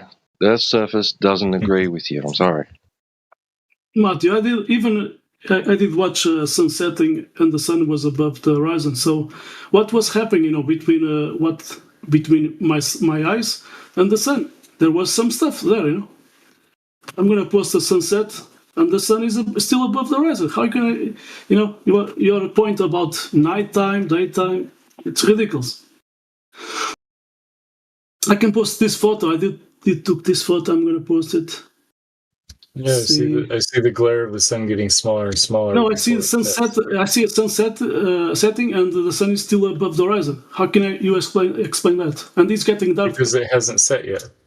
Oh, because there's some stuff between the camera and the sun. So there's a lot. You think the air is transparent, right? There's nothing there, right? To block the light. Even a single cloud. Even translucent cloud can block the sunlight. So let's see. I'm gonna try to post this photo. It's getting so slow, my computer. Okay. So this is at west. At my back, it was Spain. Yeah, you see, there's something going on in the air to block the glare of the sun.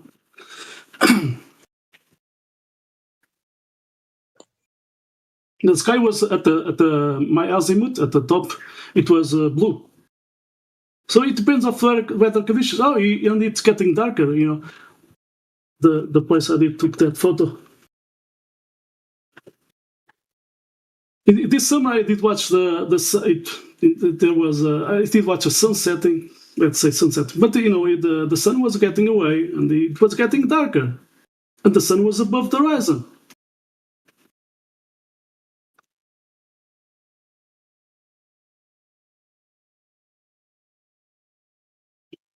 At night, I did watch the moon, at east above the horizon, and it was yellow. A few hours, let's say 1 hour or two, when it was appearing more up in degrees vertically, it was not anymore yellow. It was this white or blue light. So what's going on? There was something, between me when I was watching at the horizon. At least when the moon was above the horizon. So, yeah, yellow stuff going on, pollution, dust, you name it, haze.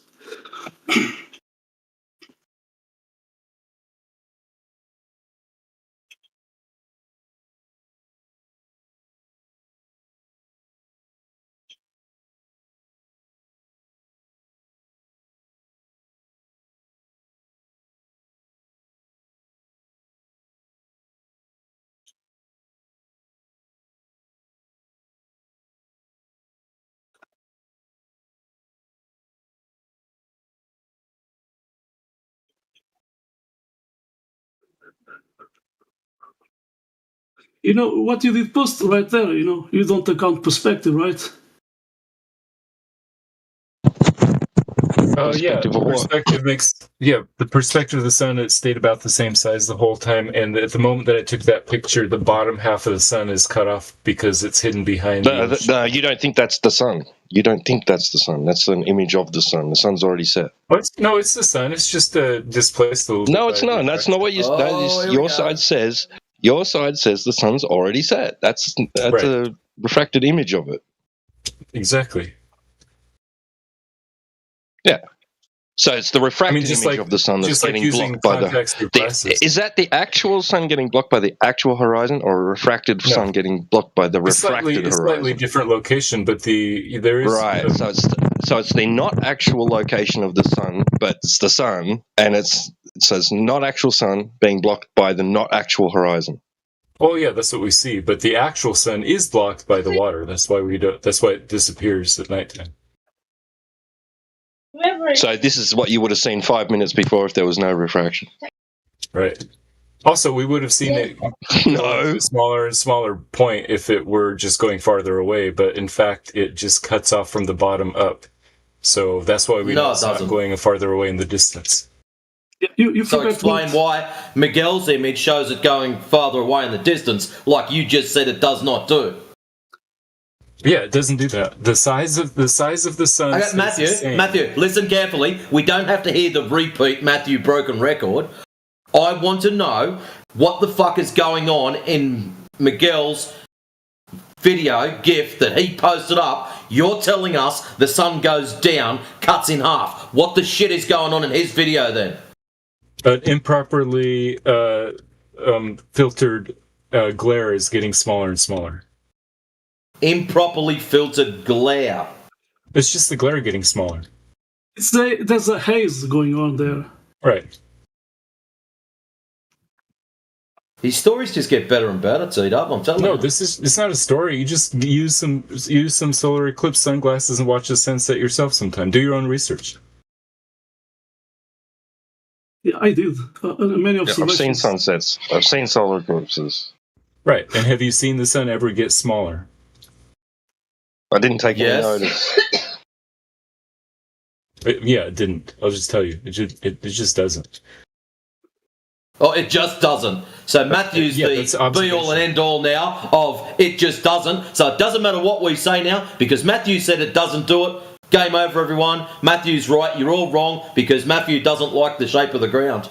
No, I'm saying the observations that everybody makes is that the sun stays the same size as it sets. That the Earth is flat and stationary. Exactly. Yes, exactly. The Earth is flat and stationary. That's everybody's observation. Yeah. Hey, Matthew, pay attention to this. You see that I'm boy? paying attention. Yeah. Yes. You see that the last one? You see that boy? How you say? Boy? Okay, so you see that boat.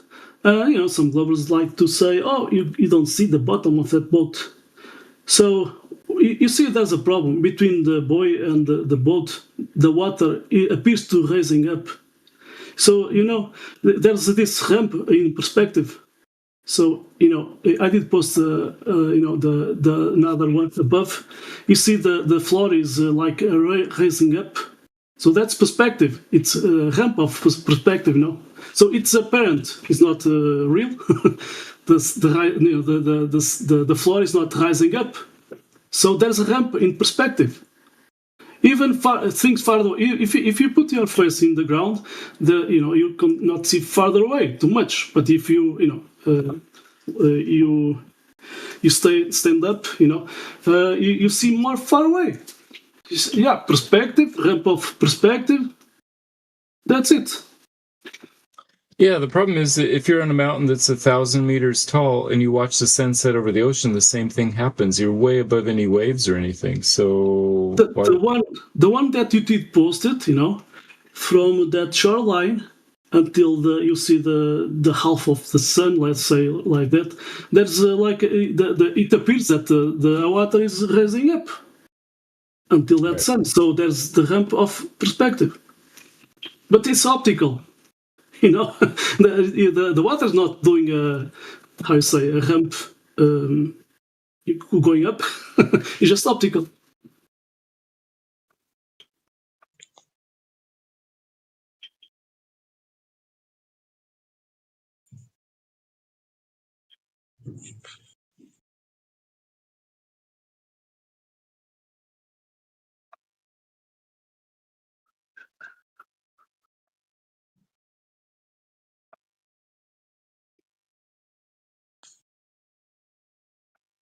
For example, this one, I'll post it, let's see.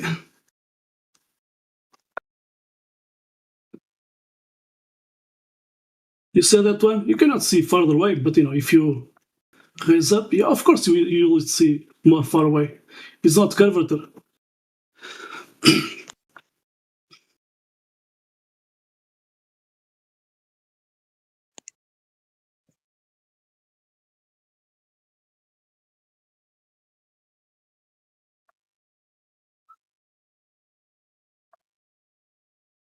I'm gonna post, another that one in another angle.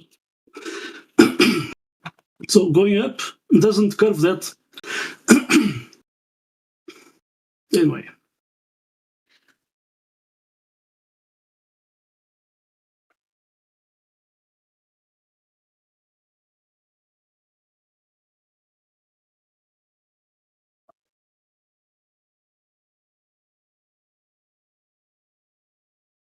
I remember I did post. Are you still there? So I remember I did post a long time ago, like 2 years ago. I did post. So there was a mountain, and the sun was above the mountain, and you did claim that's because curvature. So I did post a photo, and there was a mountain, and the sun was above that mountain, and you said this is proof of curvature. I mean. Something I find interesting, Miguel, with all of his stupid claims of how the sun works, why is it that with his height, the thing blocking the sun isn't roughly 3 miles away? Why does the thing blocking the sun looks like it's about 300 miles away? Yeah, I can't tell how far away it is. Well, it should be always 3 miles away, Matthew, based on a 6-foot observer, if you're on a ball tard. Oh yeah, my picture is more like 80 meters. It's up on a hillside.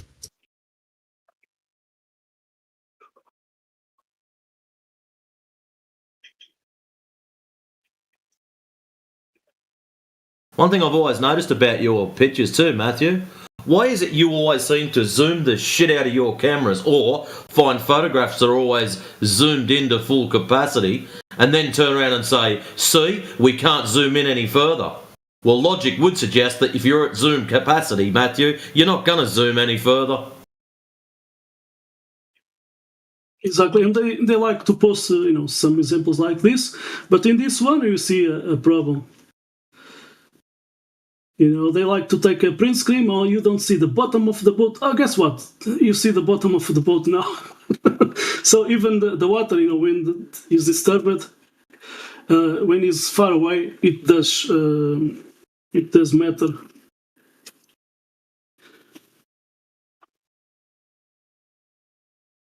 Ocean swells.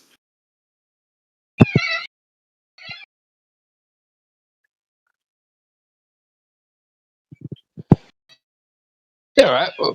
When did anybody ever like see a sunset at that? Just at the moment they were watching the sunset, hasn't quite reached the horizon. Like that's just super refraction, right? And next minute, weather's conditions have changed, cleared up a bit, and the sun's suddenly risen again a little bit. Bad weather comes back in, it's risen down, like it's sunk down again. Then popped its head back up over the horizon again. As it goes through the different layers of miraging. Yeah. There's a point that you may see like a reflex on the water, because it's too far away. So the angle, between top and the water down, it will actually tee up. Sorry, Miguel. The best spot for that, if you wanted to see that effect, Western Australia, when the dot comes in.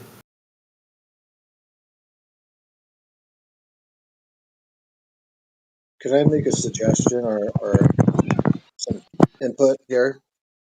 Yeah, go for it. Has anybody worn a welding helmet and actually watched the sunset? I've done that many times. I've done that with solar eclipse sunglasses. No, I'm talking about a welding helmet with auto darkening. And yeah, it would be the same effect. A welding helmet, right? Welding. Yeah. Okay, I never did that, but you can take that lens visor. You can take apart, but I did watch through a CD. I even watched with my sunglasses polarized, and what I can say using those sunglasses polarized, when you put it does change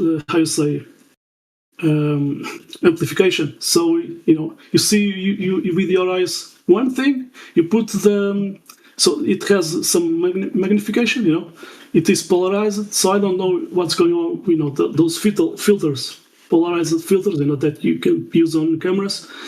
If you spin vertical that filter, it you can see without the glare in the sun. But I don't know if it does change the apparent distance.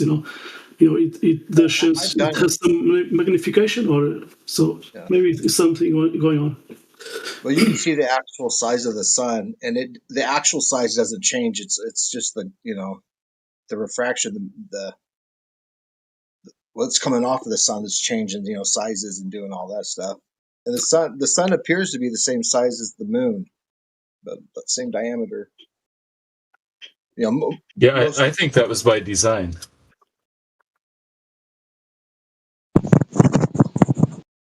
Yeah, by Occam's razor, they must be the same size and the same distance away. They appear to be, about the same size. Who knows if they really are, but I mean, they appear to be. The actual sun's so much smaller. Well, no, they vary by a few percent. So sometimes the sun is bigger, sometimes the moon is bigger. But you said they don't change, Matthew, and now you're saying they do change. Make up your mind. During the day, during the couple hours of a sunset, it doesn't change. Within a year and a month, they do change a little bit. They change size, or they just appear to change size because they're... Sorry, the apparent size, angular size from Earth. The moon changes 2 or 3% throughout a month, and the sun changes 2 or 3%. I think the moon is a little bit more, 12%, something like that. Okay, well, I got one question for Matthew. You seem like a pretty smart guy. Now, have you ever walked on frozen ground before, like ice and snow? Yeah. I don't live in a place where it's often frozen, but I have done it before. Well, so you slipped before on the ground when it's been Yes. wet or cold? Okay. Now, if you're standing on frozen ground, ice, and if you're all of a sudden to be underneath the ball or on the side of a ball, what do you think's going to happen? You think you're going to be able to have just stuck? Oh yeah, like if I'm on a icy driveway that's tilted. An icy hill. Yeah, you go sliding down. People slide all the time when the ground's not even and it's cold. Just imagine if the Earth was really a ball, what would happen? Dude, we don't. Well, yeah, Earth is a ball. So ballers say that the direction of down changes as you change I don't directions. care about the direction of down, but think about living on an ice ball. Think about living on an ice ball. What would happen? People have a hard enough time walking on top of flat, level ground when it's frozen. You think you could stick to a ball when it's full if it was ice? Yes, because the direction of down changes as you change its places. So it's not like being on a slippery driveway that's slanted. So why do people slip and slide all the time?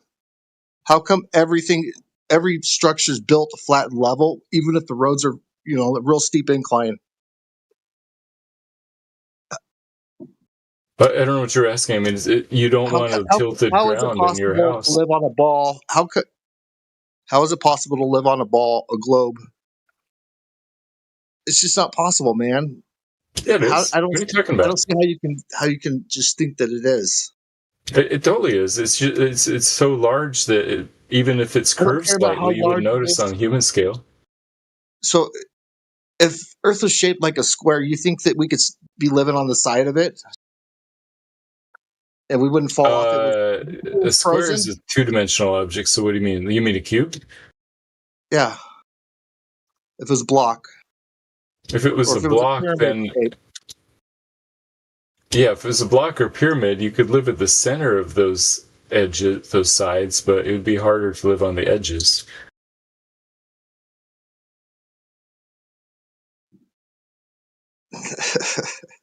We build on top of dirt. We don't build on the sides of dirt. Right. Yeah. Man. Some people just never get it, I guess. Oh, he gets it. He just does his best to weasel his way around it. Oh, not trying to weasel anything. I'm just telling you what I believe to be true, and I think it's the best explanation for all the observations. So it makes sense. So all of your explanations and all of your beliefs require one very important thing, Matthew, that we live on a spherical item. The big issue we have, and the majority of people in this room have, is there's no measured curvature. So if there's no measured curvature, Matthew, you're not living on some great big spherical whatever you want to call it. I agree that the curvature of Earth has never been directly measured, but I think that's because it's impossible to directly measure something that large. Excellent. So obviously there's no ships disappearing over the horizon, and there's no fucking sunsets over curvature because it's so big to not see. No, I was saying it's too big to directly measure. We can see the effects of it still, just not directly measure it. If you can see the effect of it, that means you can see the cause of it. And you can measure it. The effect. There's none measured, as you quite obviously stated for everyone. Why do you keep skipping that step, Matthew? Why do you keep deliberately skipping that logical step? What is wrong with your brain? You don't like that. For a math teacher, I find that quite offensive that you keep skipping one step of logic. We don't measure curvature, so therefore it's a ball. How do you logically link the two of them, Matthew? What happened with your mathematical skills? Did you throw them out the window when you hopped in this server? No, it's because I see a difference between direct measurement and effects. You see a difference between direct measurement. So there's no direct measurement of curvature, yet you keep barking curvature at everyone. It has to be curved. It has to be curved. It has to be curved. Even though it's not measured, can't measure it. Can't directly measure it, but we can see the effects of it, and it's the best. Oh, so you can indirectly measure it. What are the effects of it? Sunsets and seasons and moon phases and all those things. Okay, so sunsets, seasons, and moon phases. Okay, are all best explained by the sphere. Okay, explanations. Okay. Right. How's Do you have moon a better phase? explanation? Moon phases? Yeah, that's just the sun relationship with the moon in the sky. Three-dimensional space, right? Yeah, so in the sky, the sun and moon have a relationship in the sky, and if we're going to say that the sun's casting a light on the moon, and then that's that direct thing, you've just got an extra layer of the moons in orbit around the sphere. But to explain the sun and the moon, you don't actually need the Earth. For moon phases, you're right. The same thing would happen if the moon were orbiting an empty point that we were looking at it from.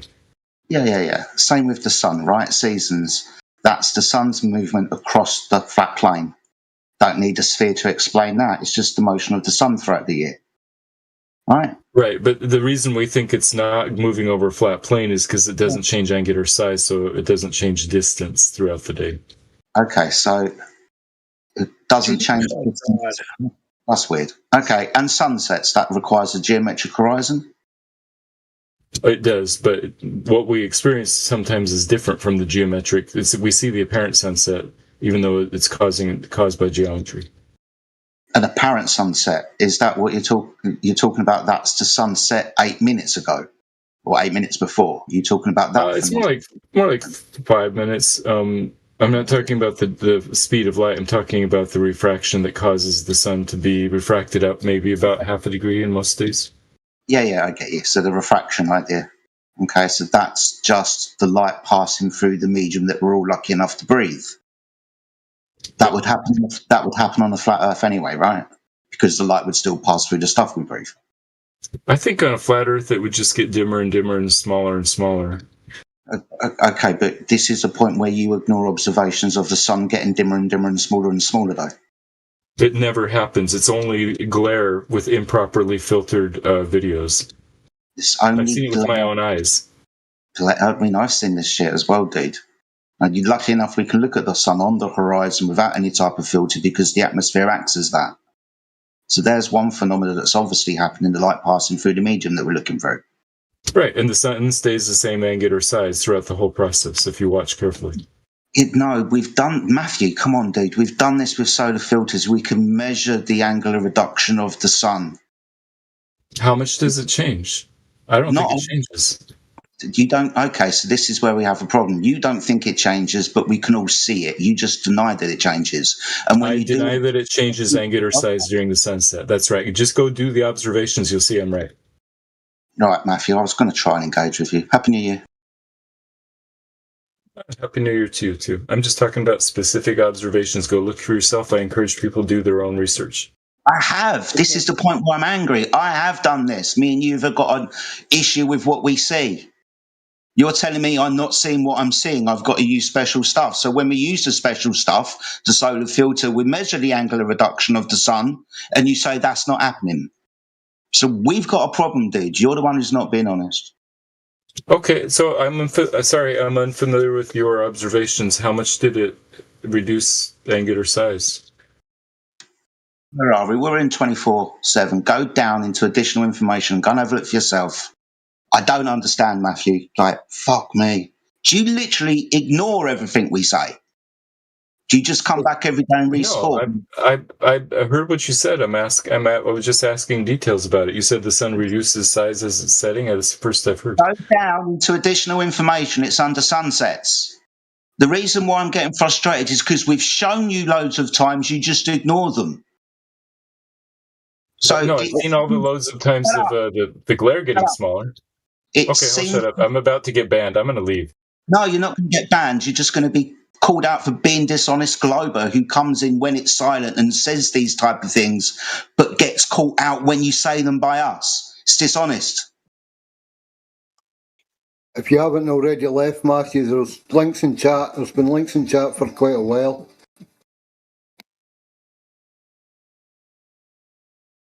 Didn't mean to make him a runaway. I do apologise. He's a scared little rabbit, but I'm not going to put up with that bullshit.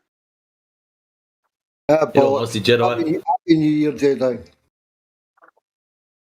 Happy New Year, Happy New Year, mate. In all honesty, Jedi, I thought he was going to go when I spoke to him. So did I. He normally does. We've sat down with hours and showed him these observations of the sun with a solar filter, and it's just nah. And then he comes in like some kind of guardian angel saying, "Oh, I encourage all people to do their own research." I'm like, "Hello, what are we showing you?" It's crazy behaviour. He's got to be intentionally lying. I mean, or just some people, just won't get it. I don't know. The spell's way too strong for him. Yeah, but you don't have a better explanation for the cut off sun. Cut off at the horizon. It's just his little list annoyed me. It's like only one of them really involved the surface of the Earth, and it wasn't actually doing anything because it's an apparent horizon. It's like I understand that you've got lore and stories to explain these phenomena, but when it comes down to it, it's just all preconceived ideas regarding the Earth already being a sphere. It's just the moon had nothing to do with it. He didn't like the sun bit at all. My goodness me. Even if the sun does or doesn't reduce in angular size, that just means that the sun's at a distance where the reduction in angular size doesn't appear visually to us. That doesn't mean the Earth's a sphere. That's just distance to object. Yeah, I mean, I already pointed out to him that he doesn't think that even his side, well, he mightn't agree with him, but his side says that's not the actual sun. The sun's gone. It's down. It's set. You're seeing a refracted version of it. And a refracted horizon, like you said, an apparent horizon, right? Refracted horizon. Everything to the sunset's an illusion to them, yet it's somehow proof that it's a globe because it looks like the sun is going behind something. Yeah. Lovely stuff. Oh well. I am such an old man. I went to bed at 10:30 last night. New Year's Eve in bed by 10:30. What an old bastard I am. Oh, what? I couldn't stay up any longer, dude. I was absolutely knackered. I've done that before. Yeah, it's happened. I think actually probably passed out a few minutes before I said goodnight to the sun. I think it was like almost there. And then that was because I was lying down. I remember lying down going to sleep, and I heard the fireworks. So, yeah, I didn't even stay up for the full thing. I've seen it before, man. It's always the same. Yeah, that's right. You've seen one New Year's. You've seen them. Pretty much. Didn't miss much, Jedi. It's not what it used to be. You didn't miss much. It's not what it used to be. Oh dear, what the old fireworks over London and whatnot. Yeah, it's always shit, isn't it? It's got worse. The usual, mate. The usual. And British television, well, that's a joke.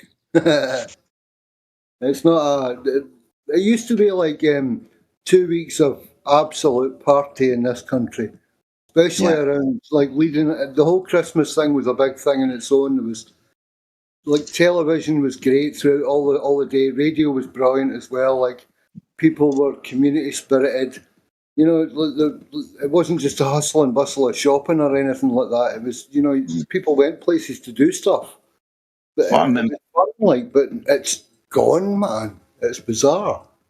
I remember in the 80s and the 90s, Christmas tradition between me and my dad is we went down the pub for an hour, like 11 to 12 o'clock, while the ladies and everybody were cooking dinner.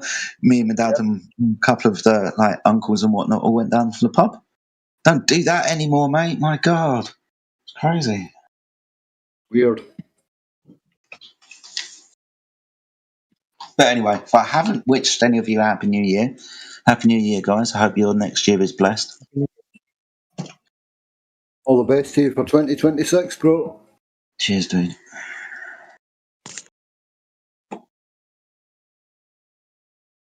Yeah, sorry I removed everybody's entertainment. Well, Matthew, and left of his own volition. Is there anybody else and he's got any questions, or is it just chat amongst ourselves? Oh man, Chat amongst ourselves. I think it was good. It was a good thing that he left when he did because I was getting pretty. Matthew does that. It's just his style. He's an absolute weasel. His logic is perfect when it needs to be, and somewhat imperfect when he doesn't want to see what's blatantly in front of him that'd probably bite him if it had teeth. But yeah, that's just Matthew. So what do you reckon, Jedi? Best meltdown for 2025. Who would you give it to? That's a good question. Best meltdown. So out of all of our Globers that come and go, at best meltdown. Okay, I'm going to have a think about that. It's not one of the usual guys. I'm trying to move away from them, so I'm trying to find somebody new. Could it be a YouTube meltdown? No, one of our channels. Doesn't matter which channel. Politics here. Oh, I've got one. DNR, religion. I was going to say for me, it's Donny C. It's got to be Donny C. Okay, yeah, that's a good one. Quantum Eraser.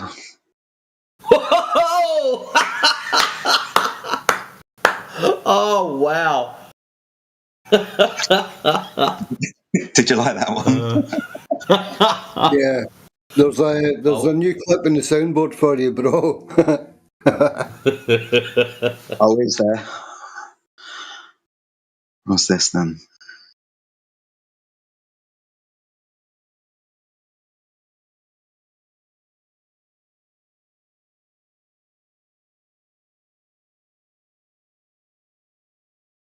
See, the problem with Matthew is he just doesn't understand physics.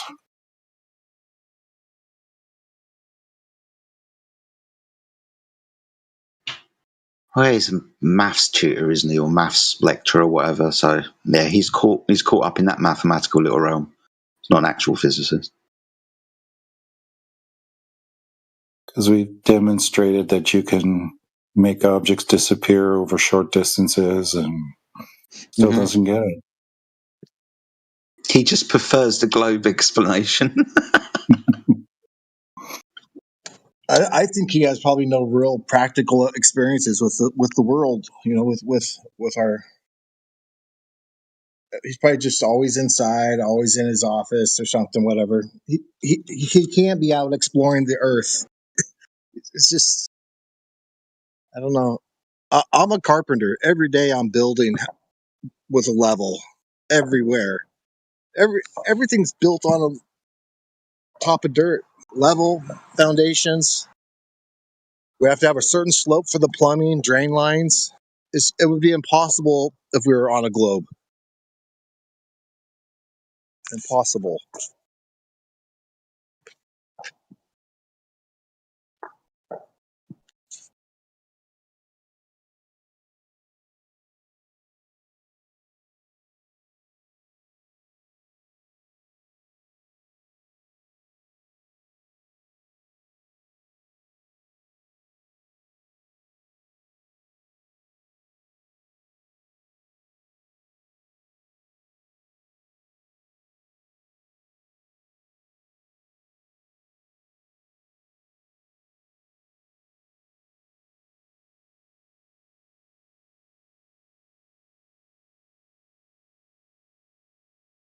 I was asking this question yesterday, New Year's Eve or whatever.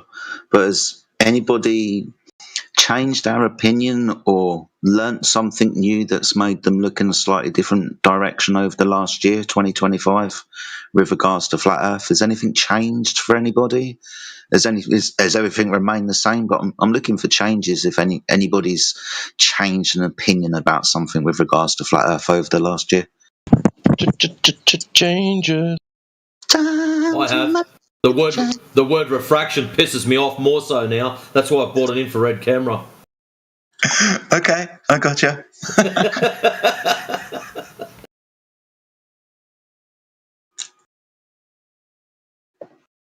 Actually, my camera turns up on Monday. I'm hanging for it to roll in. Then I've got to send it away, get the conversion done, and happy snapper time. Good shit, man. I look forward to seeing what you can shoot. Yeah, Jedi. Where the hell South is? I've had to drastically relook at where the hell South is, bro. Yeah, good. I've had to drastically reevaluate myself because I was going on a lot of assumptions previously. I really do have worker, and I Yeah, had a theory, and I was going on theory, and yeah, it's been a year for clarity, bro. It's not on everyone else. It's personally as well. My approach to it too. I'm glad you said that. But that's one thing that I've changed my opinion about is what South is. That's for sure. So yeah, I appreciate you brought that one up, man. That's a good one.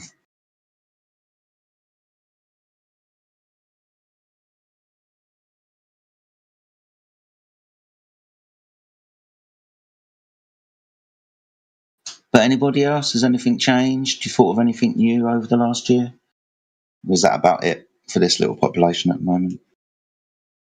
Well, I thought about something new today, just a couple hours ago, about how cameras invert the image. What, like upside down? Sorry, my brain's still asleep. Yeah, upside down. Yeah. Like a telescope? Yep, telescopes do that as well. Depending on how many mirrors and whatever they have, or lenses. Okay. Why did you start thinking about that today? Because somebody mentioned it, and I started thinking about it. Bastards. Because they're talking about, oh yeah, the image in a camera is upside down, it's inverted, and I started thinking about that and going like, oh, you damn bastard! Now I have to think about this for. Isn't it upside down in my eye, but my brain reorientates it as well? Correct. And they've even tested people where they gave them prism glasses, which inverted the image before it reached their eyes, and their brain adjusted in a matter of only like a day or so. Really? Wow. Yeah. Well, that's mad, bro. Yeah. That's mad.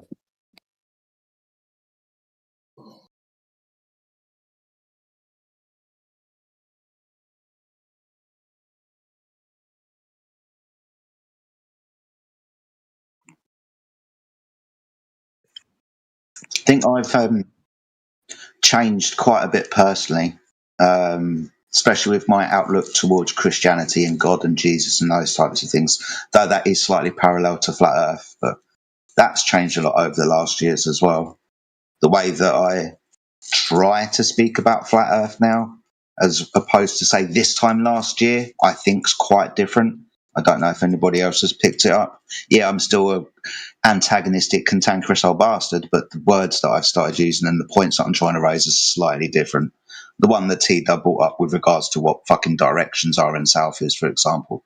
So I think for me personally, this might have been one of the largest years of like internal kind of growth with regards to Flat Earth. Yeah, definitely think 25 was a bit of a changing year for myself. I think that's why I'm going around asking all of you guys as well.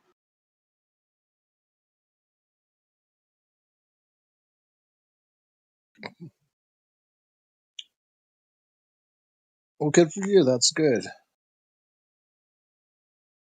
That's good.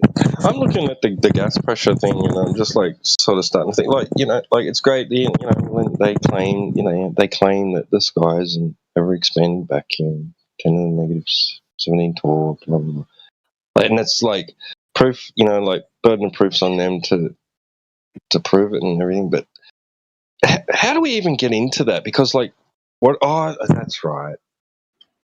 Come on, you know that answer. Yeah, because of gravity and stuff. I did find this about that. I did find this Glover. He was making. I just kind of find it redundant.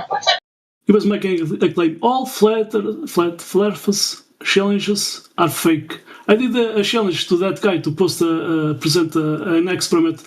The guy didn't post it, so he was the fake one.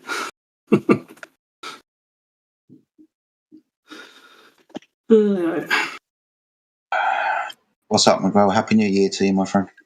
Thank you. Happy New Year 2026. Interesting you brought up about gas pressure with requiring a container, T-Dub. That's something that I've been thinking about over the last year as well. So, oh, dearie me. But yeah, that's an interesting one, dude, for sure. You know, they next say, "Oh, but you have you cannot have a gradient inside the container." And you know, we have that guy that did that. But you know, at the same time, they forget, or they just don't know it, because in the weather channel they talk about low pressure and high pressure. You know, it's about temperatures. You know, temperatures. You know, if there's a place that the sun is hotting, is making more hot the ground, or the air that's next to ground, or in the water, it does change. So we have wind because of low pressure and high pressure. So it happens on reality.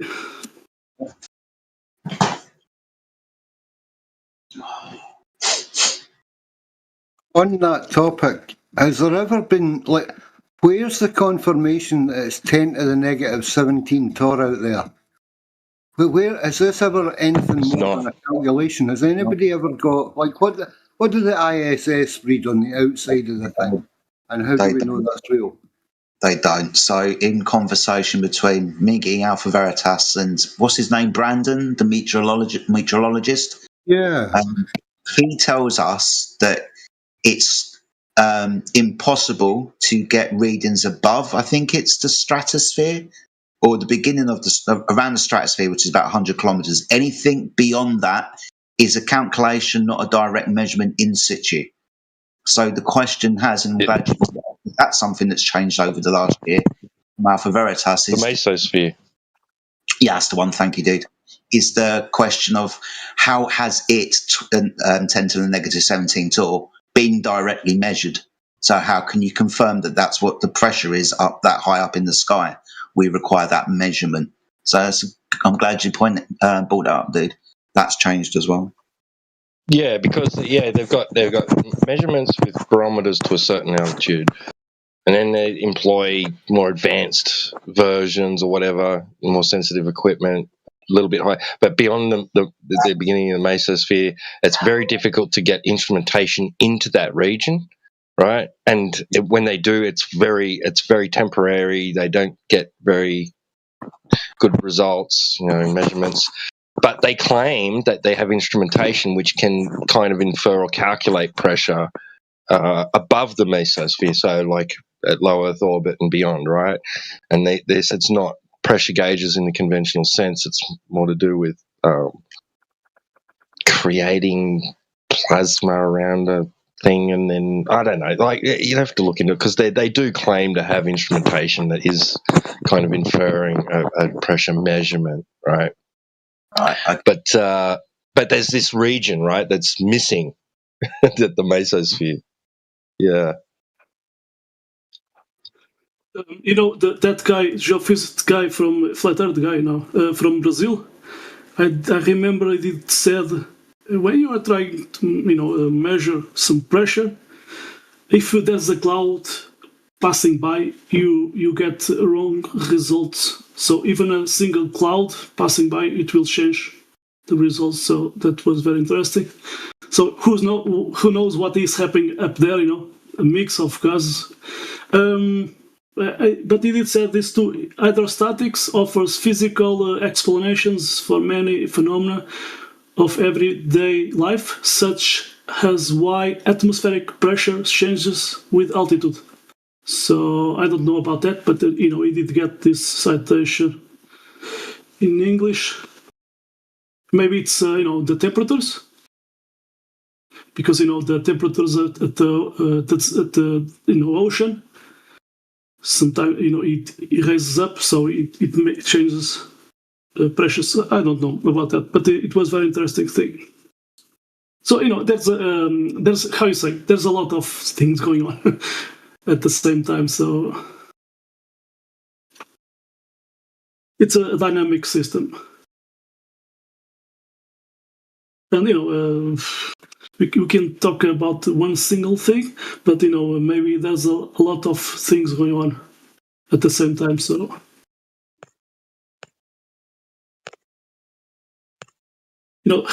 is the sun, how you say, there's a container, okay, is the sun inside? So even the sun is passing by, so it's changing the temperatures around. So yeah, it does. There's a lot.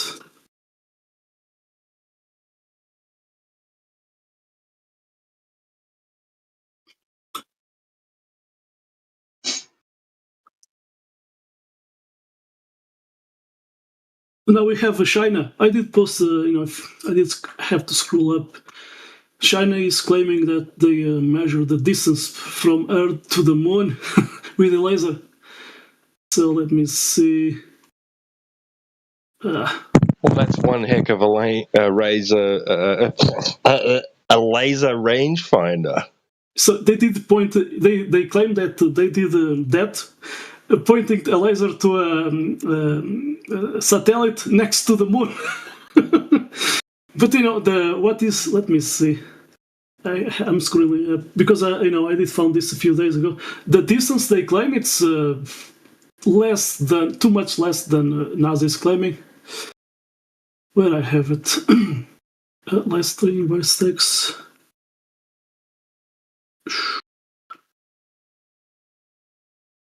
I'm gonna copy and paste again.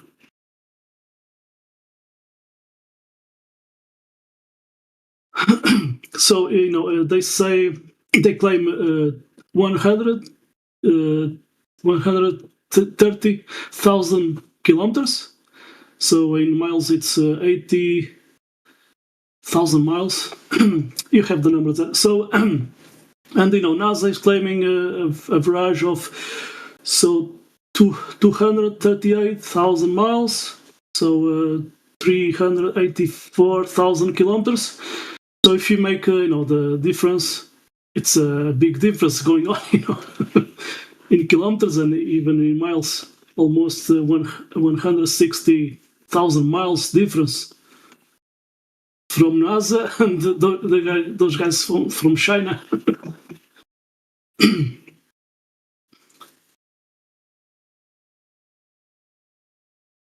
But I remember, the X-15, I think it's X-15, the aircraft from NASA. They did fly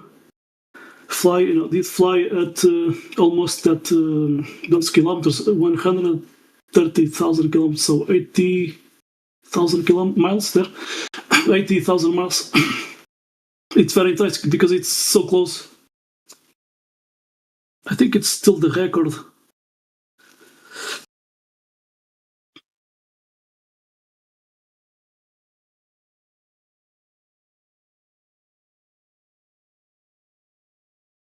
So, in conclusion, China is saying that the moon is more close to the Earth than those miles that NASA claim.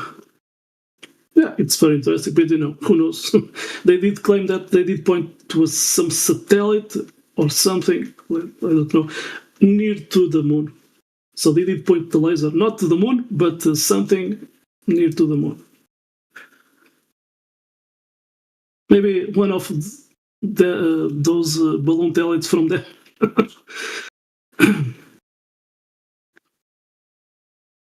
Anyway.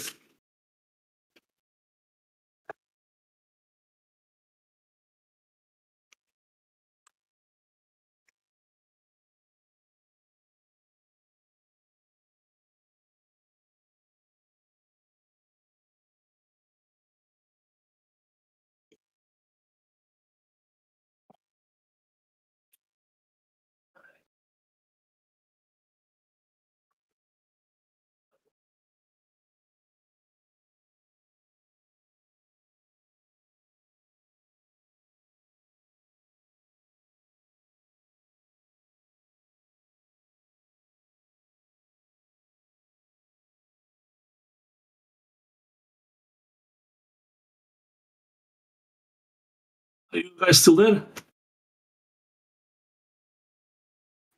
Yeah, man. I'm still here. When I did join in, I was not getting some sound. Then I went to see the live stream at the YouTube, and so there was something going on with Discord. No, I can hear you perfectly fine, mate. No Thank worries. you.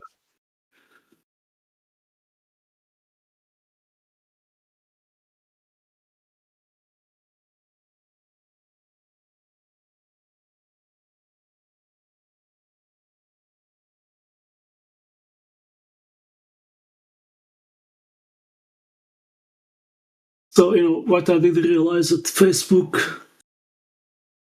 there's more, how you say, more than globers there. So, the guy did post this, but I did, went to Paint. I did put two straight perfect vertical lines. The guy was claiming that the path of the sun, the sun was making a direct, let me see.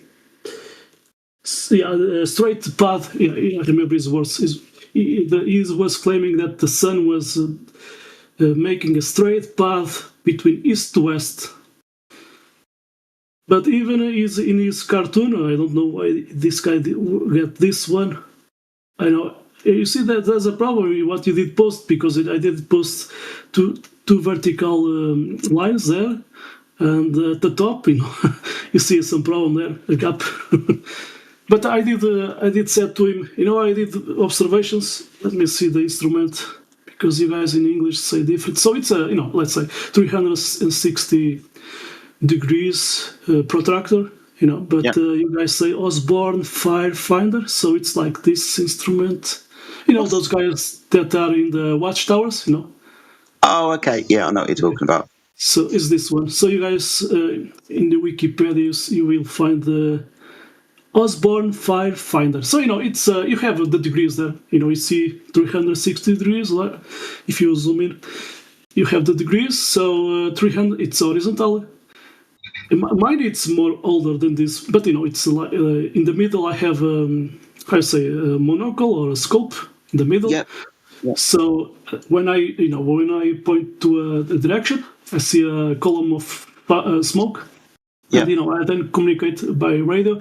But as you are moving that scope to a specific direction, you have at the same time a metal bar that you can watch at protractor horizontally, and you see the degree. Yeah. So I did at this summer I did observations. I have to organize that, but I know. So it was at October here in Portugal. So at the east I have Spain. So I saw at the morning I saw a sun appearing at the east. But so this protractor is pointing north, so 360 degrees, or let's say 0 degrees. It's pointing north. So east is at 90 degrees horizontally. East it will be pointing at 90 degrees. But I didn't saw that happening when it was morning. So I saw the sun like less 10 degrees, so at 80. Degrees horizontally. I was watching the sun appearing at the horizon at east. So and in the few minutes and hours, I was watching the sun going to the right. So it was passing between 80 degrees horizontally, and then 90, and then 100 degrees. So there was a point I couldn't follow more because I was pointing the scope directly to the sun, the center of the scope directly, so I could get the degrees. So I couldn't follow anymore because that instrument's not to raise up vertically, it's too much. But I have the roof at the top, so I couldn't follow the sun anyway. But I then at the next day, so I did left 4 p.m. and next day I did arrive 4 p.m. So I could see the sun setting, let's say, and it did happen the same thing. So it was not setting, at perfectly horizontal, degrees at 270 degrees. So that's east. It was, the sun setting was, let's say, 10 degrees before that. So 260 degrees. That depends of, you have the analemma, so each day you have a different position. The sun is going there at morning and evening. So that's very interesting. So it's not doing during the day. The sun is not doing a straight path from east to west, and that's a lot of degrees. I can give you a margin of error like 1 degree. Because that's calibrated pointing north. but we have a lot of degrees going on there. Have you ever done the measurement on the equinox? No, because I did stop there. I did stop at the middle of October, but I did how you say, with a pencil. I did how you say. In Portuguese we say you use.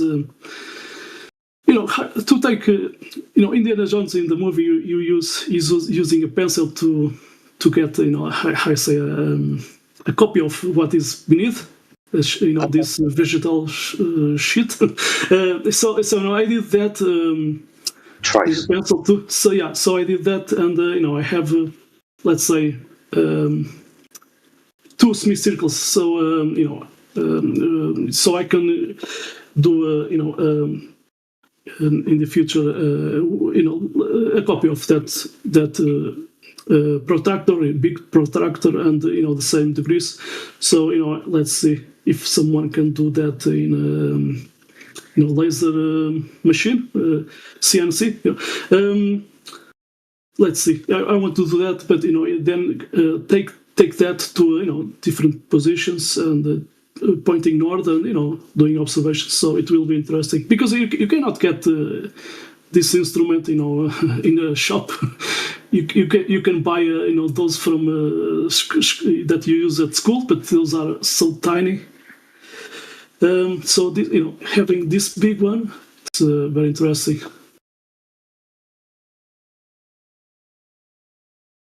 So I don't know if someone can find. Some simulation, or how you will see in the globe the sun, doing the path in the sky, because I would love to see the comparison, doing a comparison between So yeah, but the observation I did, it has a lot of degrees going on, horizontal degrees. So in conclusion, the sun is doing like. I say horizontal arc. Of course, you have to account perspective. When it's appearing rising, it's not, so it's it's just coming forward or going away. But yeah, it will be interesting. Well, let us know when you're doing it again, mate, for sure. Okay. Yeah. I did buy other binoculars. I can zoom in more.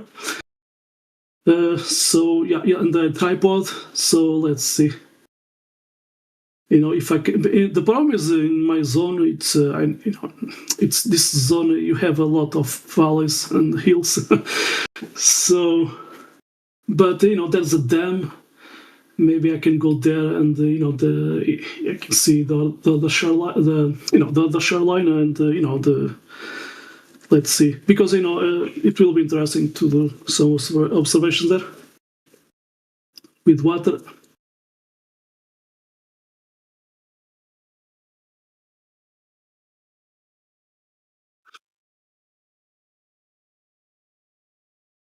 I don't know if I could buy some. Yeah, I can buy a support. That I can add at the one of the binoculars. So it's huge ones. It's heavy ones. So I can put how you say something the one of the monocle binoculars of monocle, and then put my smartphone and record that. So it will be interesting. It's something that you can attach to record with your smartphone in those huge binoculars, and they are heavy.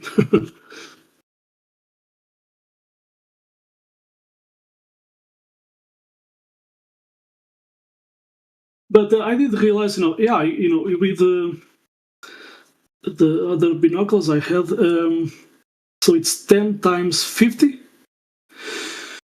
So 10 times, it's the zoom that, how you say, 10 times that you can see, and then the 50 is, the lens. Yeah, 10 times aperture, I think. Yeah, exactly. And the other one, it goes from 25, 75. and then plus I did forget.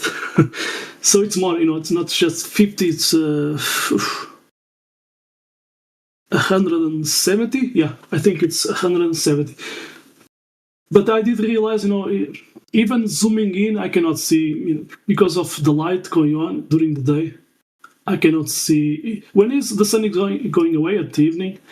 There's a time there that it's even if you take a photo with your smartphone, you get how you say garbage photo, so you don't see it in detail. But when I was zooming in, I didn't have the tripod, so it was heavy, but with my two hands. But I was, I did how you say I did put my that binoculars close next to the glass of the window, so not to be more stable. But you are zooming in everything that you even a single touch it does change, so it's not steady. But with the tripod I will try that. But far away it's not. I could zoom in focus the moon even with other binoculars. I could focus the moon at night. The other one could see more in detail. But yeah, I was not seeing too much more. So I was more graduation, but not how you say. Even looking at the horizon. It depends of the weather conditions. Sometimes when it's more clear, of course, you can see more far away. But not in details, no. Persons far away.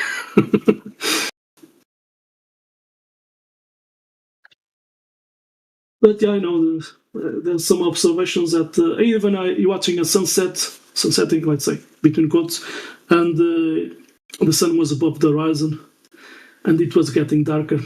So between my eyes and the sun, there was a lot of stuff going on in the air that was blocking the light.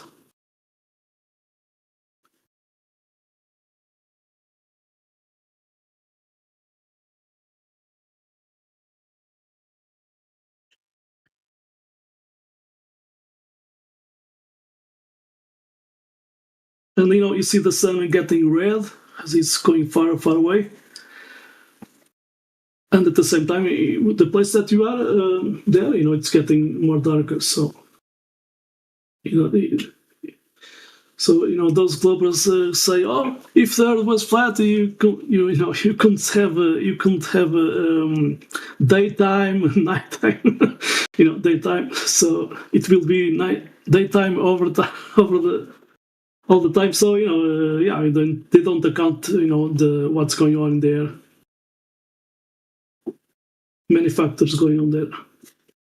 Even a fog, when there's fog, the street lights, you cannot see it, and they can be like 8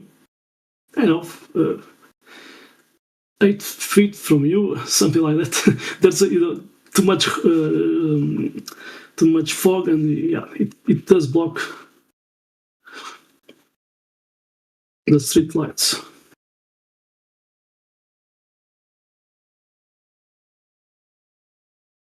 So at the morning, that's when the sun is appearing. I have seen even this mist or haze, these vapors rising up from the ground.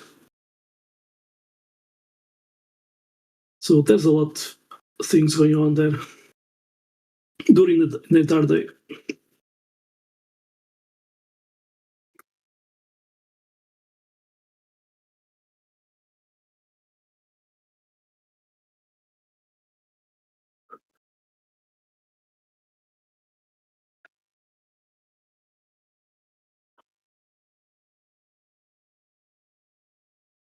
And if I go to Facebook, these globers are claiming that we have a model, we have a map, a flat-out map, and so on. It's amazing, and the false claims that they they make about flat earth guys. There was one guy saying, "Oh, flat earth is flat." So they claim that because they just saw one guy, talking about about rainbows, proving some kind of firmament or container, and I said, "You are ridiculous, Just because I don't know. Even that flat earth guy is amateur, and that's ridiculous. I can show from above a total circle rainbow. I think I have that video. So it's ridiculous. But what is ridiculous, Glober claiming that it's what flat earthers believe, just because the guy did saw some dumb guy.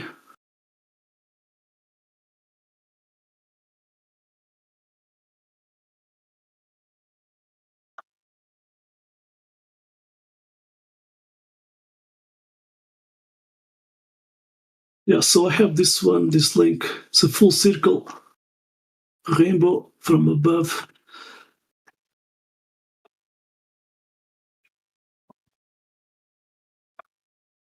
Let's see. If you click there, I think that's the link. I have more links.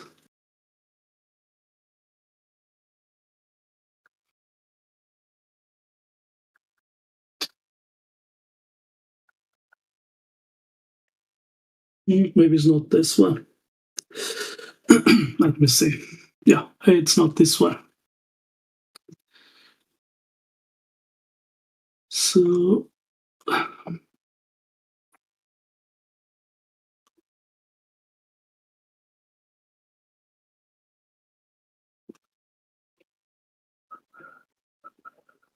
think it's this one. It's from an aircraft. So back to Discord. Post. Yeah, it's that one. So this already debunks that claim. If someone wants to make a claim of rainbows improving some kind of whatever firmament,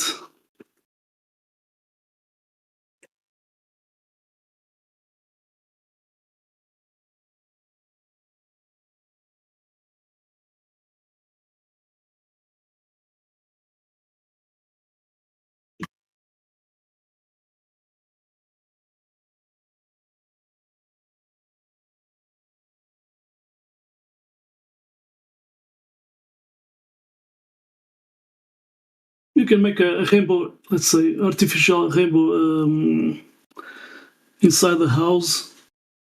That doesn't prove anything about the walls.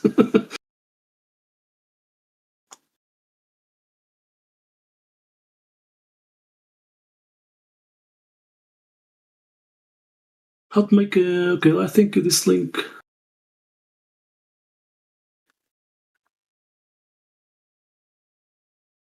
Yeah, in that one you can use some materials to make some kind of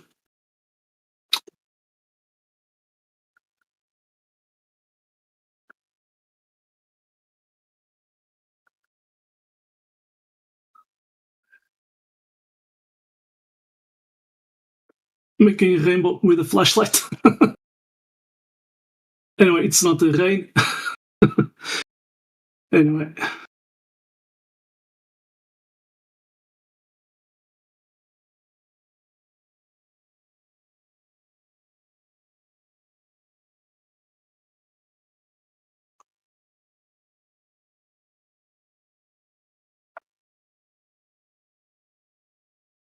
Even with a CD, DVD.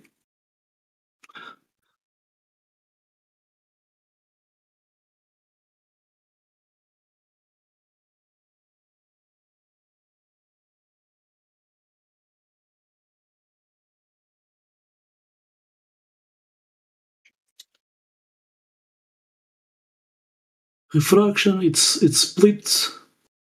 I don't, when refraction is talking about bending, because the globes will think, oh, it's like bending, like doing a curve, but it's more like it's, how do I say, split.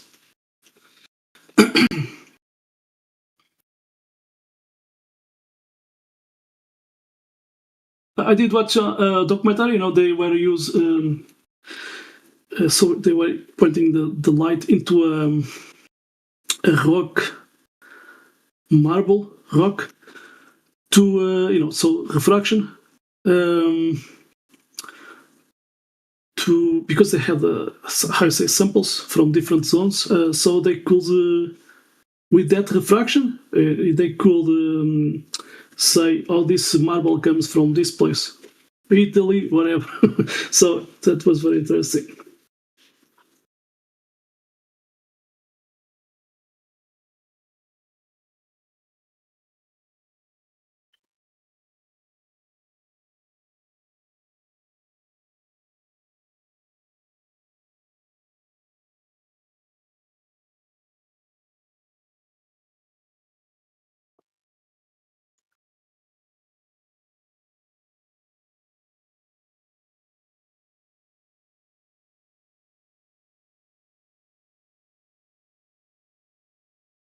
What is more ridiculous? There's some these days. There's some Globers at the Facebook, and you talk. Can you have a gas pressure without a container? And the guys say yes. Cavendish proves that. I can't deal with people on Facebook, mate. I actually left Facebook in about, I think it was like 2018, maybe 2019, something like that. Arguing flat earth on Facebook is fucking ridiculous. I prefer speaking to people, right? But when you're doing block texts on Facebook, yeah, it becomes really, really frustrating. And you're right, people do say some really stupid things like Cavendish proves you can have gas pressure without a container.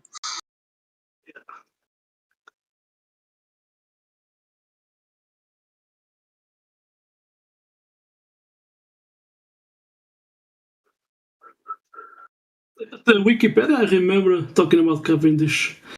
There's between quotes, the rod was never at rest. So that was very interesting. So you cannot see, even Cavendish couldn't see, some kind of attraction because it was moving.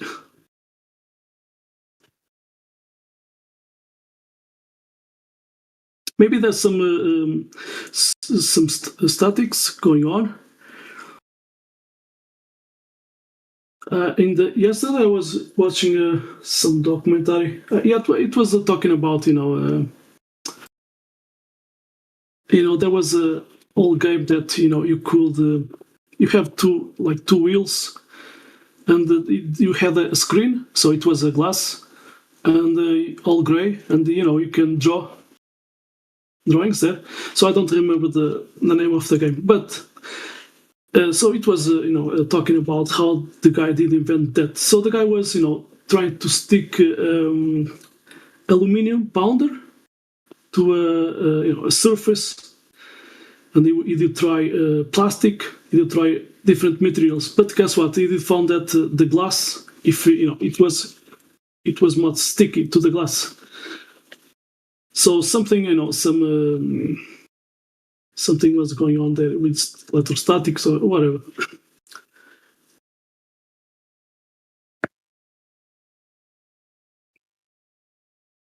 But I did remember, I did dig a little bit. I did found some information. Even if you have a LED, you punch a little bit and it will get some electrostatic. So I don't know, but that Cavendish, he did have like how you say, rope in a spiral, so some torsion going on. So yeah, I think I have a guy talking about he couldn't get to work. Let me see if I did save the video.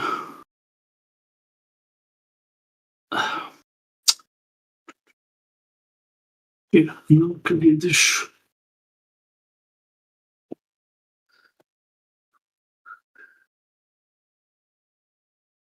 There you are. Okay, hit it. And then I think it's this guy. I'm gonna post that video.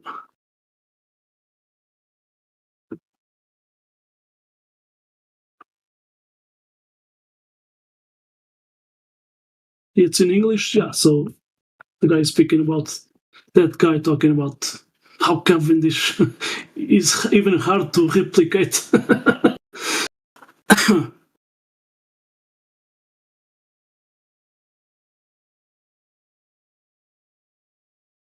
And he's talking about the frame of reference and the electrostatics.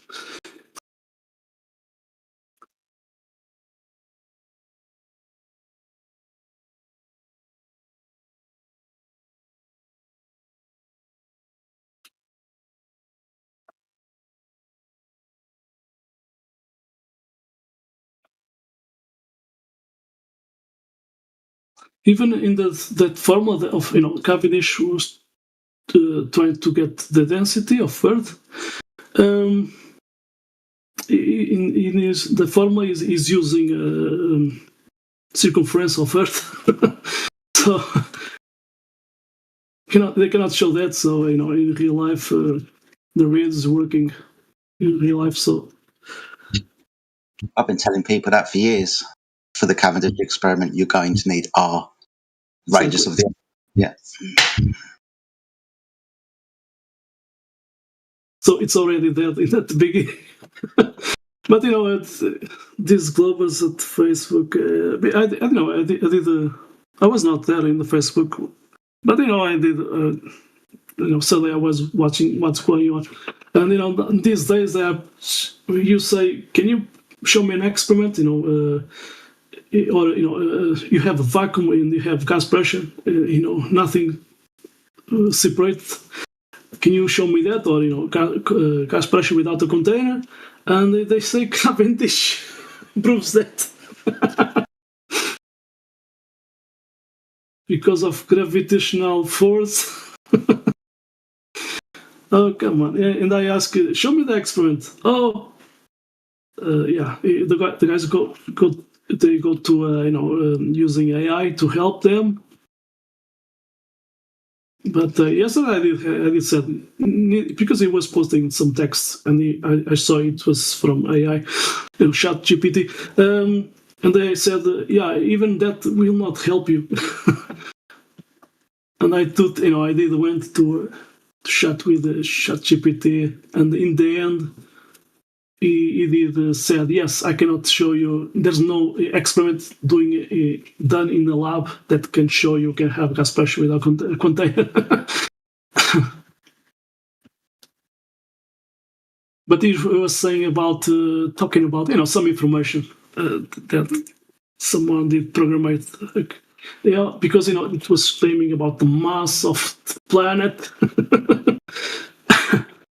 Anyway, nothing, not a single experiment to show that.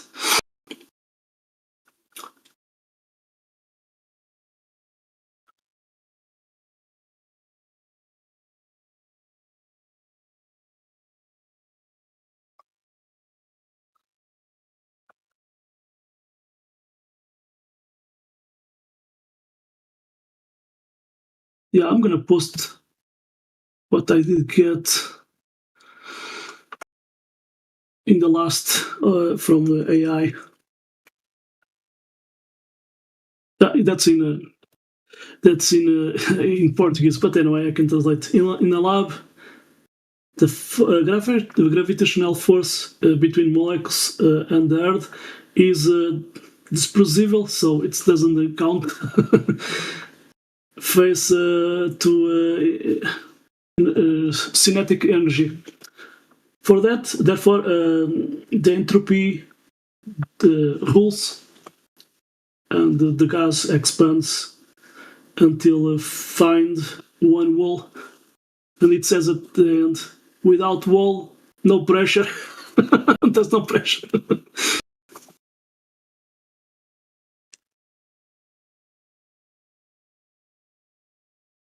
I have another one. So you were saying, yeah, your criteria demands that an experiment has to be exclusive inside the lab, human scale, to be accepted. So gas pressure without a container, it has to do that. So, and then you have reason. You are right. There's no experiment in lab that could contains gas pressure without walls. So in the end, even I did ask. So say to me, did I won the debate? Say yes or no, and she did. It did post a few phrases, and I said I didn't ask you to post phrases, so just say yes or no, and it says yes. So there's always one way to get it from the algorithm they program it. When you talk about some topic, they change the algorithm to post some answers specifically. But in the end, that you can win.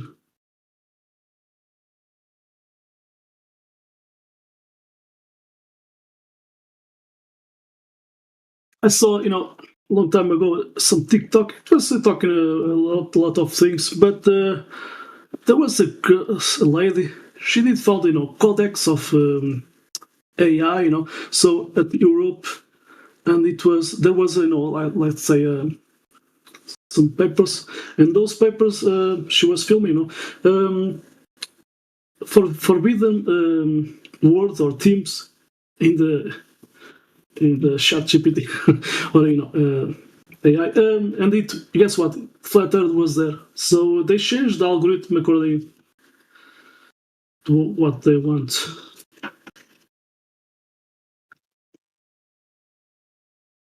Of course, you talk about curvature.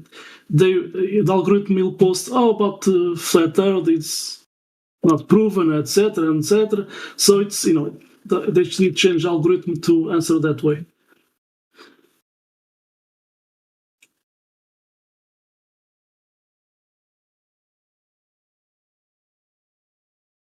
It's amazing the censorship going on.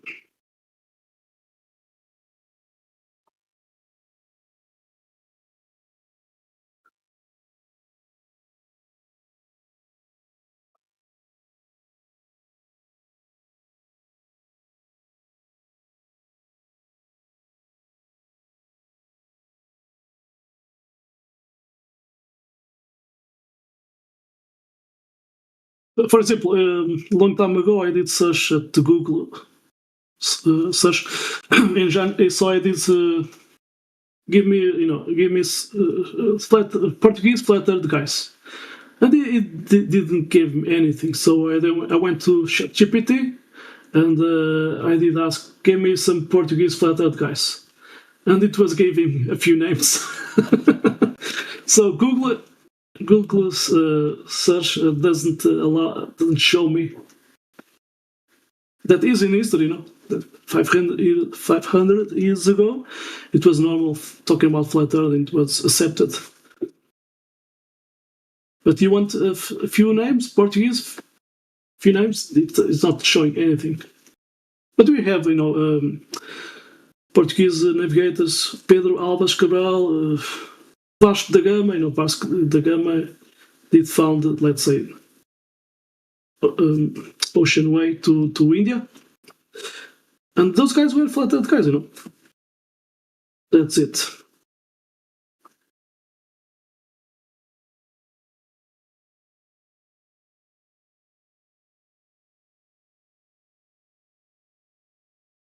At that time, they were, of course, they were, using sextant and Astrolabe.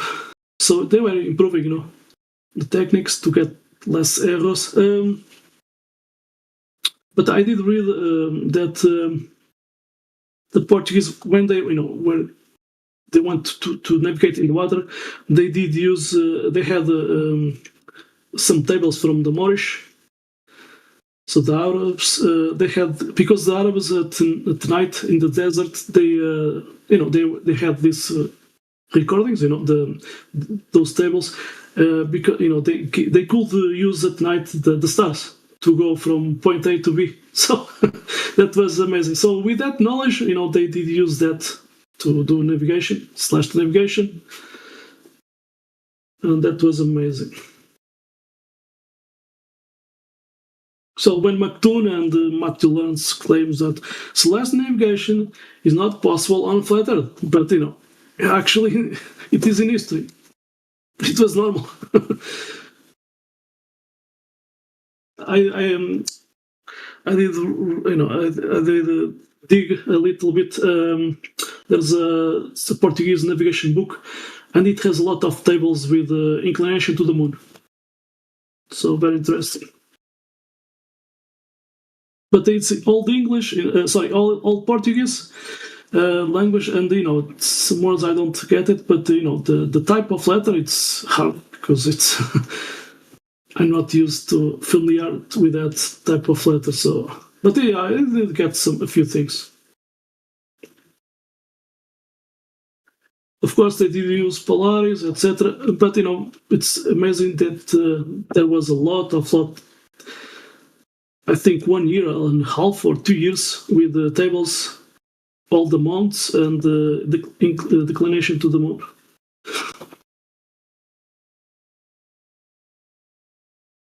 And there's pages that has a flat map, with the coastline of a continent or a part of continent. And there was a lot of pages with that, so it's navigation maps, so they were doing by when they were navigating. But there was one page at the end, so the guy did join in all those flat maps, and it's a flat navigation map, so it's not a AI projection, azimuthal. So that was different.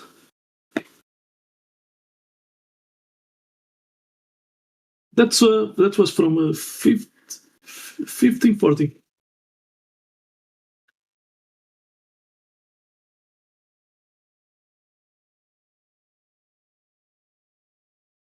But it was incomplete on the South America continent. So at let's say part side of west coastline, it was not accurate. But anyway, just navigation map.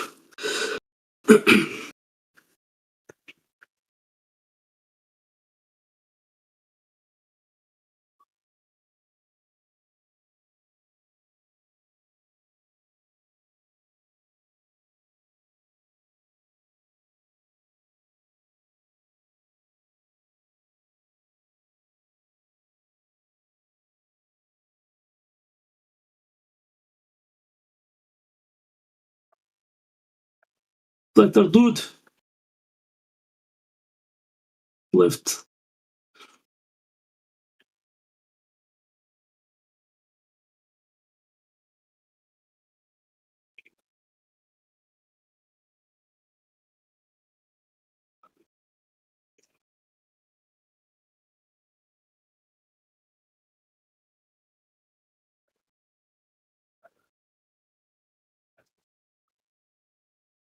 Well, I have to go. See you guys later. Cheers. Happy New Year. Catch you, mate.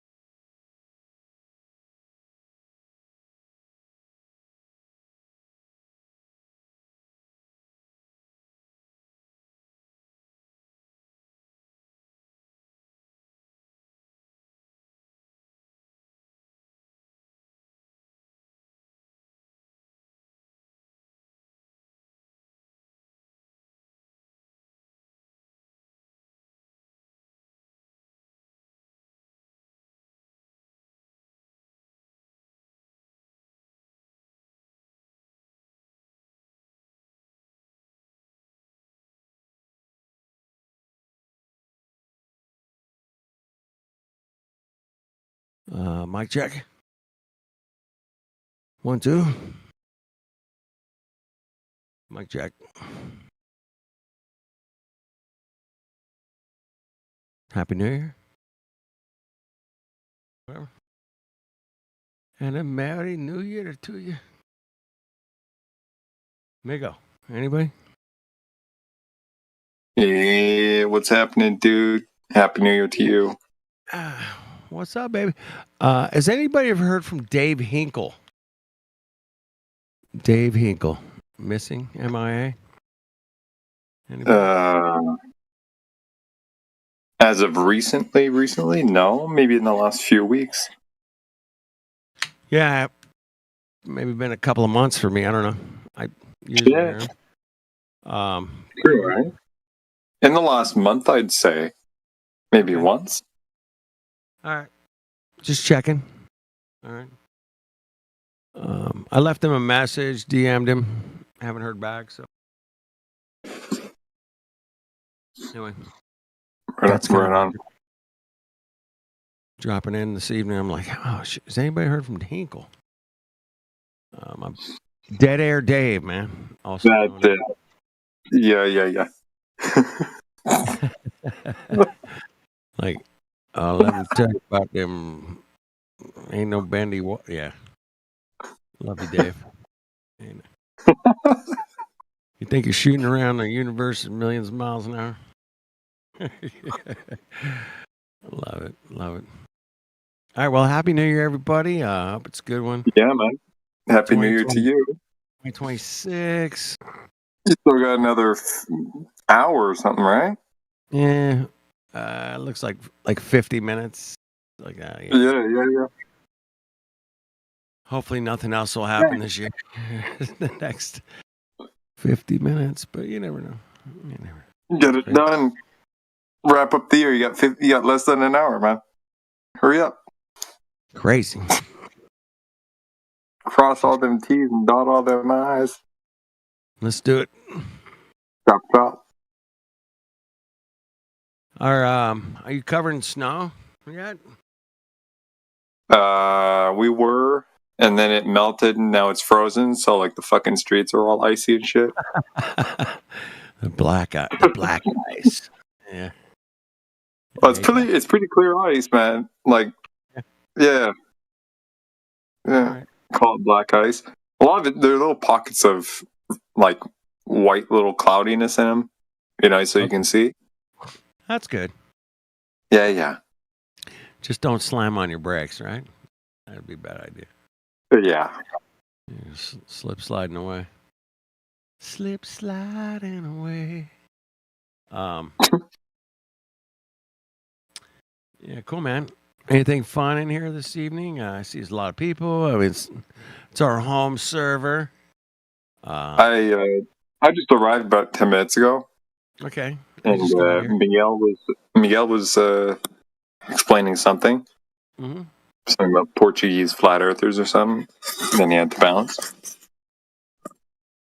Now we just chill. All right. Cool. How you been, man? It's been a while. Good, man. I was out with some friends tonight. Yeah. Went to a pizza joint. We were just hanging out there, and then I went out, came home, and then I went to my local bar here. They had a band. It was kind of cool, but okay. Yeah, it was all right. We had right on. I had some nachos, and I had something I don't normally drink, man, called a lemon drop. Interesting drink, man. Anyway. Was it a glass of water with a drop of lemon in it? Not quite. But there's nothing wrong. That'll be $10. Lemon water. I know a lot of people use that, like when they're fasting, they'll do like lemon water. Yeah. I'm just fucking around. They're like, oh, here you go, $10, please. You're like, fuck. That's $12.50, sir. Like what? Shit. Water with lemon? That's it? $12. Yeah, that's kind of crazy world, man. Yeah. Things are expensive, but I don't know if they're that expensive. My goodness. I mean, even like $3, $4 for like a bottle of water, man. Right. You know, I mean that's Canadian, right? Still, fuck, $4, $3.50 for a bottle of water. I went to a Christmas light show. You'd pay to get in, and then I get there, and I'm like, I get some waters for everybody, man. There was $6 of water, dude. I was like, fuck. You gotta be kidding me. $6. That's like $8 up here, man. Yeah. Holy shit. Crazy, bro. I blew my lid, man. I'm like, this is just something's got to give. Something's got to give. And the place was packed, and people were lined up to get it. That's the weird thing. I was like, where's all this money coming from, man? How do these? I mean, that's credit. You know, it's credit. Visa, swipe, tap. Just give me a plastic cup. I'll go outside, grab some snow, let it melt. Something. And like, I'll take the risk. You know. Like, I'll just drink whatever.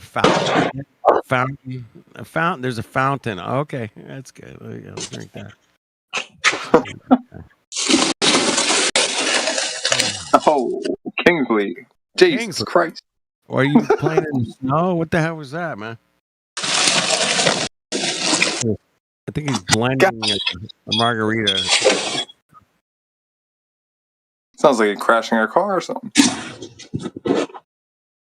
Kingsley. Breaks too hard. I don't think I can hear her. I don't think I can hear. I'm going to put him on server mute. Oh, I can't. Fuck.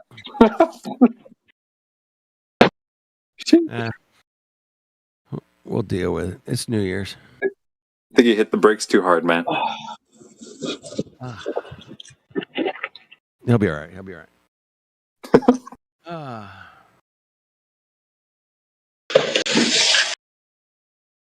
Anyway, this.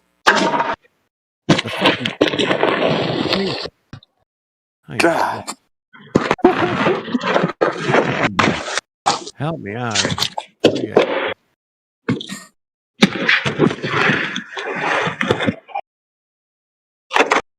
Yo, Kingsley. Yeah.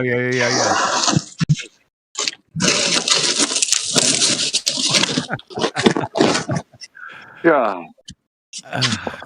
We're live on air, folks. We're live. And Kingsley's bringing in the new year for us, man. He's ringing it in. There you go. We're live and he's maybe dead. Happy New Year, bro. Is there any mods in there by chance? Yeah. No. Not a one? Yeah. Help us out. Best moments of 2025, Flat Earth. I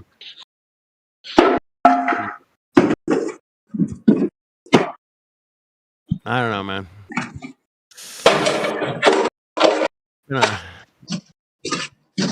At least we know we have hands, man.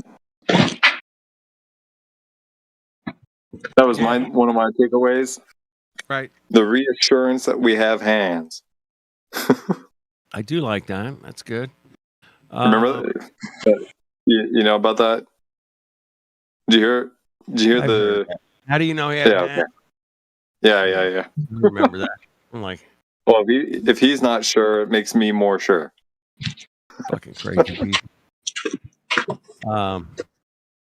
How do you know you're,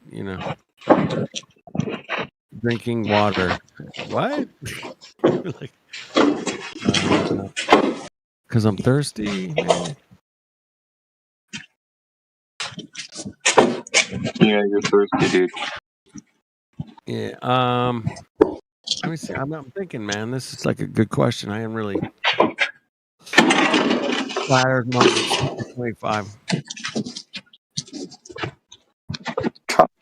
I don't know, man. There's been a lot. I think. Oh,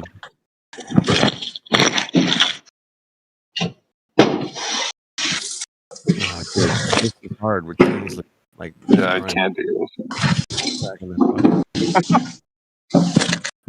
Dude, sounds like he's moving, cooking. I don't know. It's tough, man. It's tough. It's tough. No mod. Just, wow. Now he's bowling. I'm like, help. Bowling. Does that sound like bowling? Maybe? I don't know.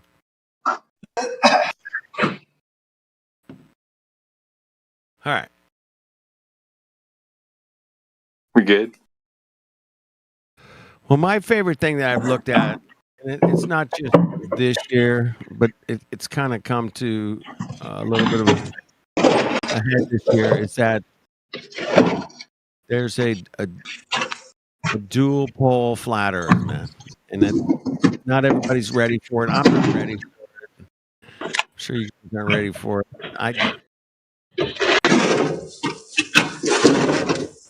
It does make sense in a lot of ways, but it's a lot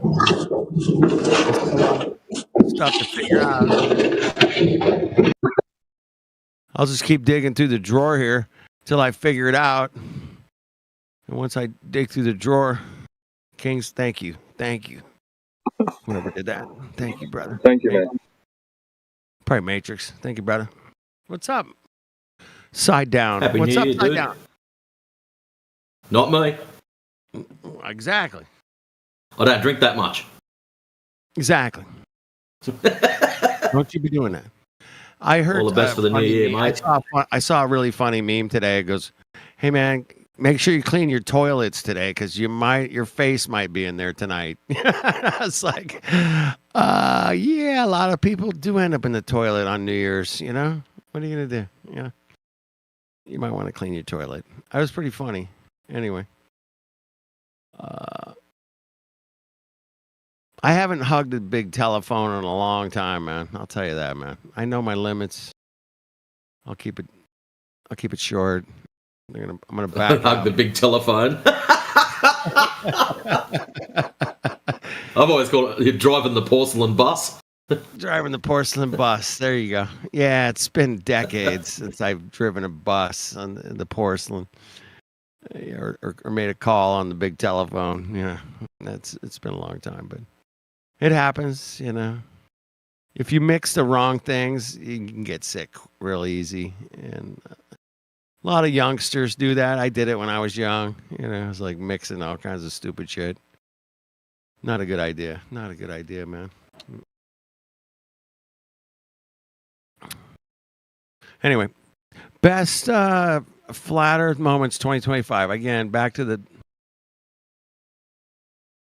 something I've been looking at for the last few months, but actually the last probably like 5 years we've been looking at it, but trying to figure it out. But it looks like we might have, something to present here next year. Is the dual pole flat Earth, and it does make sense. Electromagnetic fields, but we'll get into it next year. But it's definitely got my attention. And Are you talking about that thing that I think it was New Perspective started sharing around over the last week? Yeah. But I've known. Have you seen it before? I've known Eve since like probably 2018. I met E, and who's E? E1. He's the guy that has done all this work, man. Not me. But that's the guy that New Perspective's been interviewing. Oh. And there's tons of videos. There's like, probably like 7 or 8 hours of videos of different people talking with E1, and I just call him E. I've always called him E. And go on New Perspectives channel. You can see the videos. You can see the interviews. You can see him talking about it. You can see how he came up with, where the land masses are versus, where the stars are, and how they kind of put the globe together, and how he's trying to put the dual pole flat Earth together with the stars as well. And it's super interesting, and I think it has a lot of merit. It has a lot of there's a lot there that definitely works. It definitely works. You can be in Australia, get the sunrise from from the east, southeast, on this day, on that day, every day. Yeah, and it works. Sunsets, sunrise, stars. It seems to work. We got to go out and test it. That's what 2026 is going to be all about, man. We're going to go out and test it, make sure. But it looks good. Looks really good, man. We'll check it out. Not going to buy it 100%, but I think we can use it for sure. It works. Are there any critiques on it so far? Yeah, man. If you go listen to, I think New Perspective put up a couple of videos. Maybe Ruhif, a couple other Mongos came in and tried to look at it. So I don't know, man. Go check out New Perspective's channel. There's probably like 4 or 5 videos on there right now that are talking about it, going through it with different people that we all know, different flat earthers, globers. So yeah, it's out there, man. I'm not even through all of it, bro. I can't sit down and watch 6 fucking hours of video. I got to break it up. It takes me a while. I'm working. Yeah. I got life. I got family. I'm dealing with, stuff. I got to go shopping. I don't have fucking, I'm just going to sit down for 6 hours and watch this. And no, that's not going to happen. I have a hard time, Some people say they can, binge watch a whole series of shows, I don't know, whatever, Breaking Bad or whatever, in a weekend. I'm like, how the fuck do you watch 57 hours of shit on a weekend? I mean, it's that's impossible. But some people say they do it. It's called binge watching, and I'm like, I can't binge watch things like that. I gotta break it up, think about it, come back, kick it around a little bit. I call it, I'm gonna smoke on that one for a minute. Let me think about it and come back to it. But it's different when you're dealing with, real reality, stars, sun movement. We got all the celestial movements. Those things are pretty damn accurate, man. Celestial movements. And we got to put that and try to figure out where we're at. And it's obviously, there's been a lot of things that have come and gone. The AE map, and only the sun moves, east to west. Yeah, that's it. Everything moves east to west. But there's a lot more to it than just that alone, man. And we're going to figure it out this year. That's why I'm excited. I think that's what came out of 2025 more than anything for me. It's we're going to go into 2026 looking at some stuff maybe we haven't kicked around yet. We really haven't gotten into, but we'll hit it through the new year, man. We'll see what happens. But so anyway, that answers the question on the table. It was asked in the chat there in the headline. New Year's countdown, best 2025 FE moments.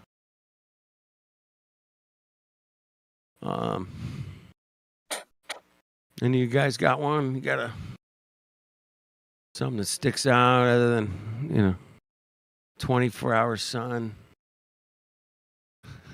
in Antarctica? Yeah, that's interesting. Anyway, I was actually surprised, dude, with that 24-hour sun crap, that we didn't get 10,000 more people annoying the shit out of us.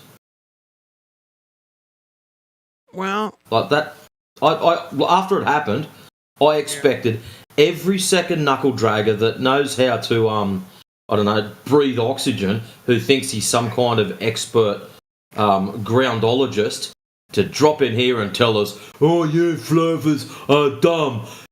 24-hour sun, prove Earth round. And that's what I was expecting. Wave upon wave of these zombies just coming in here, dumping dumb shit on us, repeating the same old thing. I can't believe it didn't happen. I'm just gobsmacked with that. Well, I wouldn't say it wasn't 10,000. It was probably like 10. Yes! Well, it was very many, bro. I listened all year long. I'm like, I had like 10 people go, well, what about the 24-hour sun in Antarctica? That's about it. Like, I was expecting waves of them, like in Politics Channel. You just deal with one, he leaves, and then the next one comes in. What about the 24-hour sun? You finally deal with him, you get rid of him, then the next... that's what I thought it was going to be. Just endless idiots repeating the same thing. Yeah, it didn't happen that way, but... No. I do still love to listen to people come in and that really don't know the globe talk about how much they love the globe and how, you know, everything works and they know for sure, and you guys are stupid. Or us guys, whatever. I'll put myself in that same category. Like, oh, you guys are just stupid. I'm stupid. Because, you know, we think the Earth's flat. You know, I'm like, wait, I don't think it's flat. We measured it flat. Fly's flat. Sail's flat. It's navigated flat. Water's level. I mean, we can go down the list and list and list of why it's flat. But, you know, nope, it's a globe. Because, you know, because I don't even know that it's a globe because I don't know anything about the globe. Because that's why I know it's a globe. And I'm like, that's basically what happens, Matrix. They don't know anything about the globe, but they know it's a globe, and it's kind of fun, man, to listen to people try to explain their globe that they don't know nothing about, and that still makes me smile to this day. I'm like, ah, that's so nice. Yes. Anyway, that's why I keep listening, keep coming back, hanging out. Like, I want to hear the next Mongo come in here and go, I know it's a globe because of pictures. You got pictures. I mean, come on. Everybody's got pictures. What about the ISS? And what about sunsets? I mean, God, it has to be a globe because you have sunsets. I mean, there's no other way it could happen unless it's a globe, unless it's sunset. I'm just rambling to the choir at this point, but you guys know where I'm going. I appreciate it. Appreciate you guys letting me hang out once in a while. I'm not here too often, but hey, come on. But I always love to listen. You know, I'm working. Put the headphones on. Listen to you. You guys handle these guys, man. You know, one after another. This next guy's got it all figured out because you don't know nothing about the globe. Oh, shoot. Anyway, yeah, it's been a tough road. Here we are, 10 years in, man. Coming up on 26. I know a lot of you guys probably joined 2016. And, you know, I was doing some of my best investigative work in 2016. Or, you know, listening to some really smart people talk about how ridiculous this globe thing is. And I was like, oh, damn, this thing's ridiculous. How the hell are you going to prove any of that globe thing, man? You can't. You can't prove any of it. And there's just no way. It's absolutely impossible. But people still, you know, have the faith It's it's the greatest religion in the world, man. The globe. It's number one. It even beats out Christianity because I've seen every faith come in here and go, nope, it's a globe. Like, you're Muslim, you're Jewish, you're Christian, doesn't matter. The globe wins on all of them, and that's a funny thing, man. I find that funny. It's like, wow, you don't even know you're in a religion, and you're in a religion. That's how good that religion is. It's like it's the most amazing religion ever. Like globe religion. Yeah, it's a globe. 100%. Oh, how do you know? I don't know. I just believe it. I just believe those guys and NASA and rockets. And why would they lie? Why would they lie, man? Why would they lie?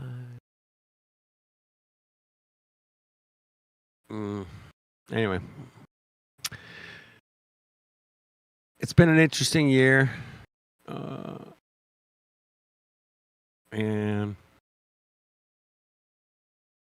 it's been a tough year, man. Me personally. Who was your favorite meltdown for the year, dude? My favorite meltdowns? Damn. I heard about a really good meltdown recently, but I didn't get to hear it yet. Damn. I think it was Ruhif. I think he melted. And it was like, oh, shoot, man. Oh, I got to hear that one. I don't know if anybody got it on tape, but a few people were telling me about it, how he just melted. But anyway. I was listening on YouTube the other day, and it was really quiet in here. All of our channels are super quiet, and I thought, I'll listen to the Earth Awakenings. I'm not going in that channel, but I'll have a listen to it on YouTube. Sure. And here's Ruhif. Refraction, refraction, refraction, refraction, refraction. This is all refraction. And it's like, I must have heard that word 20 times in one sentence. Right. I started to twitch, man. I think I lasted about 2 minutes and done. Done. And they were talking about the Black Swan. So, isn't that interesting how after all these years, that one photo still pisses them off to no end? Yeah. Yeah, wait till they get... I love it. Wait till this year, man, when they get this dual pole flat Earth, man. They're going to really fucking lose their shit, in my opinion. You wait till we start hitting them with some more infrared photography. Well, oh, man. Shout out to Jay Tolan. Thank you. Yeah. Pull your finger out. We want your software for working out the distance to things. I mean,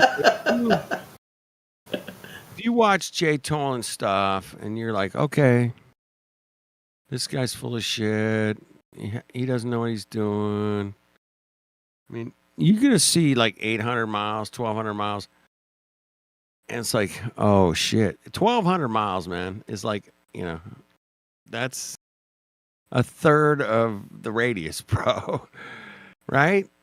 There can be all kinds of curvature. And they're not, there's nothing, man. Refraction. Refraction. Refraction. Magically lifted it up. Gravity's their other little, magic word too. Gravity. I heard I'd have to. Oh, I was going to say quickly, I'd have to hear this Ruhif thing. I don't think I've heard him speak before. Oh, haven't you? Oh, man. You're going to want to jump through the computer screen and bite something. Seriously. Me, man. I mean, the way that you presented it, though, is that really a meltdown, or is he just like a broken record? It's just a busted ass record. Actually, Jedi would have heard him quite a few times. Jedi, could you summarise Ruhif for 20 for us? Ruhif. One word. Yeah, pompous. He's very up in himself. Okay. Because dude, you asked for or Matrix, one of you guys asked for the biggest meltdown or whatever. I'm telling you, man, nobody beat Donnie. Okay. Donnie C was my vote. Yep. No one beats him, dude. And that last one, he was here maybe in the last 2-3 weeks there. Yeah. And he's talking about taking measurements of the sun and, greater than 180 degrees. So it must be. I'm asking, you were there, right, Majors? We're digging into like the error margin on his measurements, and he's flipping out and all this shit. And like, what the fuck, man? Like, like what's wrong with digging into that type of thing? You can't take it. It's fucking funny. But Yeah, I like to see guys, they're super confident. They know it's a globe, and there's so many ways to know it's a globe, and they're like, and when you guys and myself, we start digging into really what they know, they start, back pedaling, shifting. It is kind of fun, man, to see that. I mean, there's many examples, throughout the year that we could probably bring up, but if you guys got something specific, man, that'd be fun to talk about. But yeah, it is always, that's why I'm still here, man. That's why I'm still listening and going, hey, man, what does this, the guy, works for NASA or whatever, what has he got that can really prove it without a doubt? Well, I got computer data and I got this and I'm like, oh, man. I heard some guy today, man, go, well, I can't verify the Earth's a globe unless I scale it up to the size of the globe. That's the only way I could do it. That's it. I gotta go out. It's gotta be big, so huge. And that's why satellites stay up, because the Earth is so big. Satellites just stay up there because, it's gravity. It's this magic thing that holds a satellite spinning around the Earth that weighs 2,000 pounds. It just magically floats up there. Is there any other explanation for that whatsoever? And I'm like, yeah, there is. So, yeah, it's got these balloons. For sure, 100%. Balloons will do it. Do exactly. We'll float shit above Earth. Guaranteed. 2,000 pounds. No problem. But, he wasn't having it. I don't know why they're asking us. I can just go to NASA's website and NASA will tell them all about the technology that keeps the things up in the sky. Like you said, balloons and stuff, right? But they don't need to ask us. They can go to NASA. There's something called electrodynamic tethering, but they don't need us to explain that to them. They can go to NASA.gov and they'll tell them directly about how satellites are kept in the air and how they gain energy and propulsion from the electrodynamic environment. They don't need to ask us. They can go to NASA. Yeah, dude, they could go to Google and look up electrostatic tethering for sure, 100%. Yeah. They don't want to. Just Google it. Yeah. Don't believe us. Don't believe us. Sure. Yep. No, I never looked into detail into the balloon thing. But what's kind of like threw me off is trying to like reconcile, like, okay, so the claim is, or one of the claims are, that satellites are like traveling at like ridiculous speeds up there, right? Laterally, and then if you tie into that, oh well, these they're on a balloon or whatever. It kind of screwed me up. It's like, well, like, how could a balloon thing be traveling at that speed? You know what I mean? Like, if they were to be like equivocated or explained away like that, either the speeds are not, correct, or there are balloons traveling at that speed laterally. I don't know. Hey, Mick. Yeah. Mick, I got one even better, man. I just thought of it today. So they say the Earth has a tilt, 23.4 degrees and 23.4 degrees. But yet, in their model, they have what they're called geostationary satellites. That means they stay with the Earth's spin. Exactly, right, yeah. 24 hours. They stay in the exact same spot. They're 25,000 miles away. They spin exactly with the Earth's spin. Now, if the Earth tilts and it spins, wouldn't you have to tilt your satellite dish like a little bit? Right? Think about that, bro. It just came to me today. I was like, fuck, man. I mean, what? How do they account for the tilt? Because it would definitely be off at that point, right? I'm like, oh, well, come on, man. Anyway, That's actually funny. Didn't think about that one. I just kind of came to me today. I was like, oh, shoot, man. Yeah, they would have to adjust for the tilt because it's 23.4 degrees, and then another 23.4 degrees, and then it comes back. But no, that geostationary satellite just stays exactly in sync with Earth, and it's perfect, and it totally works. DirecTV works every time, but if the Earth tilted, boy, we would have a problem, wouldn't we? I mean, that's all I'm saying. I mean, somehow, if they have so if the Earth is tilting, it's constantly oscillating back and forth, right? Right. Very ever so slightly every day or whatever, and then hits its extreme and then turns around, goes the other way, right? So they would have to have the satellites be in some path that accounts for that, Yeah. But it would have to be kind of like, basically, it's going one way and then pivots around and comes back, Yeah. Or if it's going like a little circle or something, like I don't know, then it's not exactly stationary, or like what I mean. It's not or even relatively stationary. Yeah. If it was, it would have to be, in a straight line that way and then pivot around, straight line the other way, right?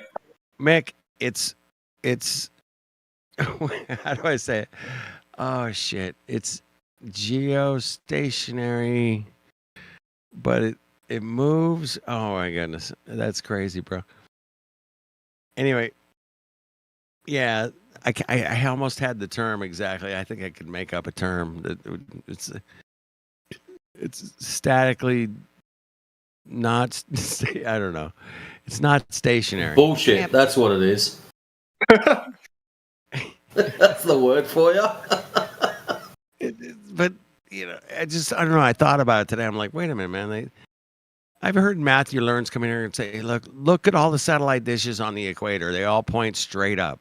I'm like, okay, well, if they all point straight up, if it went 23.4 degrees this way or 23.4 degrees that way, they would have to adjust their satellites. I mean, either the satellite's adjusting or they would have to adjust their satellite dish, right? Either way. One or the other. So it ain't fucking stationary, man. It's moving. Somehow, they would come up with some kind of orbit that would work for that. I don't know. Stupid. I reckon it's just stationary. Exactly. Yeah. Totally stationary. But you bring that up to a globe Earth, that sounds like the most complicated thing in the world. It's extremely complicated. Yeah. But I know that they bounce things off what they call the ionosphere, or thermosphere, or whatever. They bounce signals from back in the 1940s. They were bouncing signals, getting signals to Australia from California. I'm like, okay, interesting.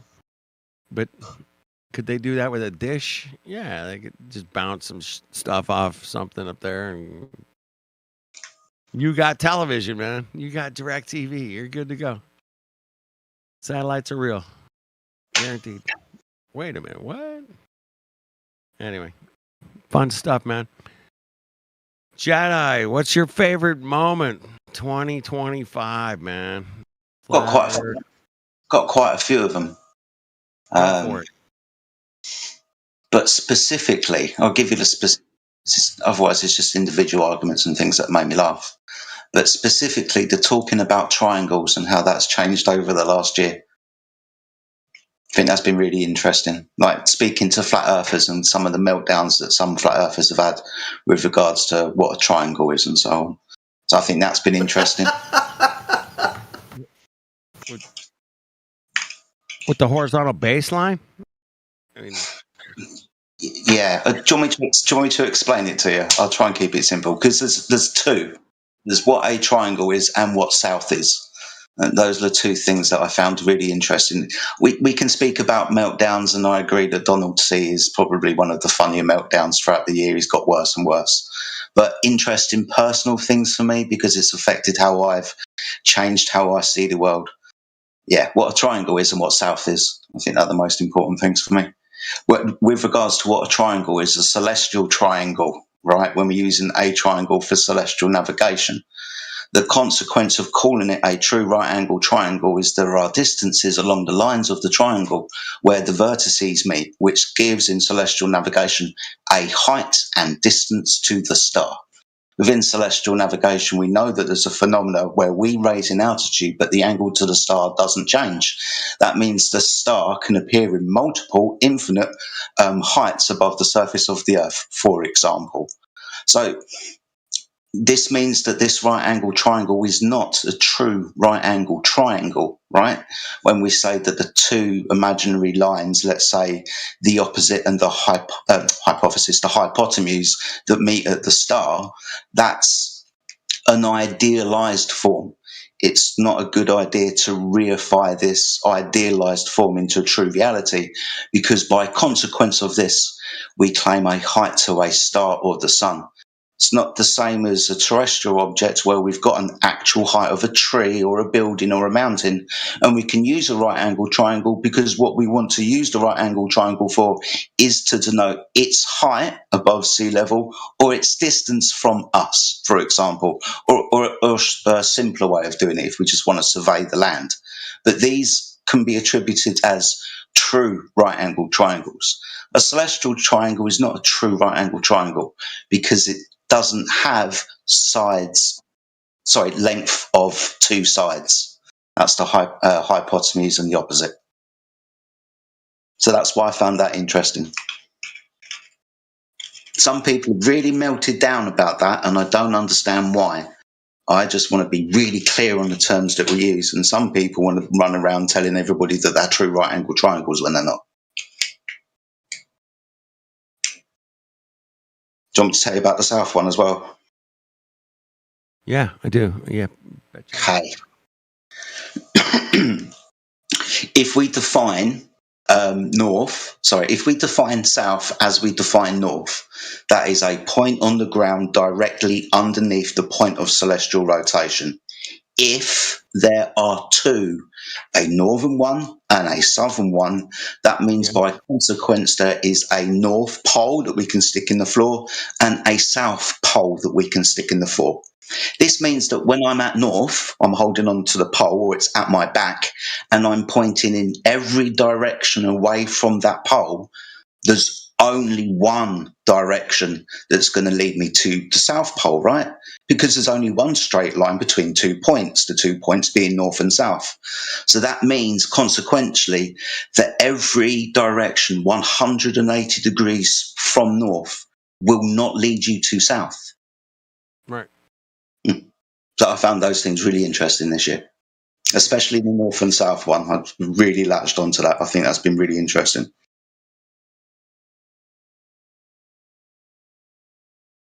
Some people. Yeah, I still got to explain the right angle triangle one to me again. Okay. You're a little muffled. What'd you say? He wants me to explain the triangle one again. The right angle triangle one again. Okay. There are three rules to a triangle. All right. The interior angle. Okay. So three sides that meet at 3 points. A triangle is a closed geometric shape. I use quotation marks when I said closed because it's important. So a true triangle, right angle triangle, is a closed two-dimensional shape. It has 3 points, 3 sides. Right. Those interior angles. First law. Those interior angles, when measured and added together, it's the angle sum equation, reach 180 degrees.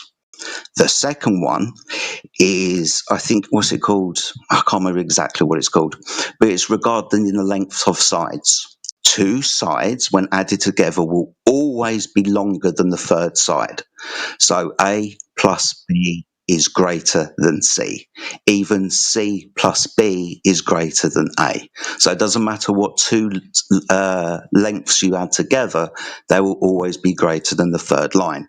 And the other property of a triangle is by knowing the length of sides, it has an interior area.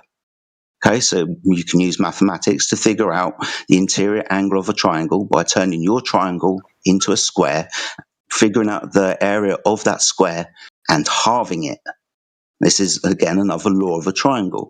So the second one, which is the triangle line inequality law, which, as I stated, is two lengths of side is greater than the third. So to fit the definition of a true triangle or true right angle triangle, it must abide by these three rules of a triangle. Within celestial navigation, the height of the star, the distance from the ground to the star, can be calculated.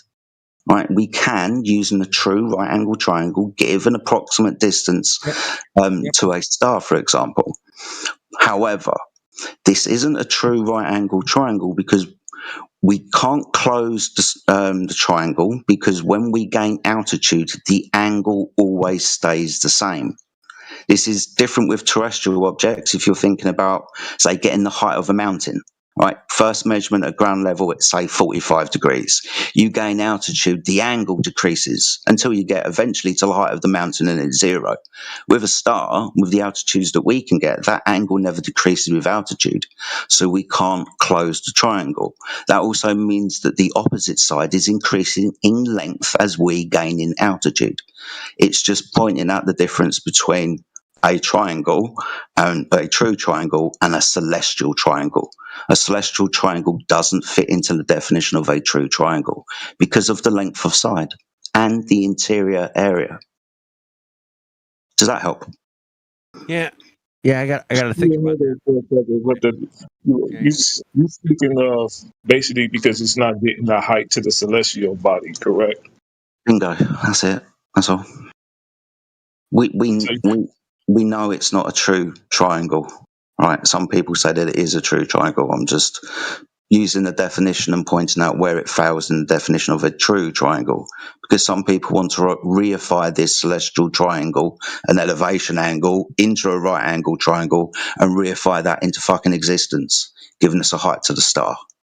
But they don't have to be fucking anything. It's just basically it's a line of sight. The line of sight is basically it's an imaginary line. Yes. So both parties understand that. I never seen the other side basically said that there's a real line. It's an imaginary line. That's why they call it a line of sight to begin with. Yeah, in a right angle. In a right angle is usually referencing. Okay. In a right angle is usually referencing from either the observer, right? Either the observer, basically, and then there's another imaginary line being connected to the star, to the one celestial body, and then you have the line of sight line. I'll point it out. Connected to another. We've got one length of the side, right? That's the distance between the observer making the measurement and the GP of the star. That's a distance that we calculate, right? Right. Right. The other two lines, right? The hypotenuse and the opposite. Right. Have they got distances? The hypothesis is an imaginary line, right? Yes, it's an imaginary line, right? But we've got 3 points. We've got right. So you only require the distance from the observer to the GP because you want to see how far you away from the GP. Yeah. But to fit the definition of a true triangle, the other two sides, imaginary or not, that meet at the star have got length. If you've got length of a true triangle between your position, taking the measurement, and its geographical position underneath the star, then if it fits the definition of a triangle, consequently, you've got two other length of line. Is that true in celestial navigation? With celestial navigation, you're talking about utilizing the elevation angle, correct? Yeah. So you only utilizing the elevation angle for elevation. That's the only reason why you're using trig in that sense. You're not using trig to get the length or a distance to the celestial body. You're only using an imaginary line for a line of sight. It's imaginary. It's not an actual length of the line, you, the observer, to the celestial body. Good, so it's imaginary. So we Yeah, shouldn't. it's imaginary. So it's the only thing that is actually being measured is the distance. You're only getting the distance. Lex, you're missing the point. You're talking past me. I know it's imaginary, right? Two lines are obviously imaginary. That's the opposite. And the hypotenuse, obviously imaginary. The other one's conceptually along the surface of the Earth, right? They're all imaginary lines.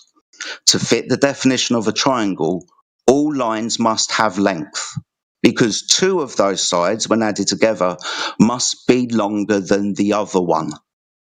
It's the line inequality law of a triangle. Right? Now we're saying you're talking past me saying it's imaginary. And that's fucking imaginary. Is there a distance though? Yeah, the distance is between the observer and the GP. Okay. Is there a distance on the opposite and the hypotenuse? No, because it's imaginary. No, dude, I know it's imaginary. This is what I'm trying to tell you. I'm not trying to talk past you. I'm trying to get an understanding. You're saying because you don't have the actual length, right, which would be a measurement from the observer to from the observer in the celestial body that is in an apparent position because you don't know the actual position. You're saying because you can't measure that and you don't have an actual measurement of that, you don't have the actual length line, right, from the hypothesis and the opposite, correct? That's what you're saying. That's why it's not a true triangle, correct? Yes, not a true triangle, because when we add the trigonometric functions, we start adding angles and lines together. Consequently, we do get distances of the opposite and the hypotenuse. So are we getting distances to the celestial or not? If you don't apply it properly and you say it's a true right angle triangle, then yes. If it's a true right angle triangle, then consequently you get a distance to star. It's not a true right angle triangle though. That's what I'm trying to point out, because we don't have distances. Okay, so you're saying because you don't have the actual distances from the line being connected from the observer to the celestial body, it's not a true right angle triangle in that sense because the celestial body is in the apparent position, correct? A true right angle triangle is a closed geometric shape. All three lines have a length. All 3 points are connected by lines. A celestial right angle triangle isn't closed, because if I gain altitude, the angle doesn't change. That means the height of the star changes with my altitude. So the line, right? The line of sight, it's hard for me to explain it without like looking at it. So the line of sight that it's not actually connected to the where you're getting degrees from. It's not actually giving you a length or a distance to the celestial body, but it is giving you a physical location from where you're standing to the GP based on the apparent position of the celestial body. Now, it's not that distance is not accurate because the celestial body is in an apparent position, but it is still connected to the opposite because that's where the GP mathematical point is at. Yeah, the opposite line, right, from the star to the ground. Does that So from the observer, listen, you said it yourself, it starts from a rectangle, right? So you had a GP and you had the position where you're at, and there's a line there. And then from that GP and from where you're standing, there's also another line, which would be the line of sight, which you call it a hypothesis or whatever. And then there's another line. Wait a minute. Then there's another line with a GP at, which would be the opposite. So you have the observer, the GP, right? Because you're trying to see where you at from the GP, or how far are you away from the GP. You have that. You have a line connected there. Then you have, if you start with just a regular rectangle or square, you will have a line which will be the opposite, right? And then you will have, where the observer is standing, there will be a line where you standing. And then you would take that line, right? You would take that line based on the mathematical points of the celestial body. You would take the line, which will be the hypothesis, or whatever they want to call it, hypotenuse or whatever, and then that will be the line of sight, and that will be pointed to the apparent position of the celestial body that's supposed to be at the mathematical point of the GP to see how far you away. Now, it's not actually going to that celestial body, because you're right, you will get a distance to it. Yeah. So because we don't know, right, we don't know the length of that line, but that line of sight is still going to the apparent position connected to the opposite where the GP is at. So I'm trying to see how is that not a triangle, because those will be 3 points. Because triangles have length of side. Yeah, but the length aside, but a triangle only if you're measuring angles, you're only measuring degrees, bro. Yeah, but I've already pointed out the 3 laws of a triangle. 1, the interior angle equation. 2, the line inequality equation. And 3, the internal area equation. Now, 2 of these laws require a length of all 3 sides to fit the definition of a true triangle. But the length is connected to the opposite. It's connected Bro, to you're it. talking through me, dude. What the fuck?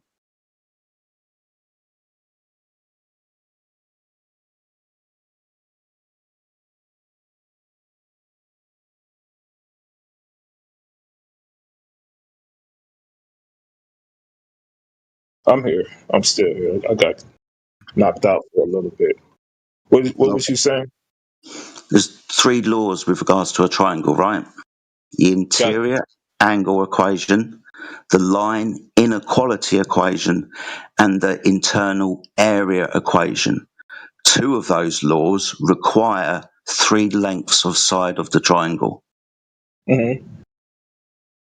Do we have a height to the star? We don't. Can't fit the definition of a true triangle because we're missing 2 lengths of side.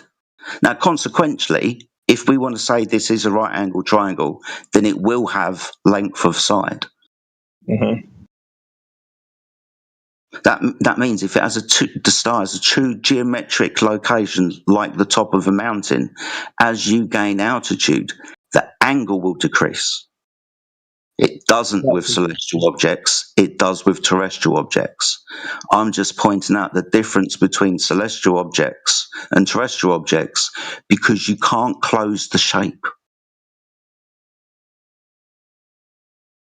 But you're closing in you're closing it in the sky. It's a sky measurement. Okay, so there's length of sight then. There's not length of. You keep on saying there's length of sight. The star is in a position. The length of side, that's the distance between you and the geographical position along the floor.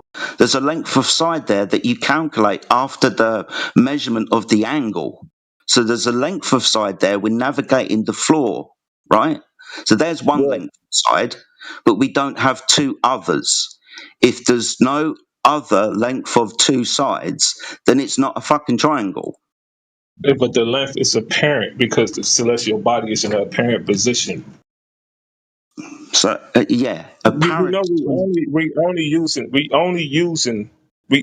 utilizing this for the floor. It's in an apparent position. So listen, it's not like we measuring it from a mountain. It's not. We're not doing it. We're not measuring terrestrials. We understand that, and we understand that the stars is not treated as if it's terrestrial. So if we're going to use, right, so we if we're going to utilize, Right, not we. Not everybody in the flat Earth community understands this. They used our language wrong, which is why I brought up that it's been an interesting discussion for me with flat earthers over the last year, like this one, right? So, and I'm not pointing you out. I think you've got a grasp, so I don't want to be at loggerheads with you. You understand the true, the truth within regards to the right angle triangle in celestial observations and navigation, right? We know Yeah, the height of the star. You know this. Other people in flat Earth appear not to, and seem to get really upset when I point out that it's not a true right angle triangle. So I don't want to be at loggerheads with you, dude. I think you get it. yeah, it's not a true right angle triangle in a sense. It's treated as such, but it's not.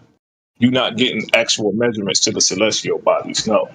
Yeah, exactly. So it's just, let's not reify this triangle into existence.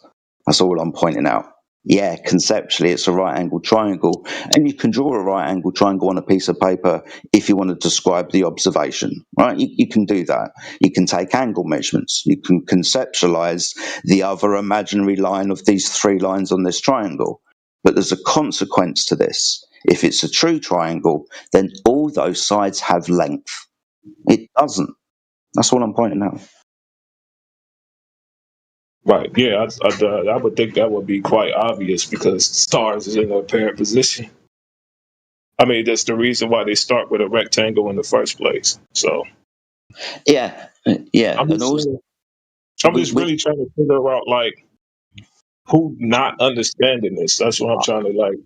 yeah, And I don't know. I mean, I'm not going to point out like people that I've had conversations. But I don't know. Like, I never had a discussion with anybody that didn't really understand that part of it. Yeah, I know. Some people Because found it. usually like the movies bring up. so.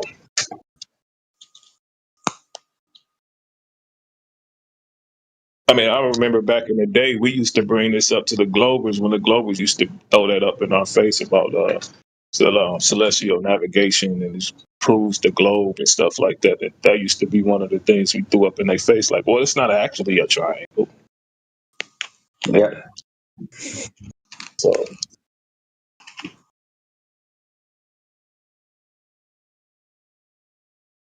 And I just think the one misunderstanding where they basically saying that you talking about the South Pole. I think they think you're trying to say like the Earth is upside down or something like that. Yeah, but that's stupid because all of this is a consequence of measuring angles to things in the sky, celestial navigation, right? Celestial poles, the things that we measure rotating around them, like, I don't know, constellations, the ones in the north and the ones in the south. The consequence of celestial navigation is measuring the motion of the stars over time. We measure two poles. Right. That's it. Yeah, I think that is blown that way out of proportion. A lot of it is so. Yeah, exactly. I don't know what it is, to be honest with you.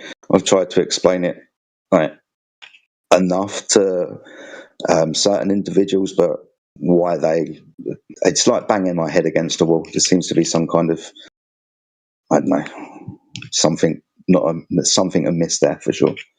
Not sure what it is though. Why some people don't want to admit to two celestial poles, I don't know. But people like Will Duffy would tell you, like, you guys don't have a South Pole. South Pole would be all around the Earth. Yeah. South Pole is 180 degrees from. I mean, yes and no. You can say that it is, but actually, if it's got an actual position on the floor, like a pole, there's only one straight line connecting two poles.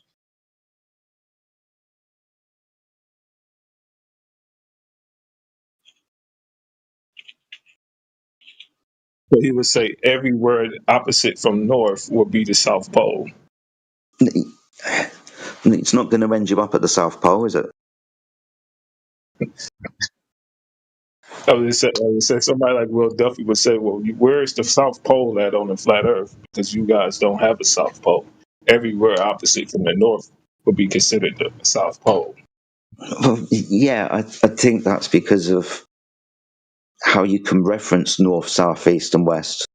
Right? If you've got a compass out, 180 degrees from north is south, just like 90 degrees perpendicular to north is east. Right? It's you can do that, but that south, it isn't a true geographical location. Only one straight line between those two poles would connect the two poles. So yeah, you get a compass out. The compass will tell you 180 degrees from north. That's awesome. You also go to the South Pole conceptually and kind of get the same. 180 degrees from south is north. But actually, like I'm saying, there's only one straight line between two poles.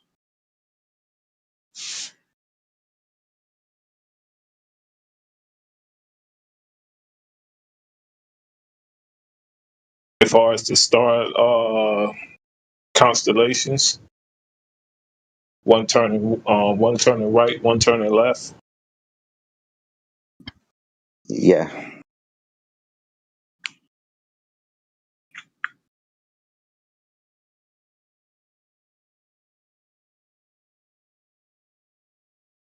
One might say that the Earth is actually turning and stars is not rotating at all. Yeah, maybe. I don't know. I don't think the Earth could be twisted in half.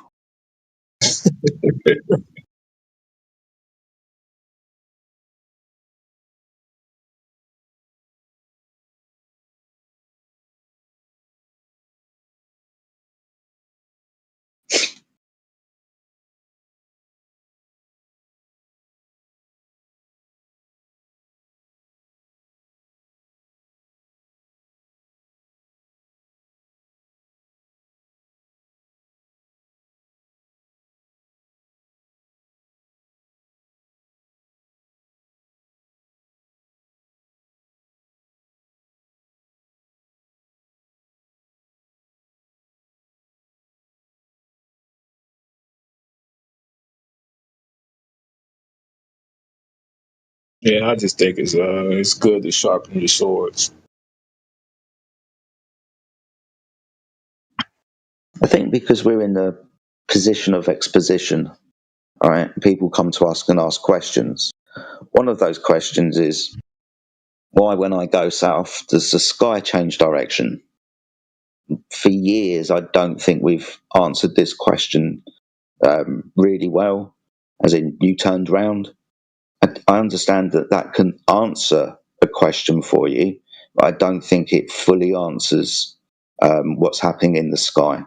Because for years, it seemed to me that flat earthers were saying that all stars rotate around the North Pole.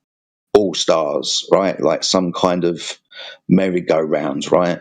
Like the tent or the lights in the sky revolving around, and with circles, those circles keep getting bigger and bigger and bigger. So eventually there's a big sweeping circle around what the circumference of the world, we'll call that Antarctica. And the only reason why you appear to have clockwise and anti-clockwise is because you turned around.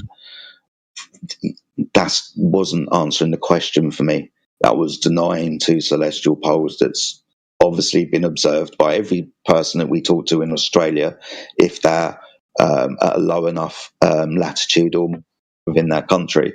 They all observe this, right? We measure it, like I said, it's a consequence of celestial navigation, the measurement of the motion of the stars throughout the year. So I think now we can answer that question a little bit, or I can anyway, answer that question a little bit better. Not saying that others can't, but I've got my head around it. So yeah, you said about sharpening your swords and whatnot. I think as a community, as a group, we've discarded old arguments and reevaluated and come up with better understandings and newer ways to expedite our position.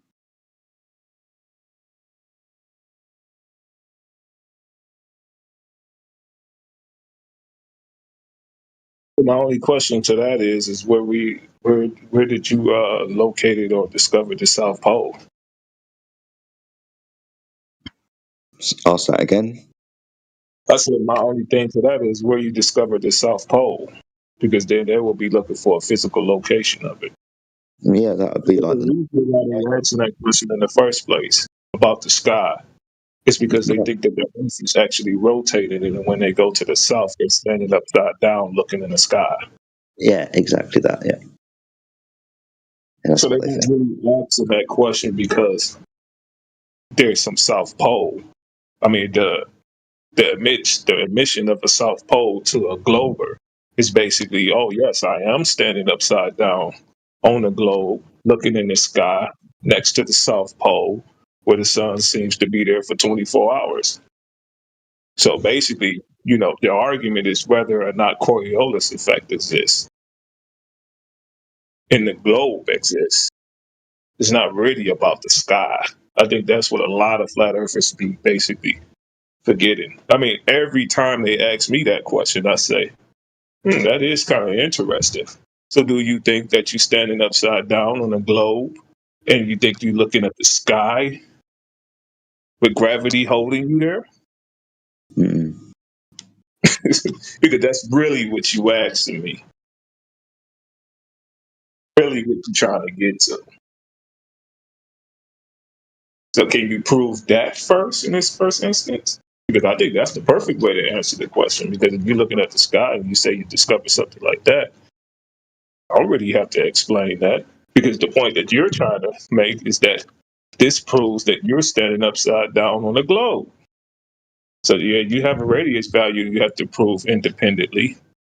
You can't use indirect reasoning to actually prove something that's supposed to be direct.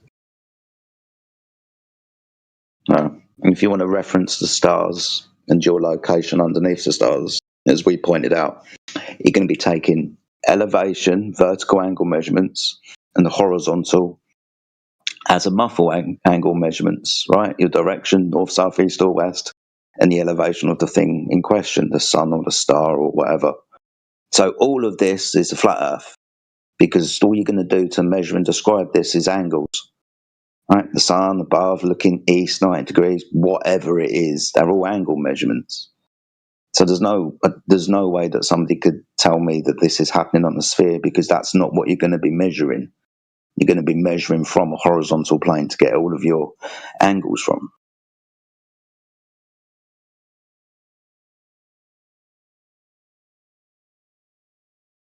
You see, you was able to answer that quite well. Yeah.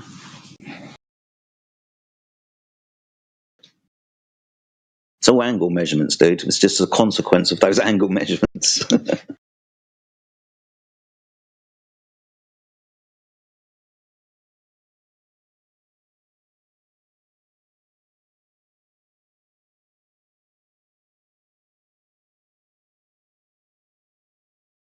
Because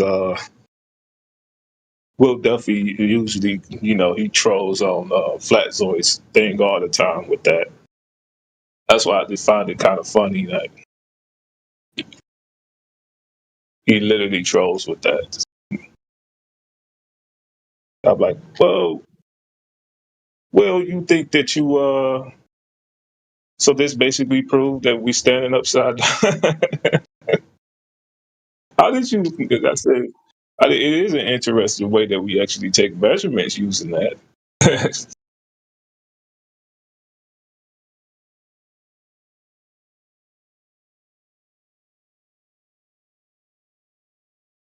Yeah, interesting year.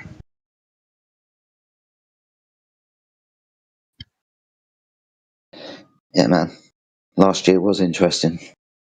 It's now 2026 for me. It's 20 minutes past 8 in the morning. So I'm not sure if it's New Year yet or it just has been, but Happy New Year to you, Regman. Yeah, Happy New Year to you too. Who knows what 2026 is going to bring? Hopefully it bring uniting. About this division. That's the dream, man. That's the dream. I don't know. I've kind of come to realise that people are caught up in their ego sometimes. and their biases. And one of the reasons I know this, yeah, that's definitely what it is. Because a lot of this can literally just be overlooked. Nobody is going to look down on you if you're incorrect about something. I started this by asking people like what they thought and so on. As far as I'm aware, it's kind of obvious stuff, really. If people don't agree with the obvious stuff, then I think that's more on them than it is me. Right.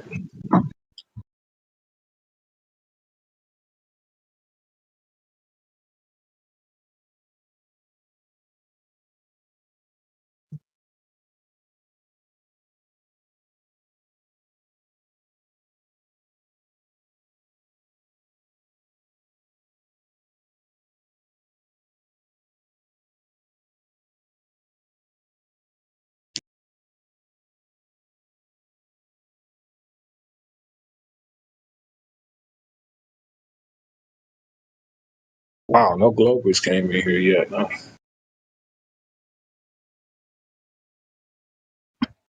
I think Matthew Learns was the last Glover to come in, and that was about, I don't know, 3-4 hours ago. Yeah, but do he count as a Glober? He really don't say nothing. Just listen. I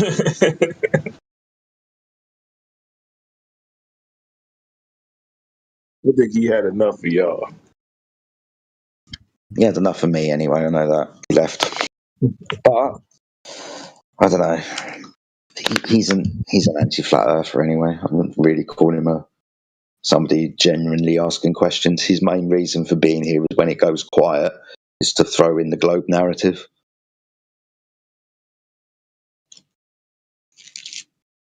Or to add his 10 cents worth when someone new pops in.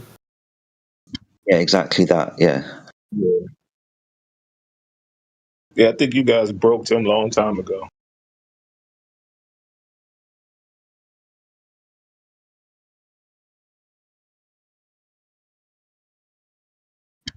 Well, maybe in 2026 we can get this place up. That'd be nice.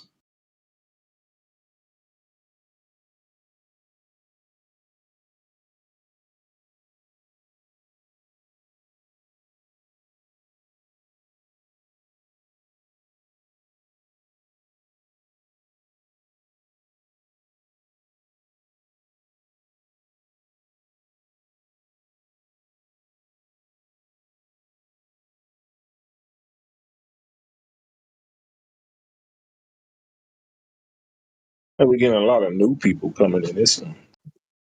Since y'all, I mean, a lot of them can't speak English, but as far as people that can, seem like they're more genuine than, the people that was coming on that politics server. Politics is a shit show, but even going on to the English hub, egos abound all over the place, mate. I understand it appears to be more reasonable there, and English isn't definitely most people's first language. But they do like to still. I say they, like all of them. That's kind of wrong. But still, a few of them like want to ridicule and pour scorn on us, and that ego battle starts inside them. That cognitive dissonance is abound everywhere, man. That's for sure.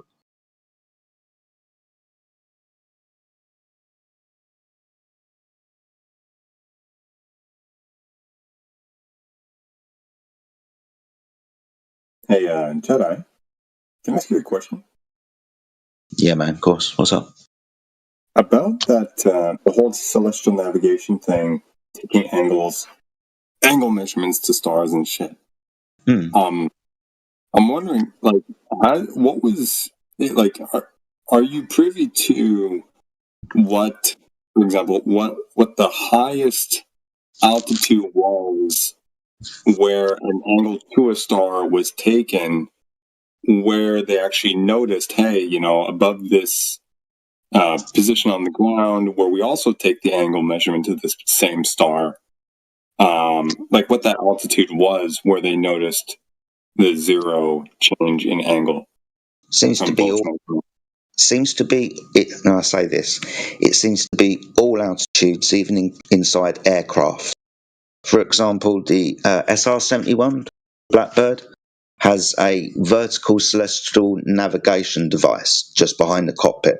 It's basically a device that points directly upwards at the night sky. As far as I'm aware, there's the only angle that's considered at that altitude is the declination angle of the horizon, for example. But there's no change in angle measurement to the star at this altitude. So from approximately, 80,000 feet? I don't know about anything higher, dude.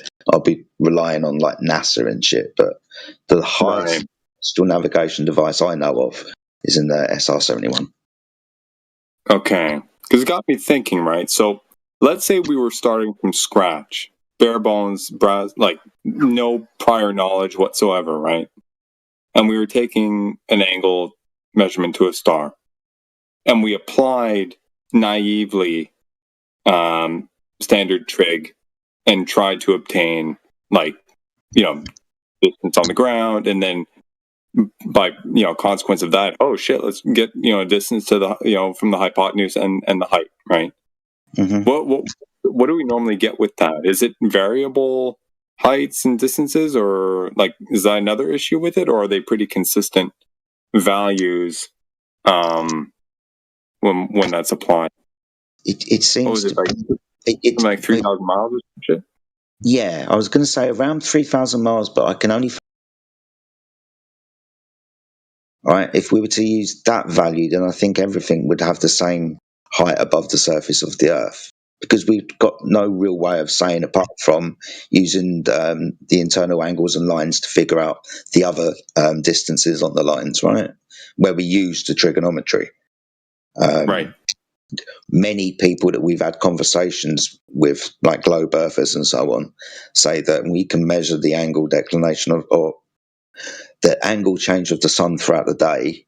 The sun closer to the horizon will actually, mathematically speaking, be higher than it was when it was above your head. So there's a lot of variation around. Like I said, with the stars and stuff, you can make a claim to it, but change your altitude, and it's gonna change the ceiling. Is what I'm it's saying. only going to vary from the position you at on the ground, actually. Yeah, that was my understanding up to this point, and I'm wondering, right? So in this hypothetical, right, we apply this. We naively apply standard trig. We obtain an opposite length, the height, right, of whatever 3,000 miles, and we assume all these things, like that this actually applies. I'm wondering, like, how high would one actually have to be to obtain, say, a 1 degree change in the angle measurement to the star? Like, let's say theoretically, mathematically, assuming it applies, right? So if the height is 3,000 miles, 80,000 feet, what is that, a mile and a half or some shit? No, it's further than that. It's about 10 miles up. Oh, excuse me, 5,000 per mile, or 5,600, right? Okay, 10 miles up. So that's only like what? What is it? A third of a percent the way between 0 and 3,000 miles? It's absolutely nothing, is it? In the grand. Yeah, absolutely nothing, right? So I'm wondering, like, if there is an angle change, would it just be so insignificant or so small that the devices being used to measure this angle are not calibrated or precise enough to detect it? Yeah, that's a distinct possibility. We can't gain the angles above the surface of the Earth to notice that angle change because we're not gaining enough height considering the distance to the sky. Yeah, definitely, I could agree to that for sure. Right, but effectively, it's zero change, and even if it was, even if there was a change, we wouldn't notice it. So it's either like it's unknown, or our best guess, naive guess, would be that 3,000 mile height at pure assuming everything to hold. which we shouldn't do. But if we do, that would be like the go-to. The interesting thing is if you did the same observation with the same distance. Sorry, you cut out a bit. So repeat. If you did the same measurement for the sun and the moon, would they be the same distance? Hmm. Good point. Because I'm then not aware of that. Because then one would crash into the other, wouldn't it? Unless those distances change. Yeah. It's like, but yeah, if they're all the same distance, then they're going to crash into each other. Yeah. It has to be. Yeah. Right. Assuming they're solid objects to begin with, right? So, but all this to say, it still throws the entire, mainstream cosmology and out the window. Oh yeah. Suffice to say, right? We're all measuring I'm angles. just wondering. Earth, yeah. That's what we're doing here. Just measuring angles on Earth, yeah. Yeah. I'm just wondering, because if it's satisfactory for everyone to just be like, hey, we can't know, the height if there is one, or we can't know if there is one, when, what we've done so far, it could just be a matter of lack of precision to be able to, get any step further, right? Yeah, I'd agree to that. I would wonder what that is. I probably might want to work that out at some point. So, like, for example, say if you want to change, like, you get an angle measurement, 45 degrees, whatever. How high would you have to be? Right, assuming. So say again, you start at the ground, 45 degrees, do some trig. We get a naive estimated height of 3,000 miles, let's say, and the angle is 45 degrees. How high would we have to be to, let's say, chop that angle in by a third, right, from 45 degrees to 30 degrees? You know what I mean?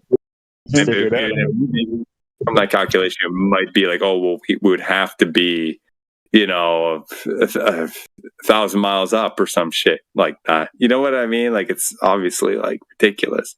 It's not going to happen. But, or even to get one angle, 1 degree of change. Yeah, you figure that out. You'll be getting close to knowing the distance to the celestial body you're taking that measurement from. But that's the thing, right? Like, that would need to be done. That would have to be done if you're going to try and prove that it's or demonstrate that it's worth considering the possibility that there is a height, right? This type of process would need to be taken or undergone. Yeah, but according to them, that the celestial bodies is so far, they're at an infinite distance where they light years away, and you're not actually, when you see the star, you're not actually looking at the star. You're looking at the dead light of the star, because the star is actually light years away, and you're not actually looking at the real star. So yeah. Well, same thing even with the sun, right? Where the 8 minutes and get an angle change, you kind of gonna be like debunking the whole little story about these celestial bodies being so far away. So in the universe, yeah. But how, practically speaking, how do you do that? I mean, forget it, right? But yeah, like, let's say, if you're at 80,000 feet and you take an angle and you don't notice the difference, for all your thing was precise to 1 degree, and there was a quarter of a degree change. You know what I mean? Like, you couldn't know from that instrumentation, especially if you're going that fast, right? If you're flying in plane and shit, I don't know. I'm spitballing. But there's something about this that's kind of intriguing in that regard. Just off the top of my head, I think if we take angle measurements to stars and get distances, it gives us like the height of like all stars of the same height, I think is what I'm trying to get to. But I don't think that's the true reality of the situation. I think they're obviously I say obviously, I don't fucking know, but potentially with a three-dimensional environment, right? Like maybe the metallic flecking on your car paint, that type of thing, looks further away than it is. But it looks three-dimensional, holographic. I don't know, but I still think they have different distances in height. Some are higher from the Earth than others, I think. Right. I mean, and do we know if they all moving the same too? It's like, what do you mean? The sky is just such a mystery. Yeah, I kind of stay away from it. Yeah, that is true. The only reason why we talk about it so much is because we're measuring angles from the surface of the Earth up to the sky. Right. Other than that, fuck it. Yeah. Yeah.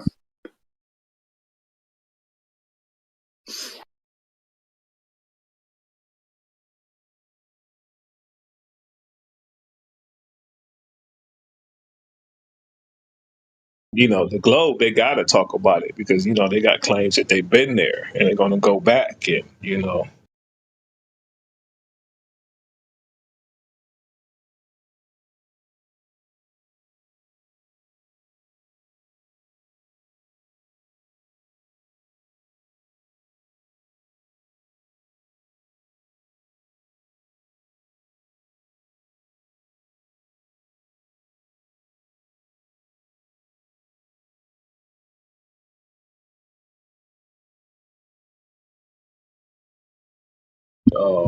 Neil deGrasse Tyson was talking the other day. He was saying that they discovered a planet that's made of diamonds.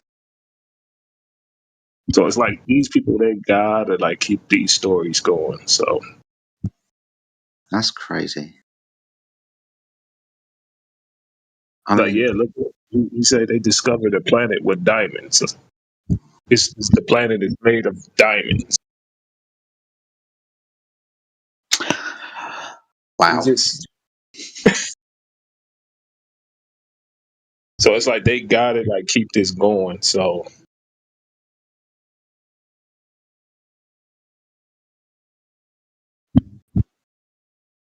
I just love how they say we did it. We, as if like he was there. Like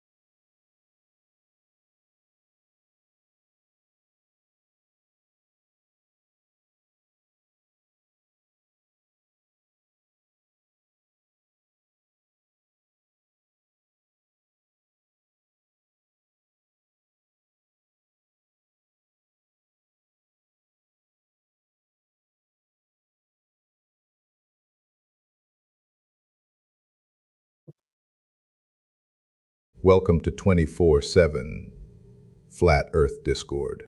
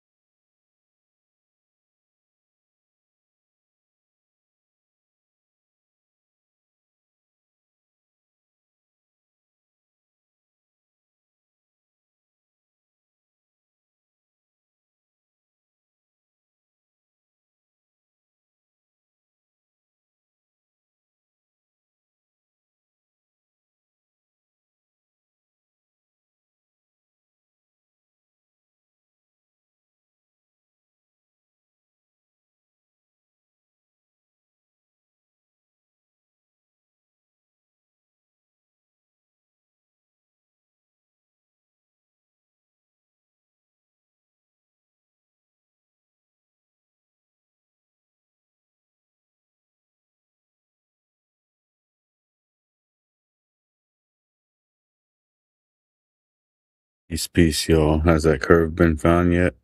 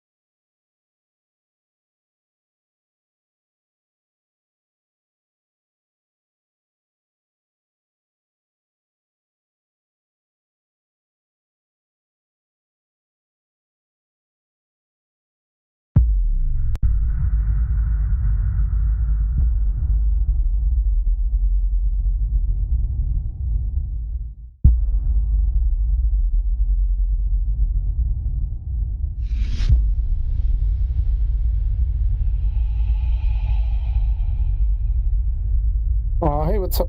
Hello? Good morning. Morning. What's the most Hello. flat Earth map, please? So would we. Yeah, I think you got three choices to go with that. The Library of Congress, they have a full Earth, flat Earth map. You've got the Department of Defense. They use the MGRS. And then you've got NASA, brought to you by Robert Simmons, who said they took low or like kind of high altitude photos of the whole Earth and then laid it out as a flat map. So those would probably Can I have a reference inside chat? Yeah, the references are Library of Congress, NASA. All right, I'll get it. Okay, Library of Congress. I'll say it again. You just got to stop giggling. The Library of Congress. That's me. NASA, and the Department of Defense.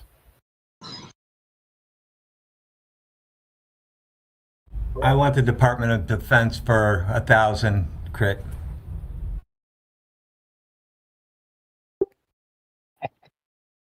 I'm always going to pick the Robert Simmons category all day long. My hero.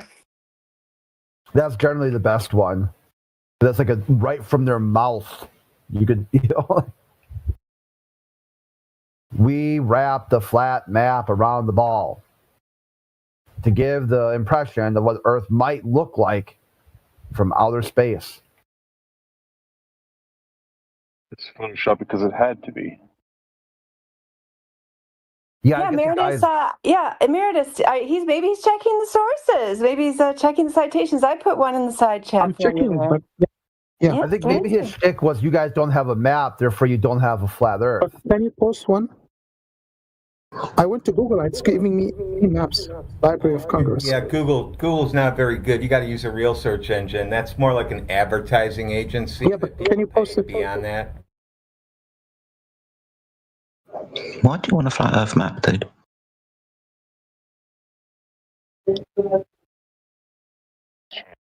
Gotcha. Can someone post the flat Earth world map? No, I told you where to get it, okay? I went to Congress. It's showing weird maps of Middle Earth and like weird stuff. Okay, that's your fault, okay? That's not my Post fault. one.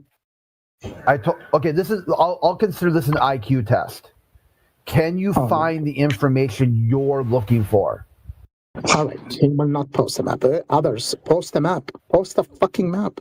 Yeah, or look the map up that you're looking for. If you ever heard, like, if you give a man a fish, he eats for a day. If you teach him how to fish, that's a lifetime. This right here is teaching you how to fish. Because right now, you'll never find anything if you don't take a look. Take a look. And if you tell me you can't find it, you are unable to find these. Which one? Your reference. Library of Congress world map. Which one? Yeah, they'll have full flat Earth map was entered. Which in the one? library. Look at that. Which one? Whichever one they say. Just like look at what they're read their words. Read their words and determine which is the flat Earth map that they were talking about. He needs you to brainwash him. Yeah, like no one have a world map. Okay. Not gonna. Okay, if no one's got it, then how are you asking for it? I went to Google. How would you ask for it? If no one's got it, how would you ask for it? Like, wow, dude. See, this is a problem with your mind. Your mind is very broken. You're Someone dumb. else, please post the world map. Flat You Earth. can't please, ask for that. You so said I it don't doesn't kill myself. exist. Someone post the map. You can't ask for it. You said it doesn't exist. If someone shows it to you, you just say it doesn't exist. Let me just say something to the gentleman. There's no way to evaluate the world map that anybody presents to you, even the ones that you see online about the Earth that you think is a globe right now. There's no method of evaluation that you can use that could check to see if that map is real or not. This is the one that you like, that you subscribe to, that you think is valid. Sir. The problem I'm telling you is that even if you have a world map, how do you know that that world map is the correct one? How would you be able to do that? I'm asking one that you think it is valid from your worldview. I know, sir. I know what you're asking. Okay, I get it. I'm asking you, how would you be able to evaluate that map being true or false? How can you do this? No, I need to know about like your ideas. I know that. I understand why you're asking. Not gonna Listen, like evaluate brother. I know why you're asking the question. It's very simple, right? the world map? I know why you're asking the question, but I'm telling you, if we give you one, how are you able to evaluate whether it's good or bad? That doesn't matter. That doesn't matter. Does, and for me, I want to know. I want to know how you're going to evaluate it. Tell me how you're going to evaluate it. Why? You need to spread knowledge. I want to know. No, we're not spreading knowledge. We're getting people to logically and critically think about the world around them. So in order for me to understand where you're coming from, you need to tell me how you're... Sir, calm down. Calm down. Sir, calm down. I need your method of evaluation. How do you evaluate? I'm a student. I'm a layman. I want to know the world map of the flat earthers. All right. Why are you investigating a you're student? telling me if somebody presents you a world map of the flat earth, you're going to be able to say, okay, that's your world map, and you're going to move along fine? Yeah, start to understand it, start to like dig into this topic, because I don't debate flat earth. So here's the thing. If you've seen the world map for the earth being the globe, and stop talking, guys. Sir, how can you evaluate the one for the globe? How do you evaluate that one?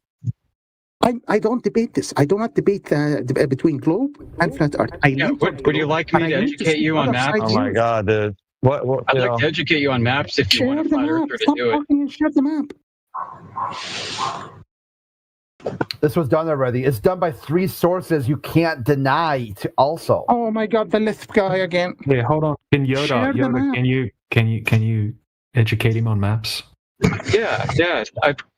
One of the most important things that you do when you set out to create a map. No, stop, all of you retards. Show me the map. Oh my gosh, dude. Do you want to hear why your question is malformed? It's not a question. It's a simple request by someone who needs to know about your knowledge. What makes it a simple request? What makes any map? Shut up for 10 seconds then. Sorry to interrupt you, but if you need to know, share the map now. If you need to know, can you be quiet, or I have to mute you because people are trying to talk and you keep talking after what they say. But my request hasn't been done. I'm a student. I want to. I'll throw you a bone. I'll give you a flat map, okay? You're scared to share the map. Okay. The UK Ordnance Survey. The UK Ordnance Survey surveys the known world around the UK flat, and it is composed in what's called the British National Grid System. This consists of grid squares that are orthogonal to each other. That means the corners and edges all meet up. They are perfect squares. And these squares are laid over a grid spanning about 2,500 kilometers, or it might be 2,500 miles. And they do not line up with latitude and longitude.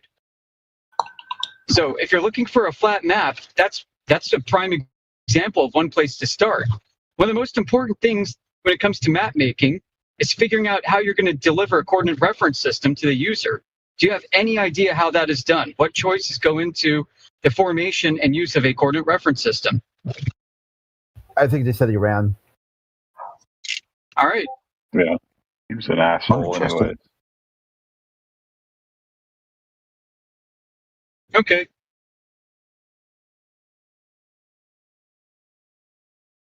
I'd like to know though. Yeah, well, first is you're going to have to make it useful for the person. A useful coordinate reference system might choose a point of origin that is known and verifiable.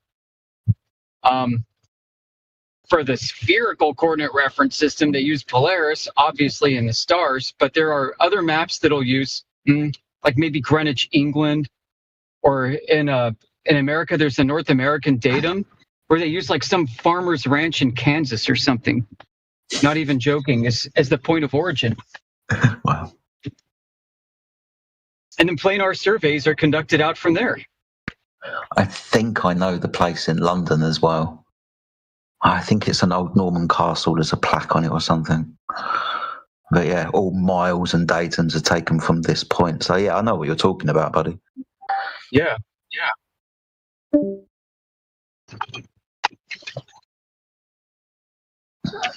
So it's just a choice, just a preference. It is. Yep. Treating the stars as a gigantic sky ball is also a choice preference. Yeah. And it sounds arbitrary too. So it's not like you're you got to actually center it somewhere. It's just center it anywhere and start from there. Yeah. Yeah. It sounds like. And there just so happens to be a star that doesn't appear to move much from most of people's vantage points over the Earth, so people try to use that. Yeah, who assigned, what body assigned it to be a specific location? Do you know, Piotr? What, you mean like the GP of Polaris? Well, no, I meant like or I don't know, the council or whatever that said, okay, we're going to put it right here in this, this one town. Like, what, London? Or London too. Like, was it the Queen or the King? Like, who? Yes, from my understanding, it was back when we were starting being a naval power, and then maps and charts were always taken from like the country's personal capital. But after a while, with trading routes and so on and times and all of this type of stuff, it was kind of standardized. So I think that was put down to just the British being awesome at the time. We chose it. It's in London. I think that's right anyway. Right. And then you can ask yourself, okay, am I going to use a Cartesian grid, or am I going to use like a polar coordinate system, or am I going to use something else? The nice thing about like a polar coordinate system, that's the one with the circles, is it allows you to plot your course with headings and maintain a proper heading from point A to B if you maintain a consistent angle with respect to one of the axes. And yeah, okay, I understand that. Yep, and then you can do latitudinal lines essentially out from there, circles of equal elevation going all the way out so you can chart your distance easier. It's a bit more difficult if you're using a Cartesian grid to keep track of your distance and your heading.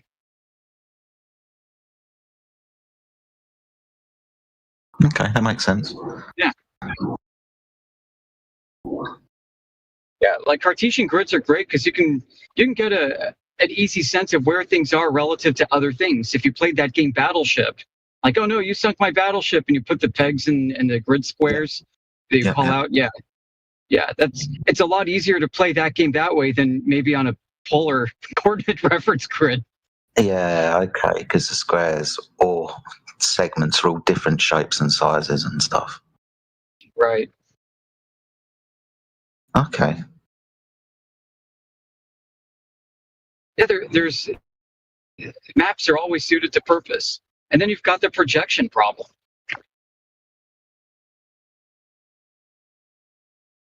Something that I like Indio talking about from time to time is the difference between mapping and projecting.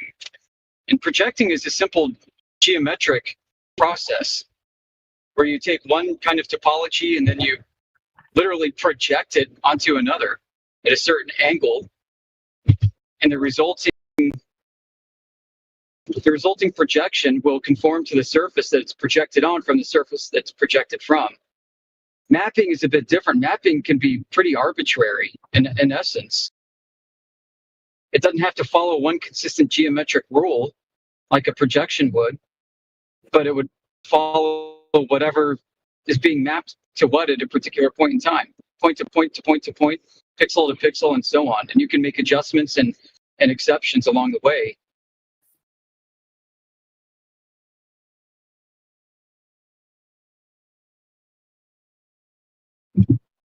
So people take a globe and they project it out into an azimuthal equidistant map at the point of origin centered over, what would be considered the North Pole of the globe. You're just projecting a globe map onto a flat surface. It's not a truly flat map.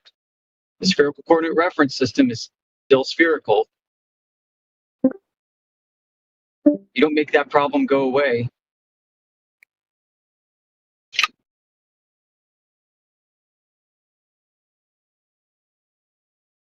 MC Toon loves to ask flat earthers for the flat earth map, and he encourages his listeners to ask flat earthers for the flat earth map. Like every show. Yes, I do watch MC Toon. It's great. Yeah, reification. Can I get a re? There's this dual polar projection of Earth going around. It's a potential flat Earth map. Don't get sucked into that. That's still a globe. It's still a globe because it still uses spherical coordinates, and it just shows both of the coordinates at the same time. Unlike the AE map, which explodes one of the coordinates, the south one, or one of the points of reference, rather, points of origin.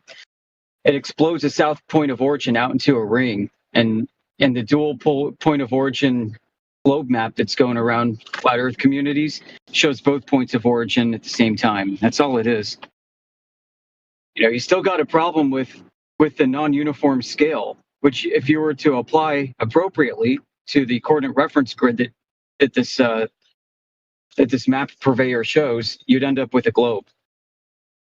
Same with the AE map. Same with any projection of the globe into any topology. If you start with the sphere coordinate reference grid, you can project it any way you want. It's going to take the scale, which is uniform on a globe, and make it non-uniform on the projected flat surface. And so you have to scale accordingly, depending where you are from the point of origin. And if you apply that non-uniformity correctly, the rule of the projection itself, you're going to get a globe again. That's why it's so frustrating to see flat earthers show different projections of a globe and say, here's a much closer representation of flat Earth. And that may not be the case whatsoever at all. The way to debunk the spherical coordinate reference grid, the distances between locations on it, and the relative orientation of all the land masses and such, is with a flat Earth measurement. Sorry for getting tongue-tied earlier. Just driving. Yeah, because they need a map, because the map itself is what they're talking about. They're not talking about the Earth. They're not talking about lava ball, water-covered lava ball in space. They're not talking about a heliocentric model. What they're talking about is this one individualized reification, which is why he was so gung-ho about going to Antarctica, because you've got either way, globe model, globe map, it was globe versus globe. They stacked the deck. It wouldn't matter what the results were. The only two names in the ballot box were globe. It's possible to have a map without a coordinate reference grid and just a scale. Like that last dude. So if we give him a map, we're dumb. If we don't give him a map, we're dumb. But he can't find the map that he's looking for, and he's smart.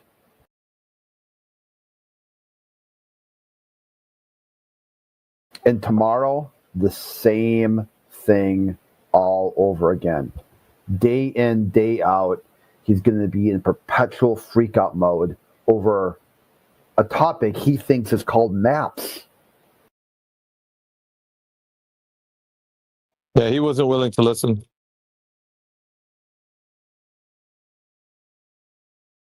Almost sounds like a drug addict coming to get a fix, right? Just give me a map. I need a map. Hurry. One map. That's all I need. Just give me a map. You're like, dude, hold on. Just give me a map. Hurry. Hey, man. Hey, man. I hear you got those maps. You know what I'm saying? Maps. Are you the map guy? Yeah. I hear like, hey, buddy, over here. Hey, you. Got maps. $20.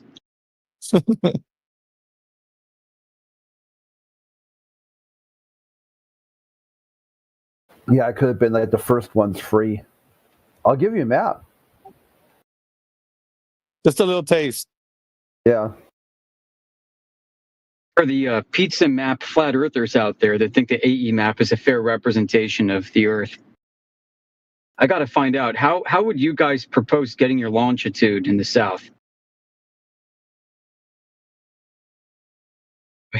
It kind of screws them up a little bit.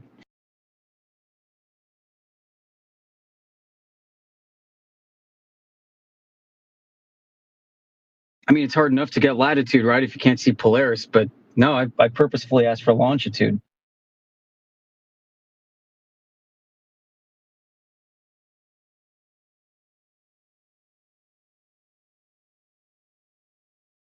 Oh, you get it from watching the sun, eh? Okay, so you're in the south and the sun is due north at the tropic, between the Tropic of Capricorn and celestial equator. Great. What direction's it going?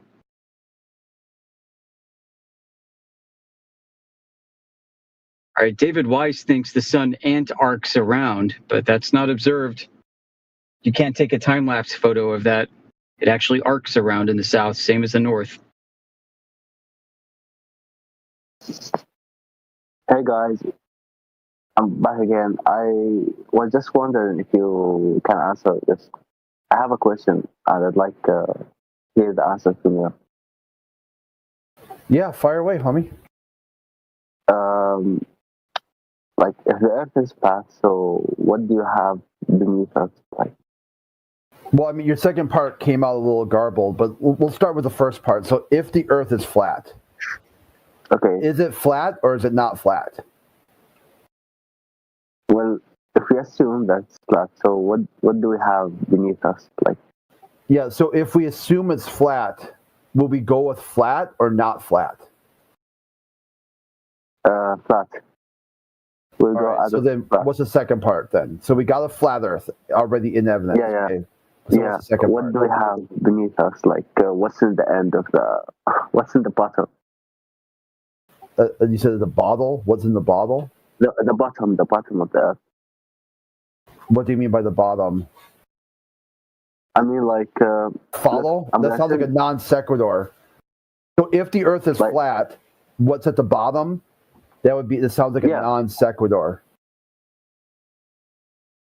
What does it mean? For example, okay, I'm gonna share a photo and a picture in the chat. You see how it looks, for example, if it's a flat. Yeah, this could be space pizza or something like that. He's posting. Yeah, listen, we told you earlier, dude, that flat Earth isn't a disk in outer space. Yeah, so is it unlimited, like Earth? The flat Earth is the floor of the entire universe that we know. Oh. Okay, so there's no like space or anything except Earth. Like all of our world is just Earth, and then the sun, the moon, some. Yeah, like specifically geometrically, you're asking for what's called an embedding space. Is the flat Earth embedded in a space of the same or higher geometry? The answer is there's no way to answer that. And from our vantage point, the answer is no so far.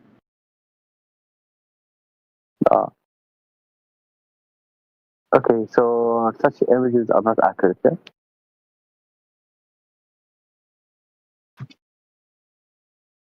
Because there is no end for the Earth. There may not be an end to the surface, but there is an end that provides a limitation based off of the pressurized air we breathe. We know it can't be infinite in volume because you can't have gas pressurized in an infinitely voluminous container.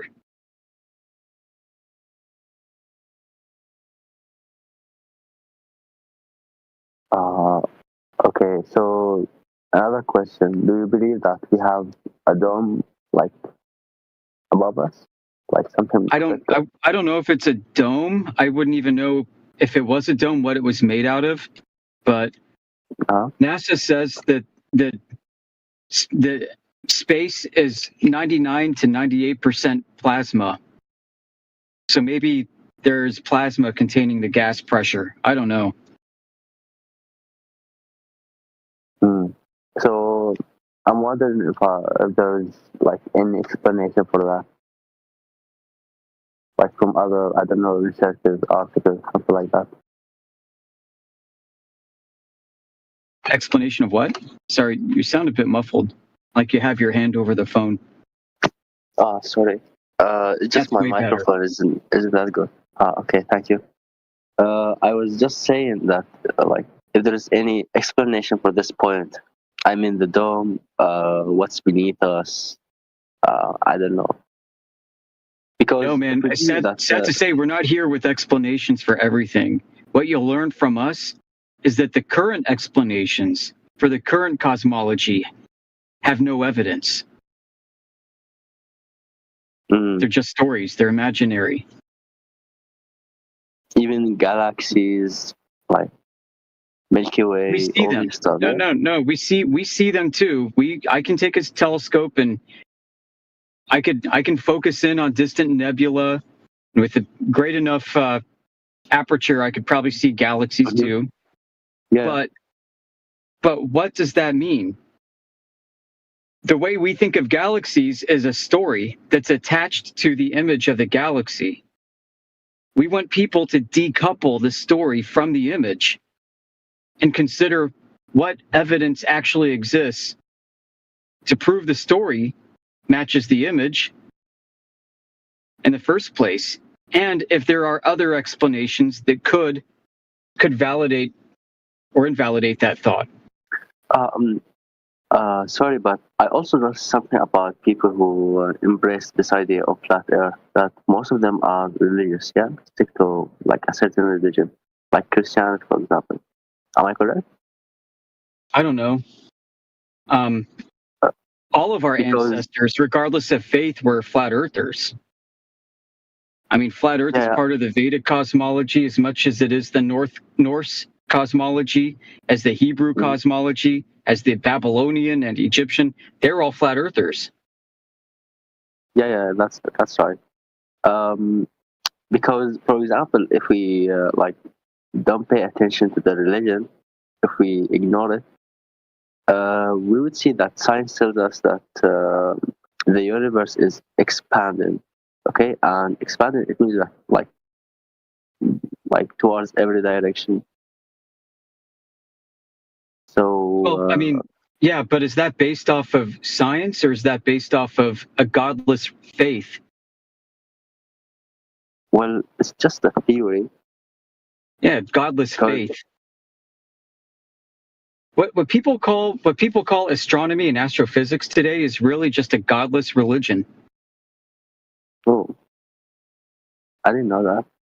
Yeah, nobody's actually measured stellar distances of objects and stellar sizes of objects.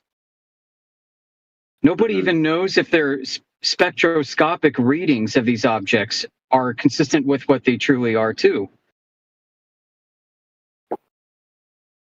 Yeah. Okay. They make up stories. Well, there's a concept we talk about in here called the cosmic distance ladder.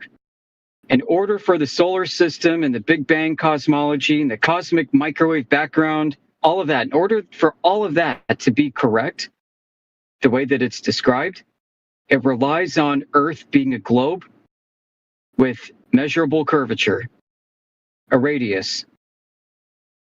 And nobody can produce that very first foundational measurement. Yeah, I mean the whole every flat Earth, the whole thing they pointing at is just the curvature. Yeah. I mean, if we have a curvature, if we can measure it, then there's no flat Earth. Yeah, we go away. We shut down the channel. We shut down our server. I'm sure many of us will apologize to people and online and in the real world for being wrong. If we can be shown a valid, verifiable curvature measurement that comports to the globe, we have no reason to be here anymore.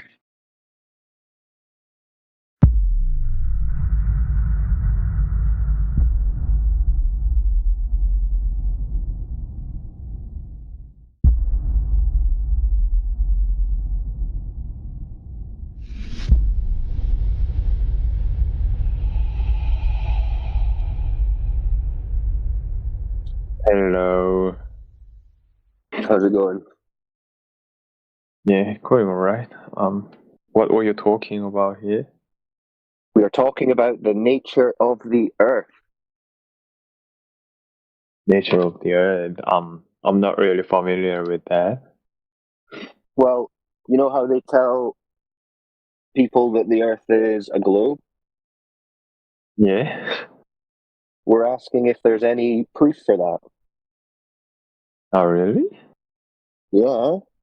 Because I thought there I don't were know if you've heard. a lot of evidence. What was that? I thought there was a lot of evidence. Yeah, a lot of people thought there was a lot of evidence, but then when you actually look, there's no evidence.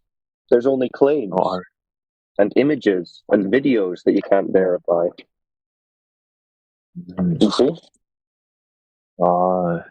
Then Like is if there I were like to more ask evidence you, for flat? oh yeah, there's way more evidence for a flat Earth. Like, for instance, Yeah, I'm interested. You understand that you experience the Earth to be flat and motionless directly from your perspective. Yeah. You know, you've heard them say it's too big to see the curve. Mm-hmm. Yeah, so this is then what they're actually telling you is you experience a flat Earth. You ever thought about that? Mm. So they tell you, oh, it's just because it's such a big ball. But what evidence do you have for that other than, well, they've shown you some images which you can't reproduce or duplicate? You know? Mm-hmm. Yeah. So what evidence do you have then? Well, observable, measurable, practically used reality. So it observes flat and motionless. It measures flat and motionless. The surface, that is, like the ground, the bodies of water, yeah, like lakes, things like that. Measure flat, not curved. Mm. How do you prove the Earth is flat? Like by measuring? Well, you can do things like, well, basically, you're wanting to test your line of sight. You know what line of sight is? I'm not sure. Yeah, no. Like how far you can see. Like if you were to draw a straight line from your eyeballs forward, right, horizontally, like how far you can see across the surface. Because if you're on a curved surface like a ball, it's going to limit the amount you can see of that surface, yeah, because it's going to curve down and away from you. So we can test the globe model just by using the numbers that they give us. So do you know how big they say the Earth is? The globe? I'm not sure. So they say it's got a 3,959 mile radius. Uh-huh. Right? So this tells us the size of the ball that we're supposedly living on. So we can use this to work out how much curvature drop over a distance there should be. So let's take an example. So let's say we've got a 10-mile stretch. Let's say we're at a lake that's 10 miles wide. You ever been to a big lake? You know what a lake is? Yeah. Yeah. You ever been to a big one? No, I don't think so. Okay. Well, the one that you did go to, did it look flat or curved? It looked flat. It looks flat, right? That's right. The lake does look flat. All bodies of water to us appear to be flat when at rest. But they're telling us that it's actually curved, right? Yeah. So do you know, over that 10 miles, how much curvature do they claim there should be? I don't know. Have a guess. Don't worry, I don't expect you to know. I'm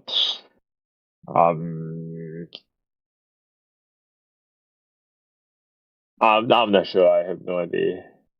Well, what do you think? Like a centimeter, 10 centimeters, a meter, 5 meters, 10 meters, ballpark it. Just an average, just a guess.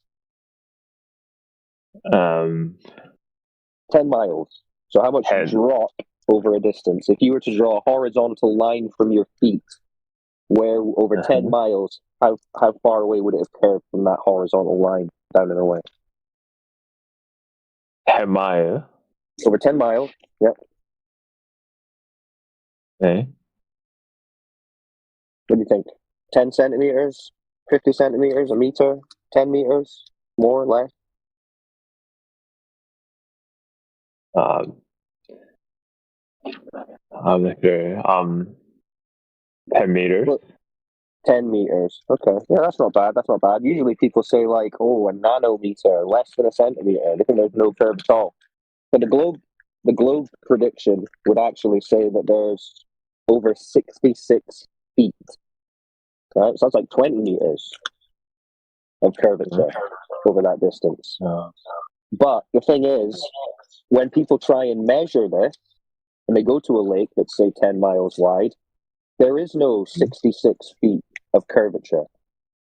Right? You can just see all the way to the other side. You can shoot lasers to the other side. And there's no drop over distance to align with the globe. Whereas if we were on a globe, we would need that curvature. That curvature would have to exist, but it doesn't. Understand? So the lakes are flat. So that water is flat, basically. That's the natural physics of water, yeah? Takes the shape of its container, and the surface will find its level when it rests. Like a cup of water, a bathtub, a swimming pool, a pond, a lake, an ocean, finds its level. You see? So Well, isn't that because of gravity? Well, no, gravity, according to the globe, would make it curved. But it's not curved, it's flat. Yeah, but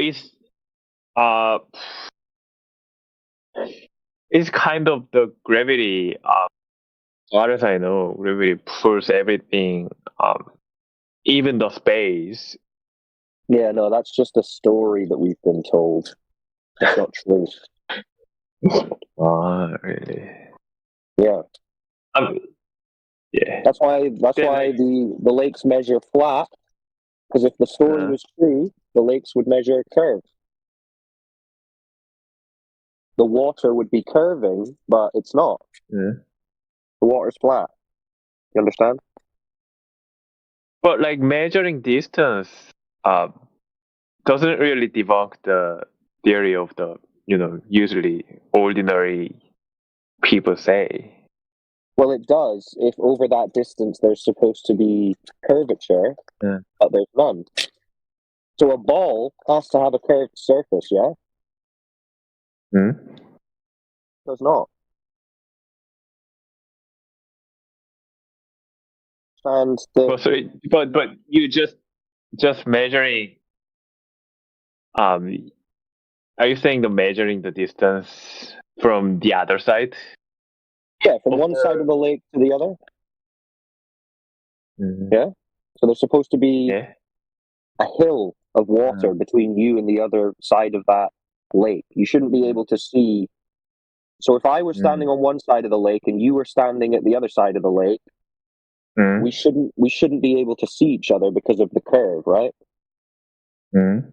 You're supposed to be hidden by the curve, by like 60 feet of curved water. But when people take a pair of binoculars or a telescope or whatever down to the lake, they do see the other side. They do see their friend at the other side, and he's not hidden by curvature. Which tells us that there is no curvature. So basically, we're seeing too far for the surface to be a curved ball. We're seeing too far. We're shooting lasers too far. There's no curve. So if there's no curve, it can't possibly be a ball, like they're claiming. You see? But it's also, it's not a disc in space, right? The flat Earth is not in space, floating around. Oh, where is it? Well, you can't really define the Earth as being embedded in a larger space. For all intents and purposes, as far as we can tell, the Earth is the place. It's the whole place. You could think of it as the floor of the universe, right? The Earth is the floor, and above is the sky with the sun, moon, and stars. That's above. Not all around, doesn't go below your feet, above. But then what happens if we dig a really deep hole under the ground. Yeah, the deepest hole they've dug is less than 8 miles. Right. Yeah, but they I forgot the name, but they did some scientific method to find out what material inside the ground. Yeah. So when they did this, when they dug this hole, this 8-mile hole, they made predictions about what they would find at certain depths. Right. So at 1 mile we expect to find this type of rock. At 2 miles we expect to find water like this. They were wrong all the way down. Right. So they couldn't predict what was 8 miles below the Earth's surface, but we're supposed to believe that they know what is 4,000 miles down below the Earth's surface, that being the core of a ball Earth. Right? They've got no idea. So less than 8 miles, if you had that on the globe, that would be like you're barely breaking the skin of the apple. And they're going to tell you what's at the core.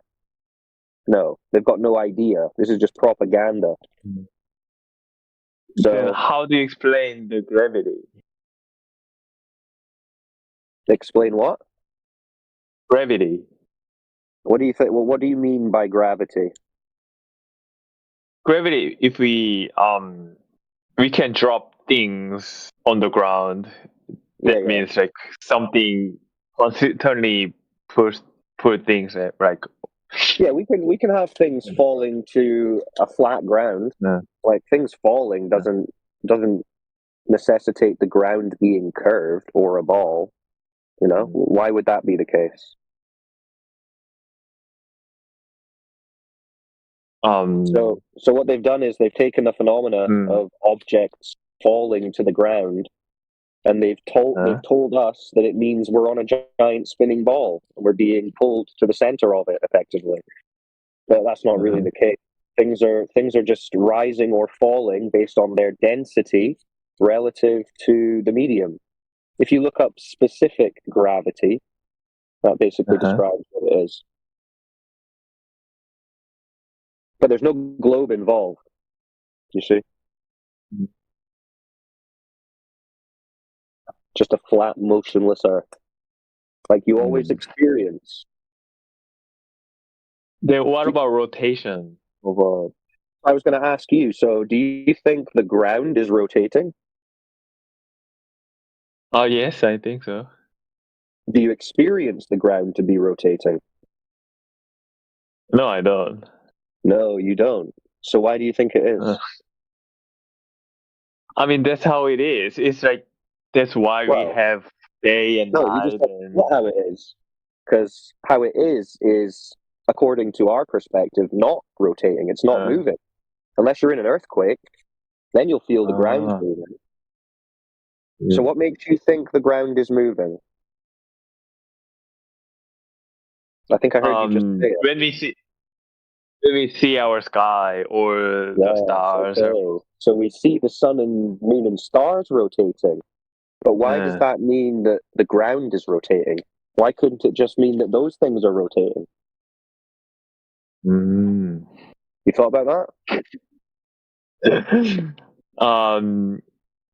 But I knew the reason that they have to be rotating, otherwise it doesn't make sense. Well, what has to be rotating? Like the sun and stars, like yeah. You see the sun moving, the sun rotating around or moving around you, so you don't necessarily see it rotating. You see it move through the sky east to west, yeah? And they've told you that even though that's what you observe, that's only because the ground is rotating. But what proof did they show you that it was actually the ground rotating and not just the sun moving like you observed?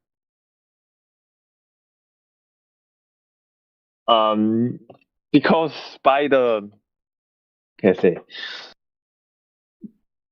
watching the orbit of the stars, like suns and moon.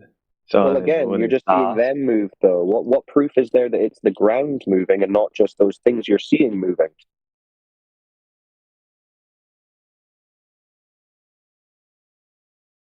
Because Because if you just see the sun move, you just see the sun move.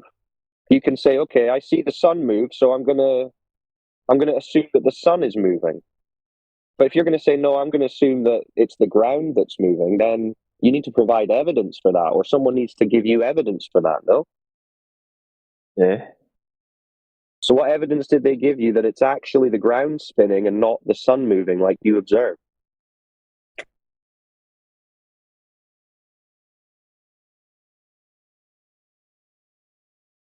Did they give you any evidence? I mean, they did. I just can't really remember on the spot. What kind of evidence do you think they gave you? Measurements? Or stories? Claims? Assumptions?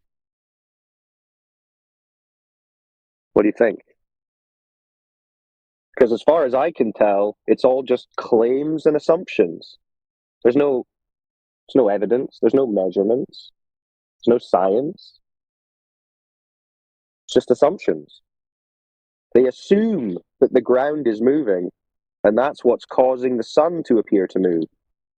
But no one's actually measured the ground to be spinning. Have they? Mm.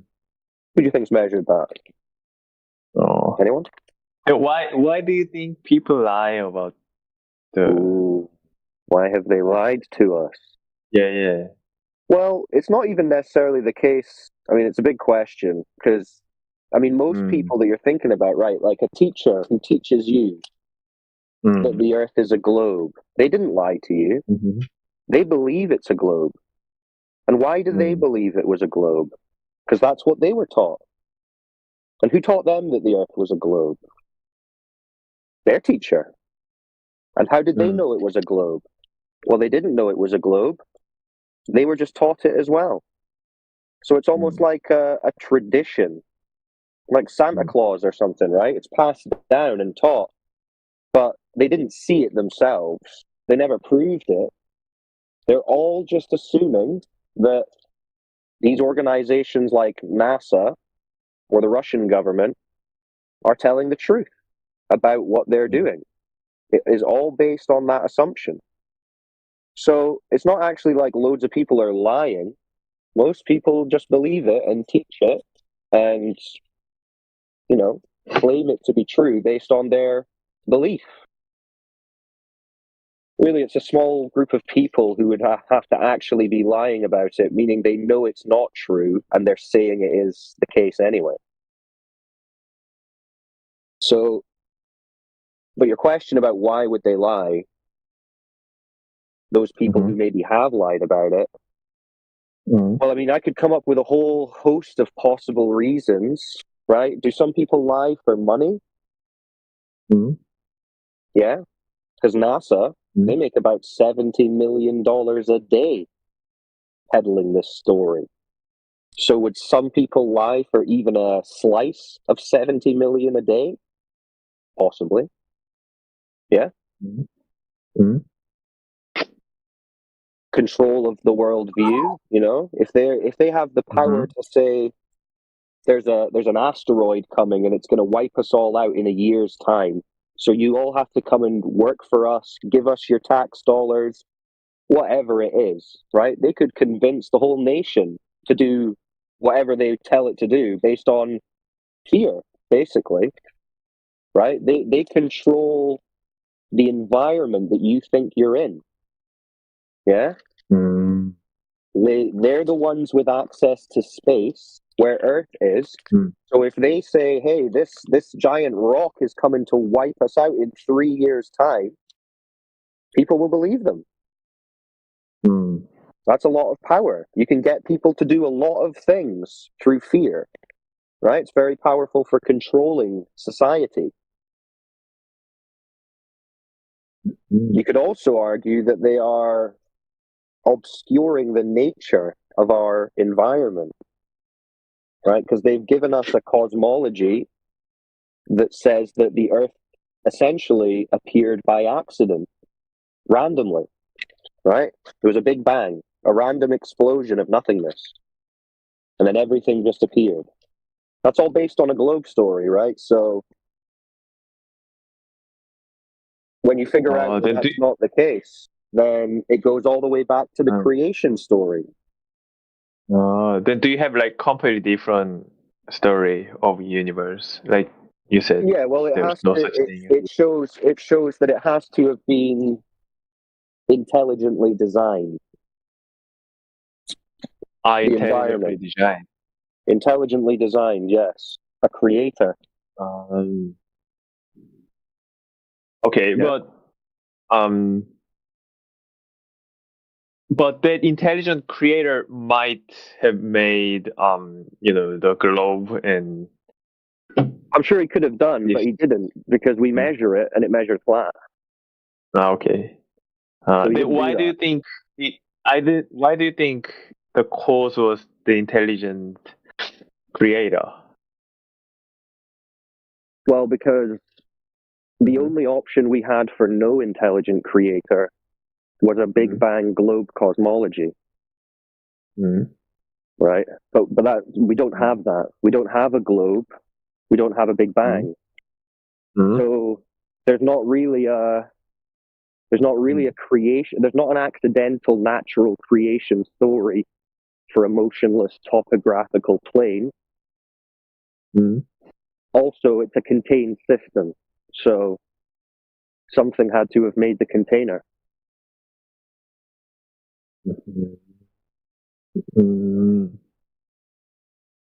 But then who made the intelligent creator? Well, now you're getting into philosophy and religion. It's not what I'm dealing with. Is it like not your topic? It's an infinite regression fallacy. Who created the creator? Who created the creator's creator? Who created the creator's creator? Creator's creator? And on and on and on we go. Yeah, it just doesn't go anywhere. And it would just be speculation. Yeah, I mean, how do you explain that? If someone asks you like just where the creator is from. I don't make a claim as to I don't impose my thoughts on the nature of the creator to other people. That's your journey, right? That's up for you. Yeah. Just I wonder what you are thinking about it. Well, my view would align generally with what it seems the vast majority of human beings throughout history have held, that there's an intelligent designer that they call God, and he created this environment, this system called the Earth. And the sun, moon, and stars are essentially just like a giant clock above it. But you also think, so that's like how you think. Yeah.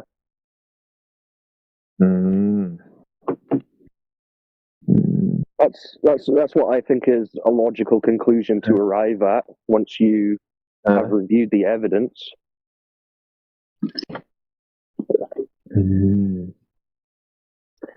Okay. Yeah, I feel like I gotta study a little bit just tease to understand what you're saying. Yeah, you should check out our home server. We've got a lot of resources that you can study. Yeah, do you have a link or something? Let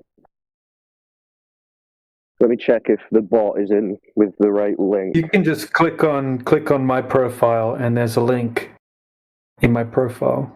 Broken Eraser. That's my name. Yeah, right. How to? Sorry, I'm new to this application. Just click my name, Broken Eraser, and then you'll see discord.gg/flatearth, and then just click that, and it will take you there. Maybe it's different. I'm using my I'm using my phone. Okay. Yeah, if you just click on my name, hold your finger down, and it should come up with like my profile. Oh yeah. With my finger, yeah. And then you should see a link, like a link to the home server. Discord.gg. Discord. Yeah. Yeah, so let me direct you to the information just so you know where to look. So you join that server, yeah? Yeah. Now you scroll down the channels about 3/4 of the way. And you'll see there's a lot of channels of different topics, like astronauts, NASA, curvature, gravity. Do you see all those? It's alphabetical.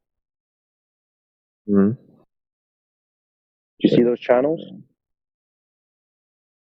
Called additional information. Yeah. Okay, so now when you want to research, you might say, what about satellites?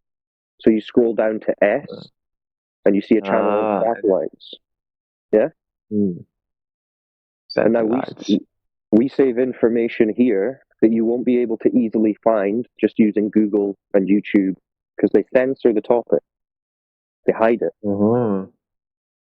So you can research our side of the argument here. Because you need to research both sides of the argument. Yeah, I will study those. Good man. It is like still hard for me just to believe all the ideas of yours. That's okay. We don't want you to just believe. We want you to figure out. Yeah. Right? So I might be back with additional knowledge, like not just say, I heard that. You can also listen on YouTube. We are live on YouTube 24/7. You can just type in 247 Flat Earth Discord on YouTube, and you'll find our streams. And if you listen to those conversations, you will learn a lot more about the topic. That's pretty passionate. 24/7. 24/7, 365 days a year. We're even out on Christmas. We don't even take a break for Santa. Okay. Yeah, 366 years on a leap year. Yeah. And then we also make culture and other stuff. We're also making music. We have a Flat Earth radio station on our home server. Yeah, so take your time, explore all the resources, do some research, think up some questions, and then you can come back and speak to us. Yeah, You're right. welcome. Yeah, thank you. It was really interesting. Yeah, you're welcome to come and talk to us anytime, my friend. Yeah, okay. Thank you. See you. Peace.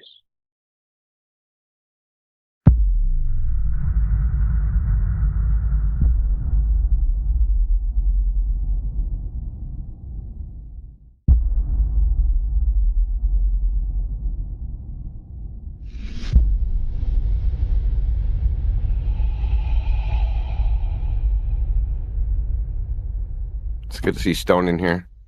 I only seen the very beginning of the Gold Busters, like basically the map. That's all I saw, the very, very beginning. I'm gonna go back and watch that. Oh yeah, it's a hoot. I pretty much nailed it. Is it IFR one? ILS, yes. Yeah. It is indeed. And hi, everybody. Did you Post guys a link actually if you do it, can. or is it the presentation? Or are you What's that? presenting how to do it? Or did you guys actually do it? Well, it's actually a 3-part story about the data that I have collected. Oh. And the data that we're seeking to collect now. Oh yeah, no, it's a well-rounded recap as well as an official response to the objections that the Globies pretended to make at the quote summit last month. I'm sure you guys are aware of that. Yeah, well, I don't know. Go The down in Globies, flames? Or like what's the status of that? Did the summit go down in flames? Like, well, not in their opinion. I think they plan to meet again in a couple of weeks for the solstice to take an observation of the sun at that point in time and see if their math still holds up or something. I really don't know what their plan is right there. But yeah, it's pretty sad. No, the what I did yesterday has more to do with the direction that I'm going. The stupid bug here. It's one thing to show it to these guys, but really, I guess the real net effect for me was wider exposure. On another social platform, because I really don't spend a lot of time on Twitter for fairly obvious reasons, I think. Most of the time, I'm there Friday night, but that's about it. Yeah, so the first part is, of course, is the data that I've already collected over the past couple of years. I mean, this concept is not new for those who are in the loop. I started all this in 2021. And then part 2 came out in 2023 in September, and we're actually witnessing, or part 2 rather did, and we're witnessing part 3 now in 2025, starting in January with Dave Weiss and Shiva. So by the time we get to the summit here, we're looking at a modified experiment, actually, because it's not the same method as where I started out 4 years ago. 4 years ago, it was about appealing solely to commercial jet pilots, because they have constant opportunity where they're intercepting the glide path every day. They're on the plane. Yeah, 1,000 times a day. And I wanted to meet those guys at their level of need. So typically, ATC will vector a plane in to intercept the glide path at 10 nautical miles away, roughly. So I wanted to make use of that data point.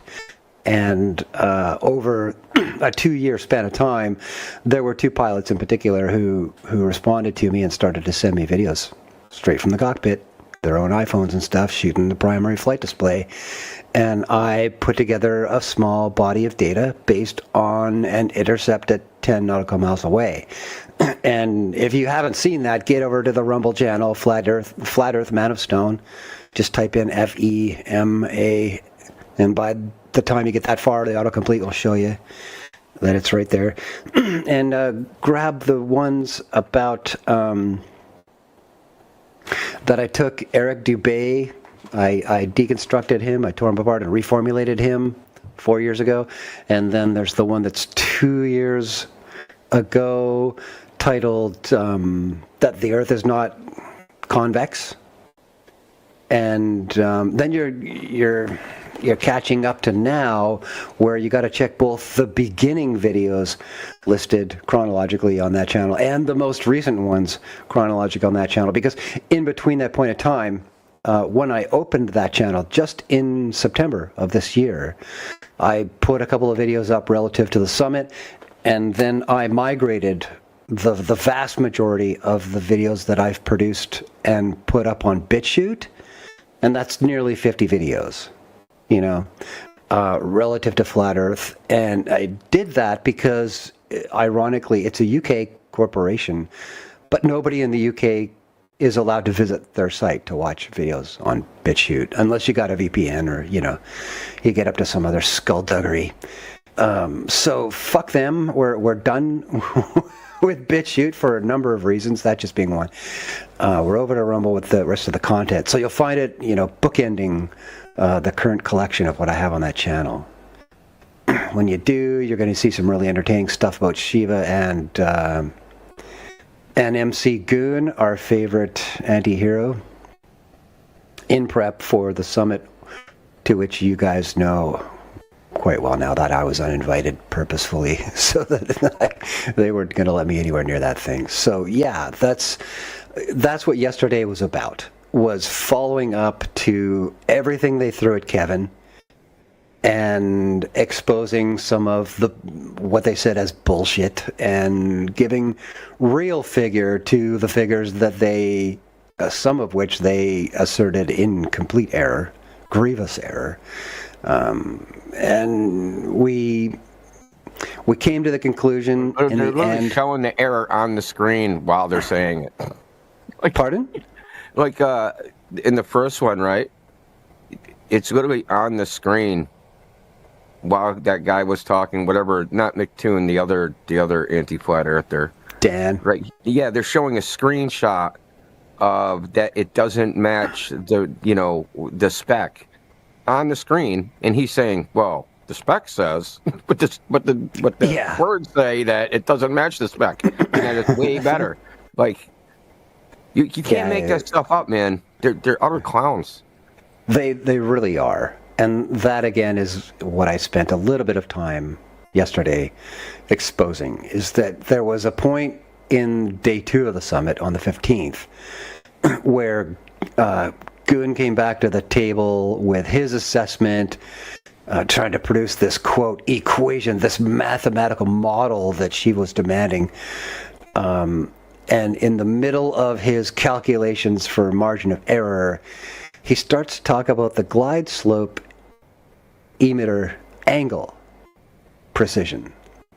Yeah. And as he does so, he pulls up from the FAA instrument flight manual the page which details the error margins or the beam spread for the localizer, not the glide slope emitter. The localizer is a single beam instead of a pair like the glide slope is, and it's got totally different figures. It's horizontal instead of vertical. You know what I mean? And Goon is just too stupid to even see that.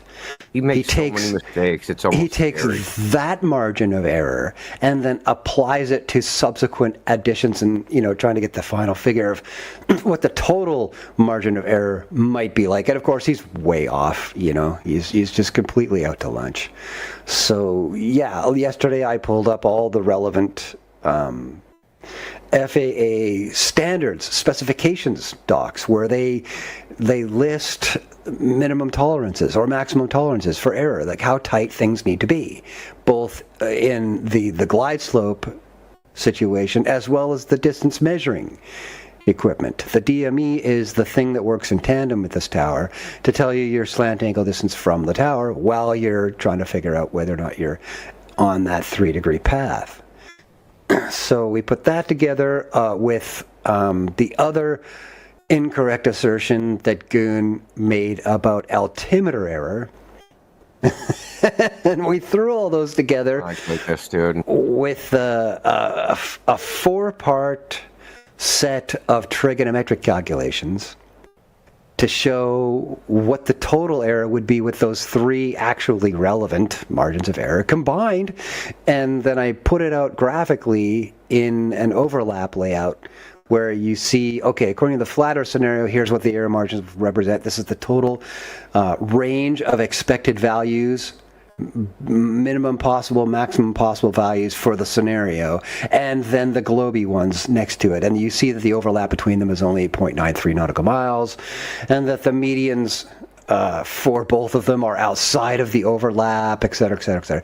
And finally, I end with a comparison in terms of the expectation of the data we might be getting from these pilots.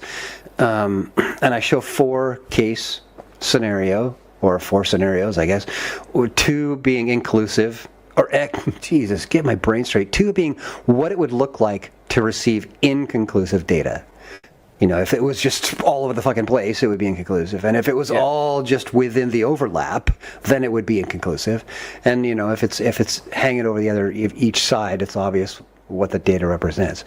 And I kind of left it there. And I spent some time also dealing with their bizarre objection about cost.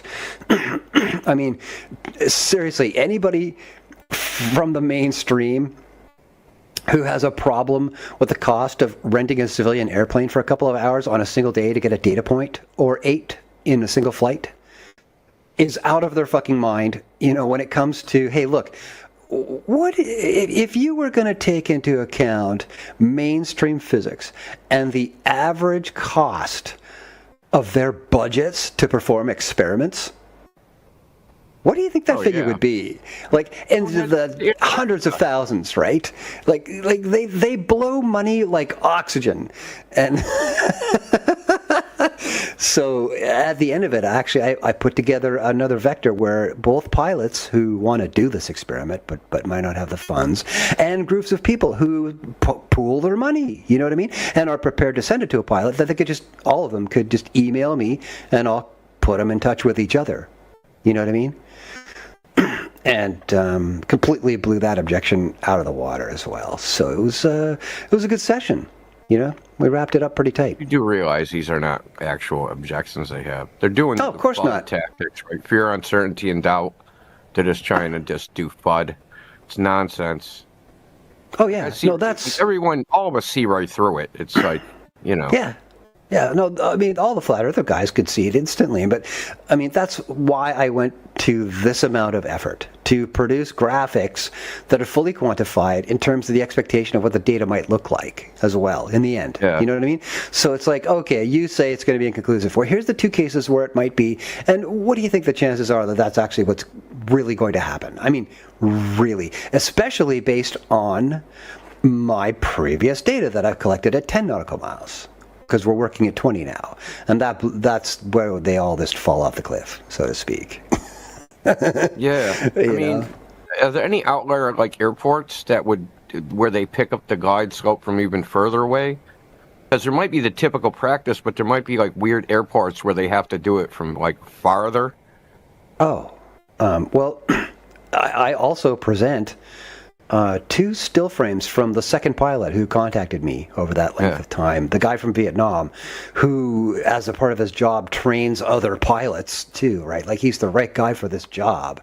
After he sent me data from Hanoi and 3 approaches going into Ho Chi Minh City, all that excellent data, and I present all that in the video, he also sent me some still frames of yet another approach where he first picked up, I think, possibly just the DME signal from 130 nautical miles away when he's up at 30,000 feet.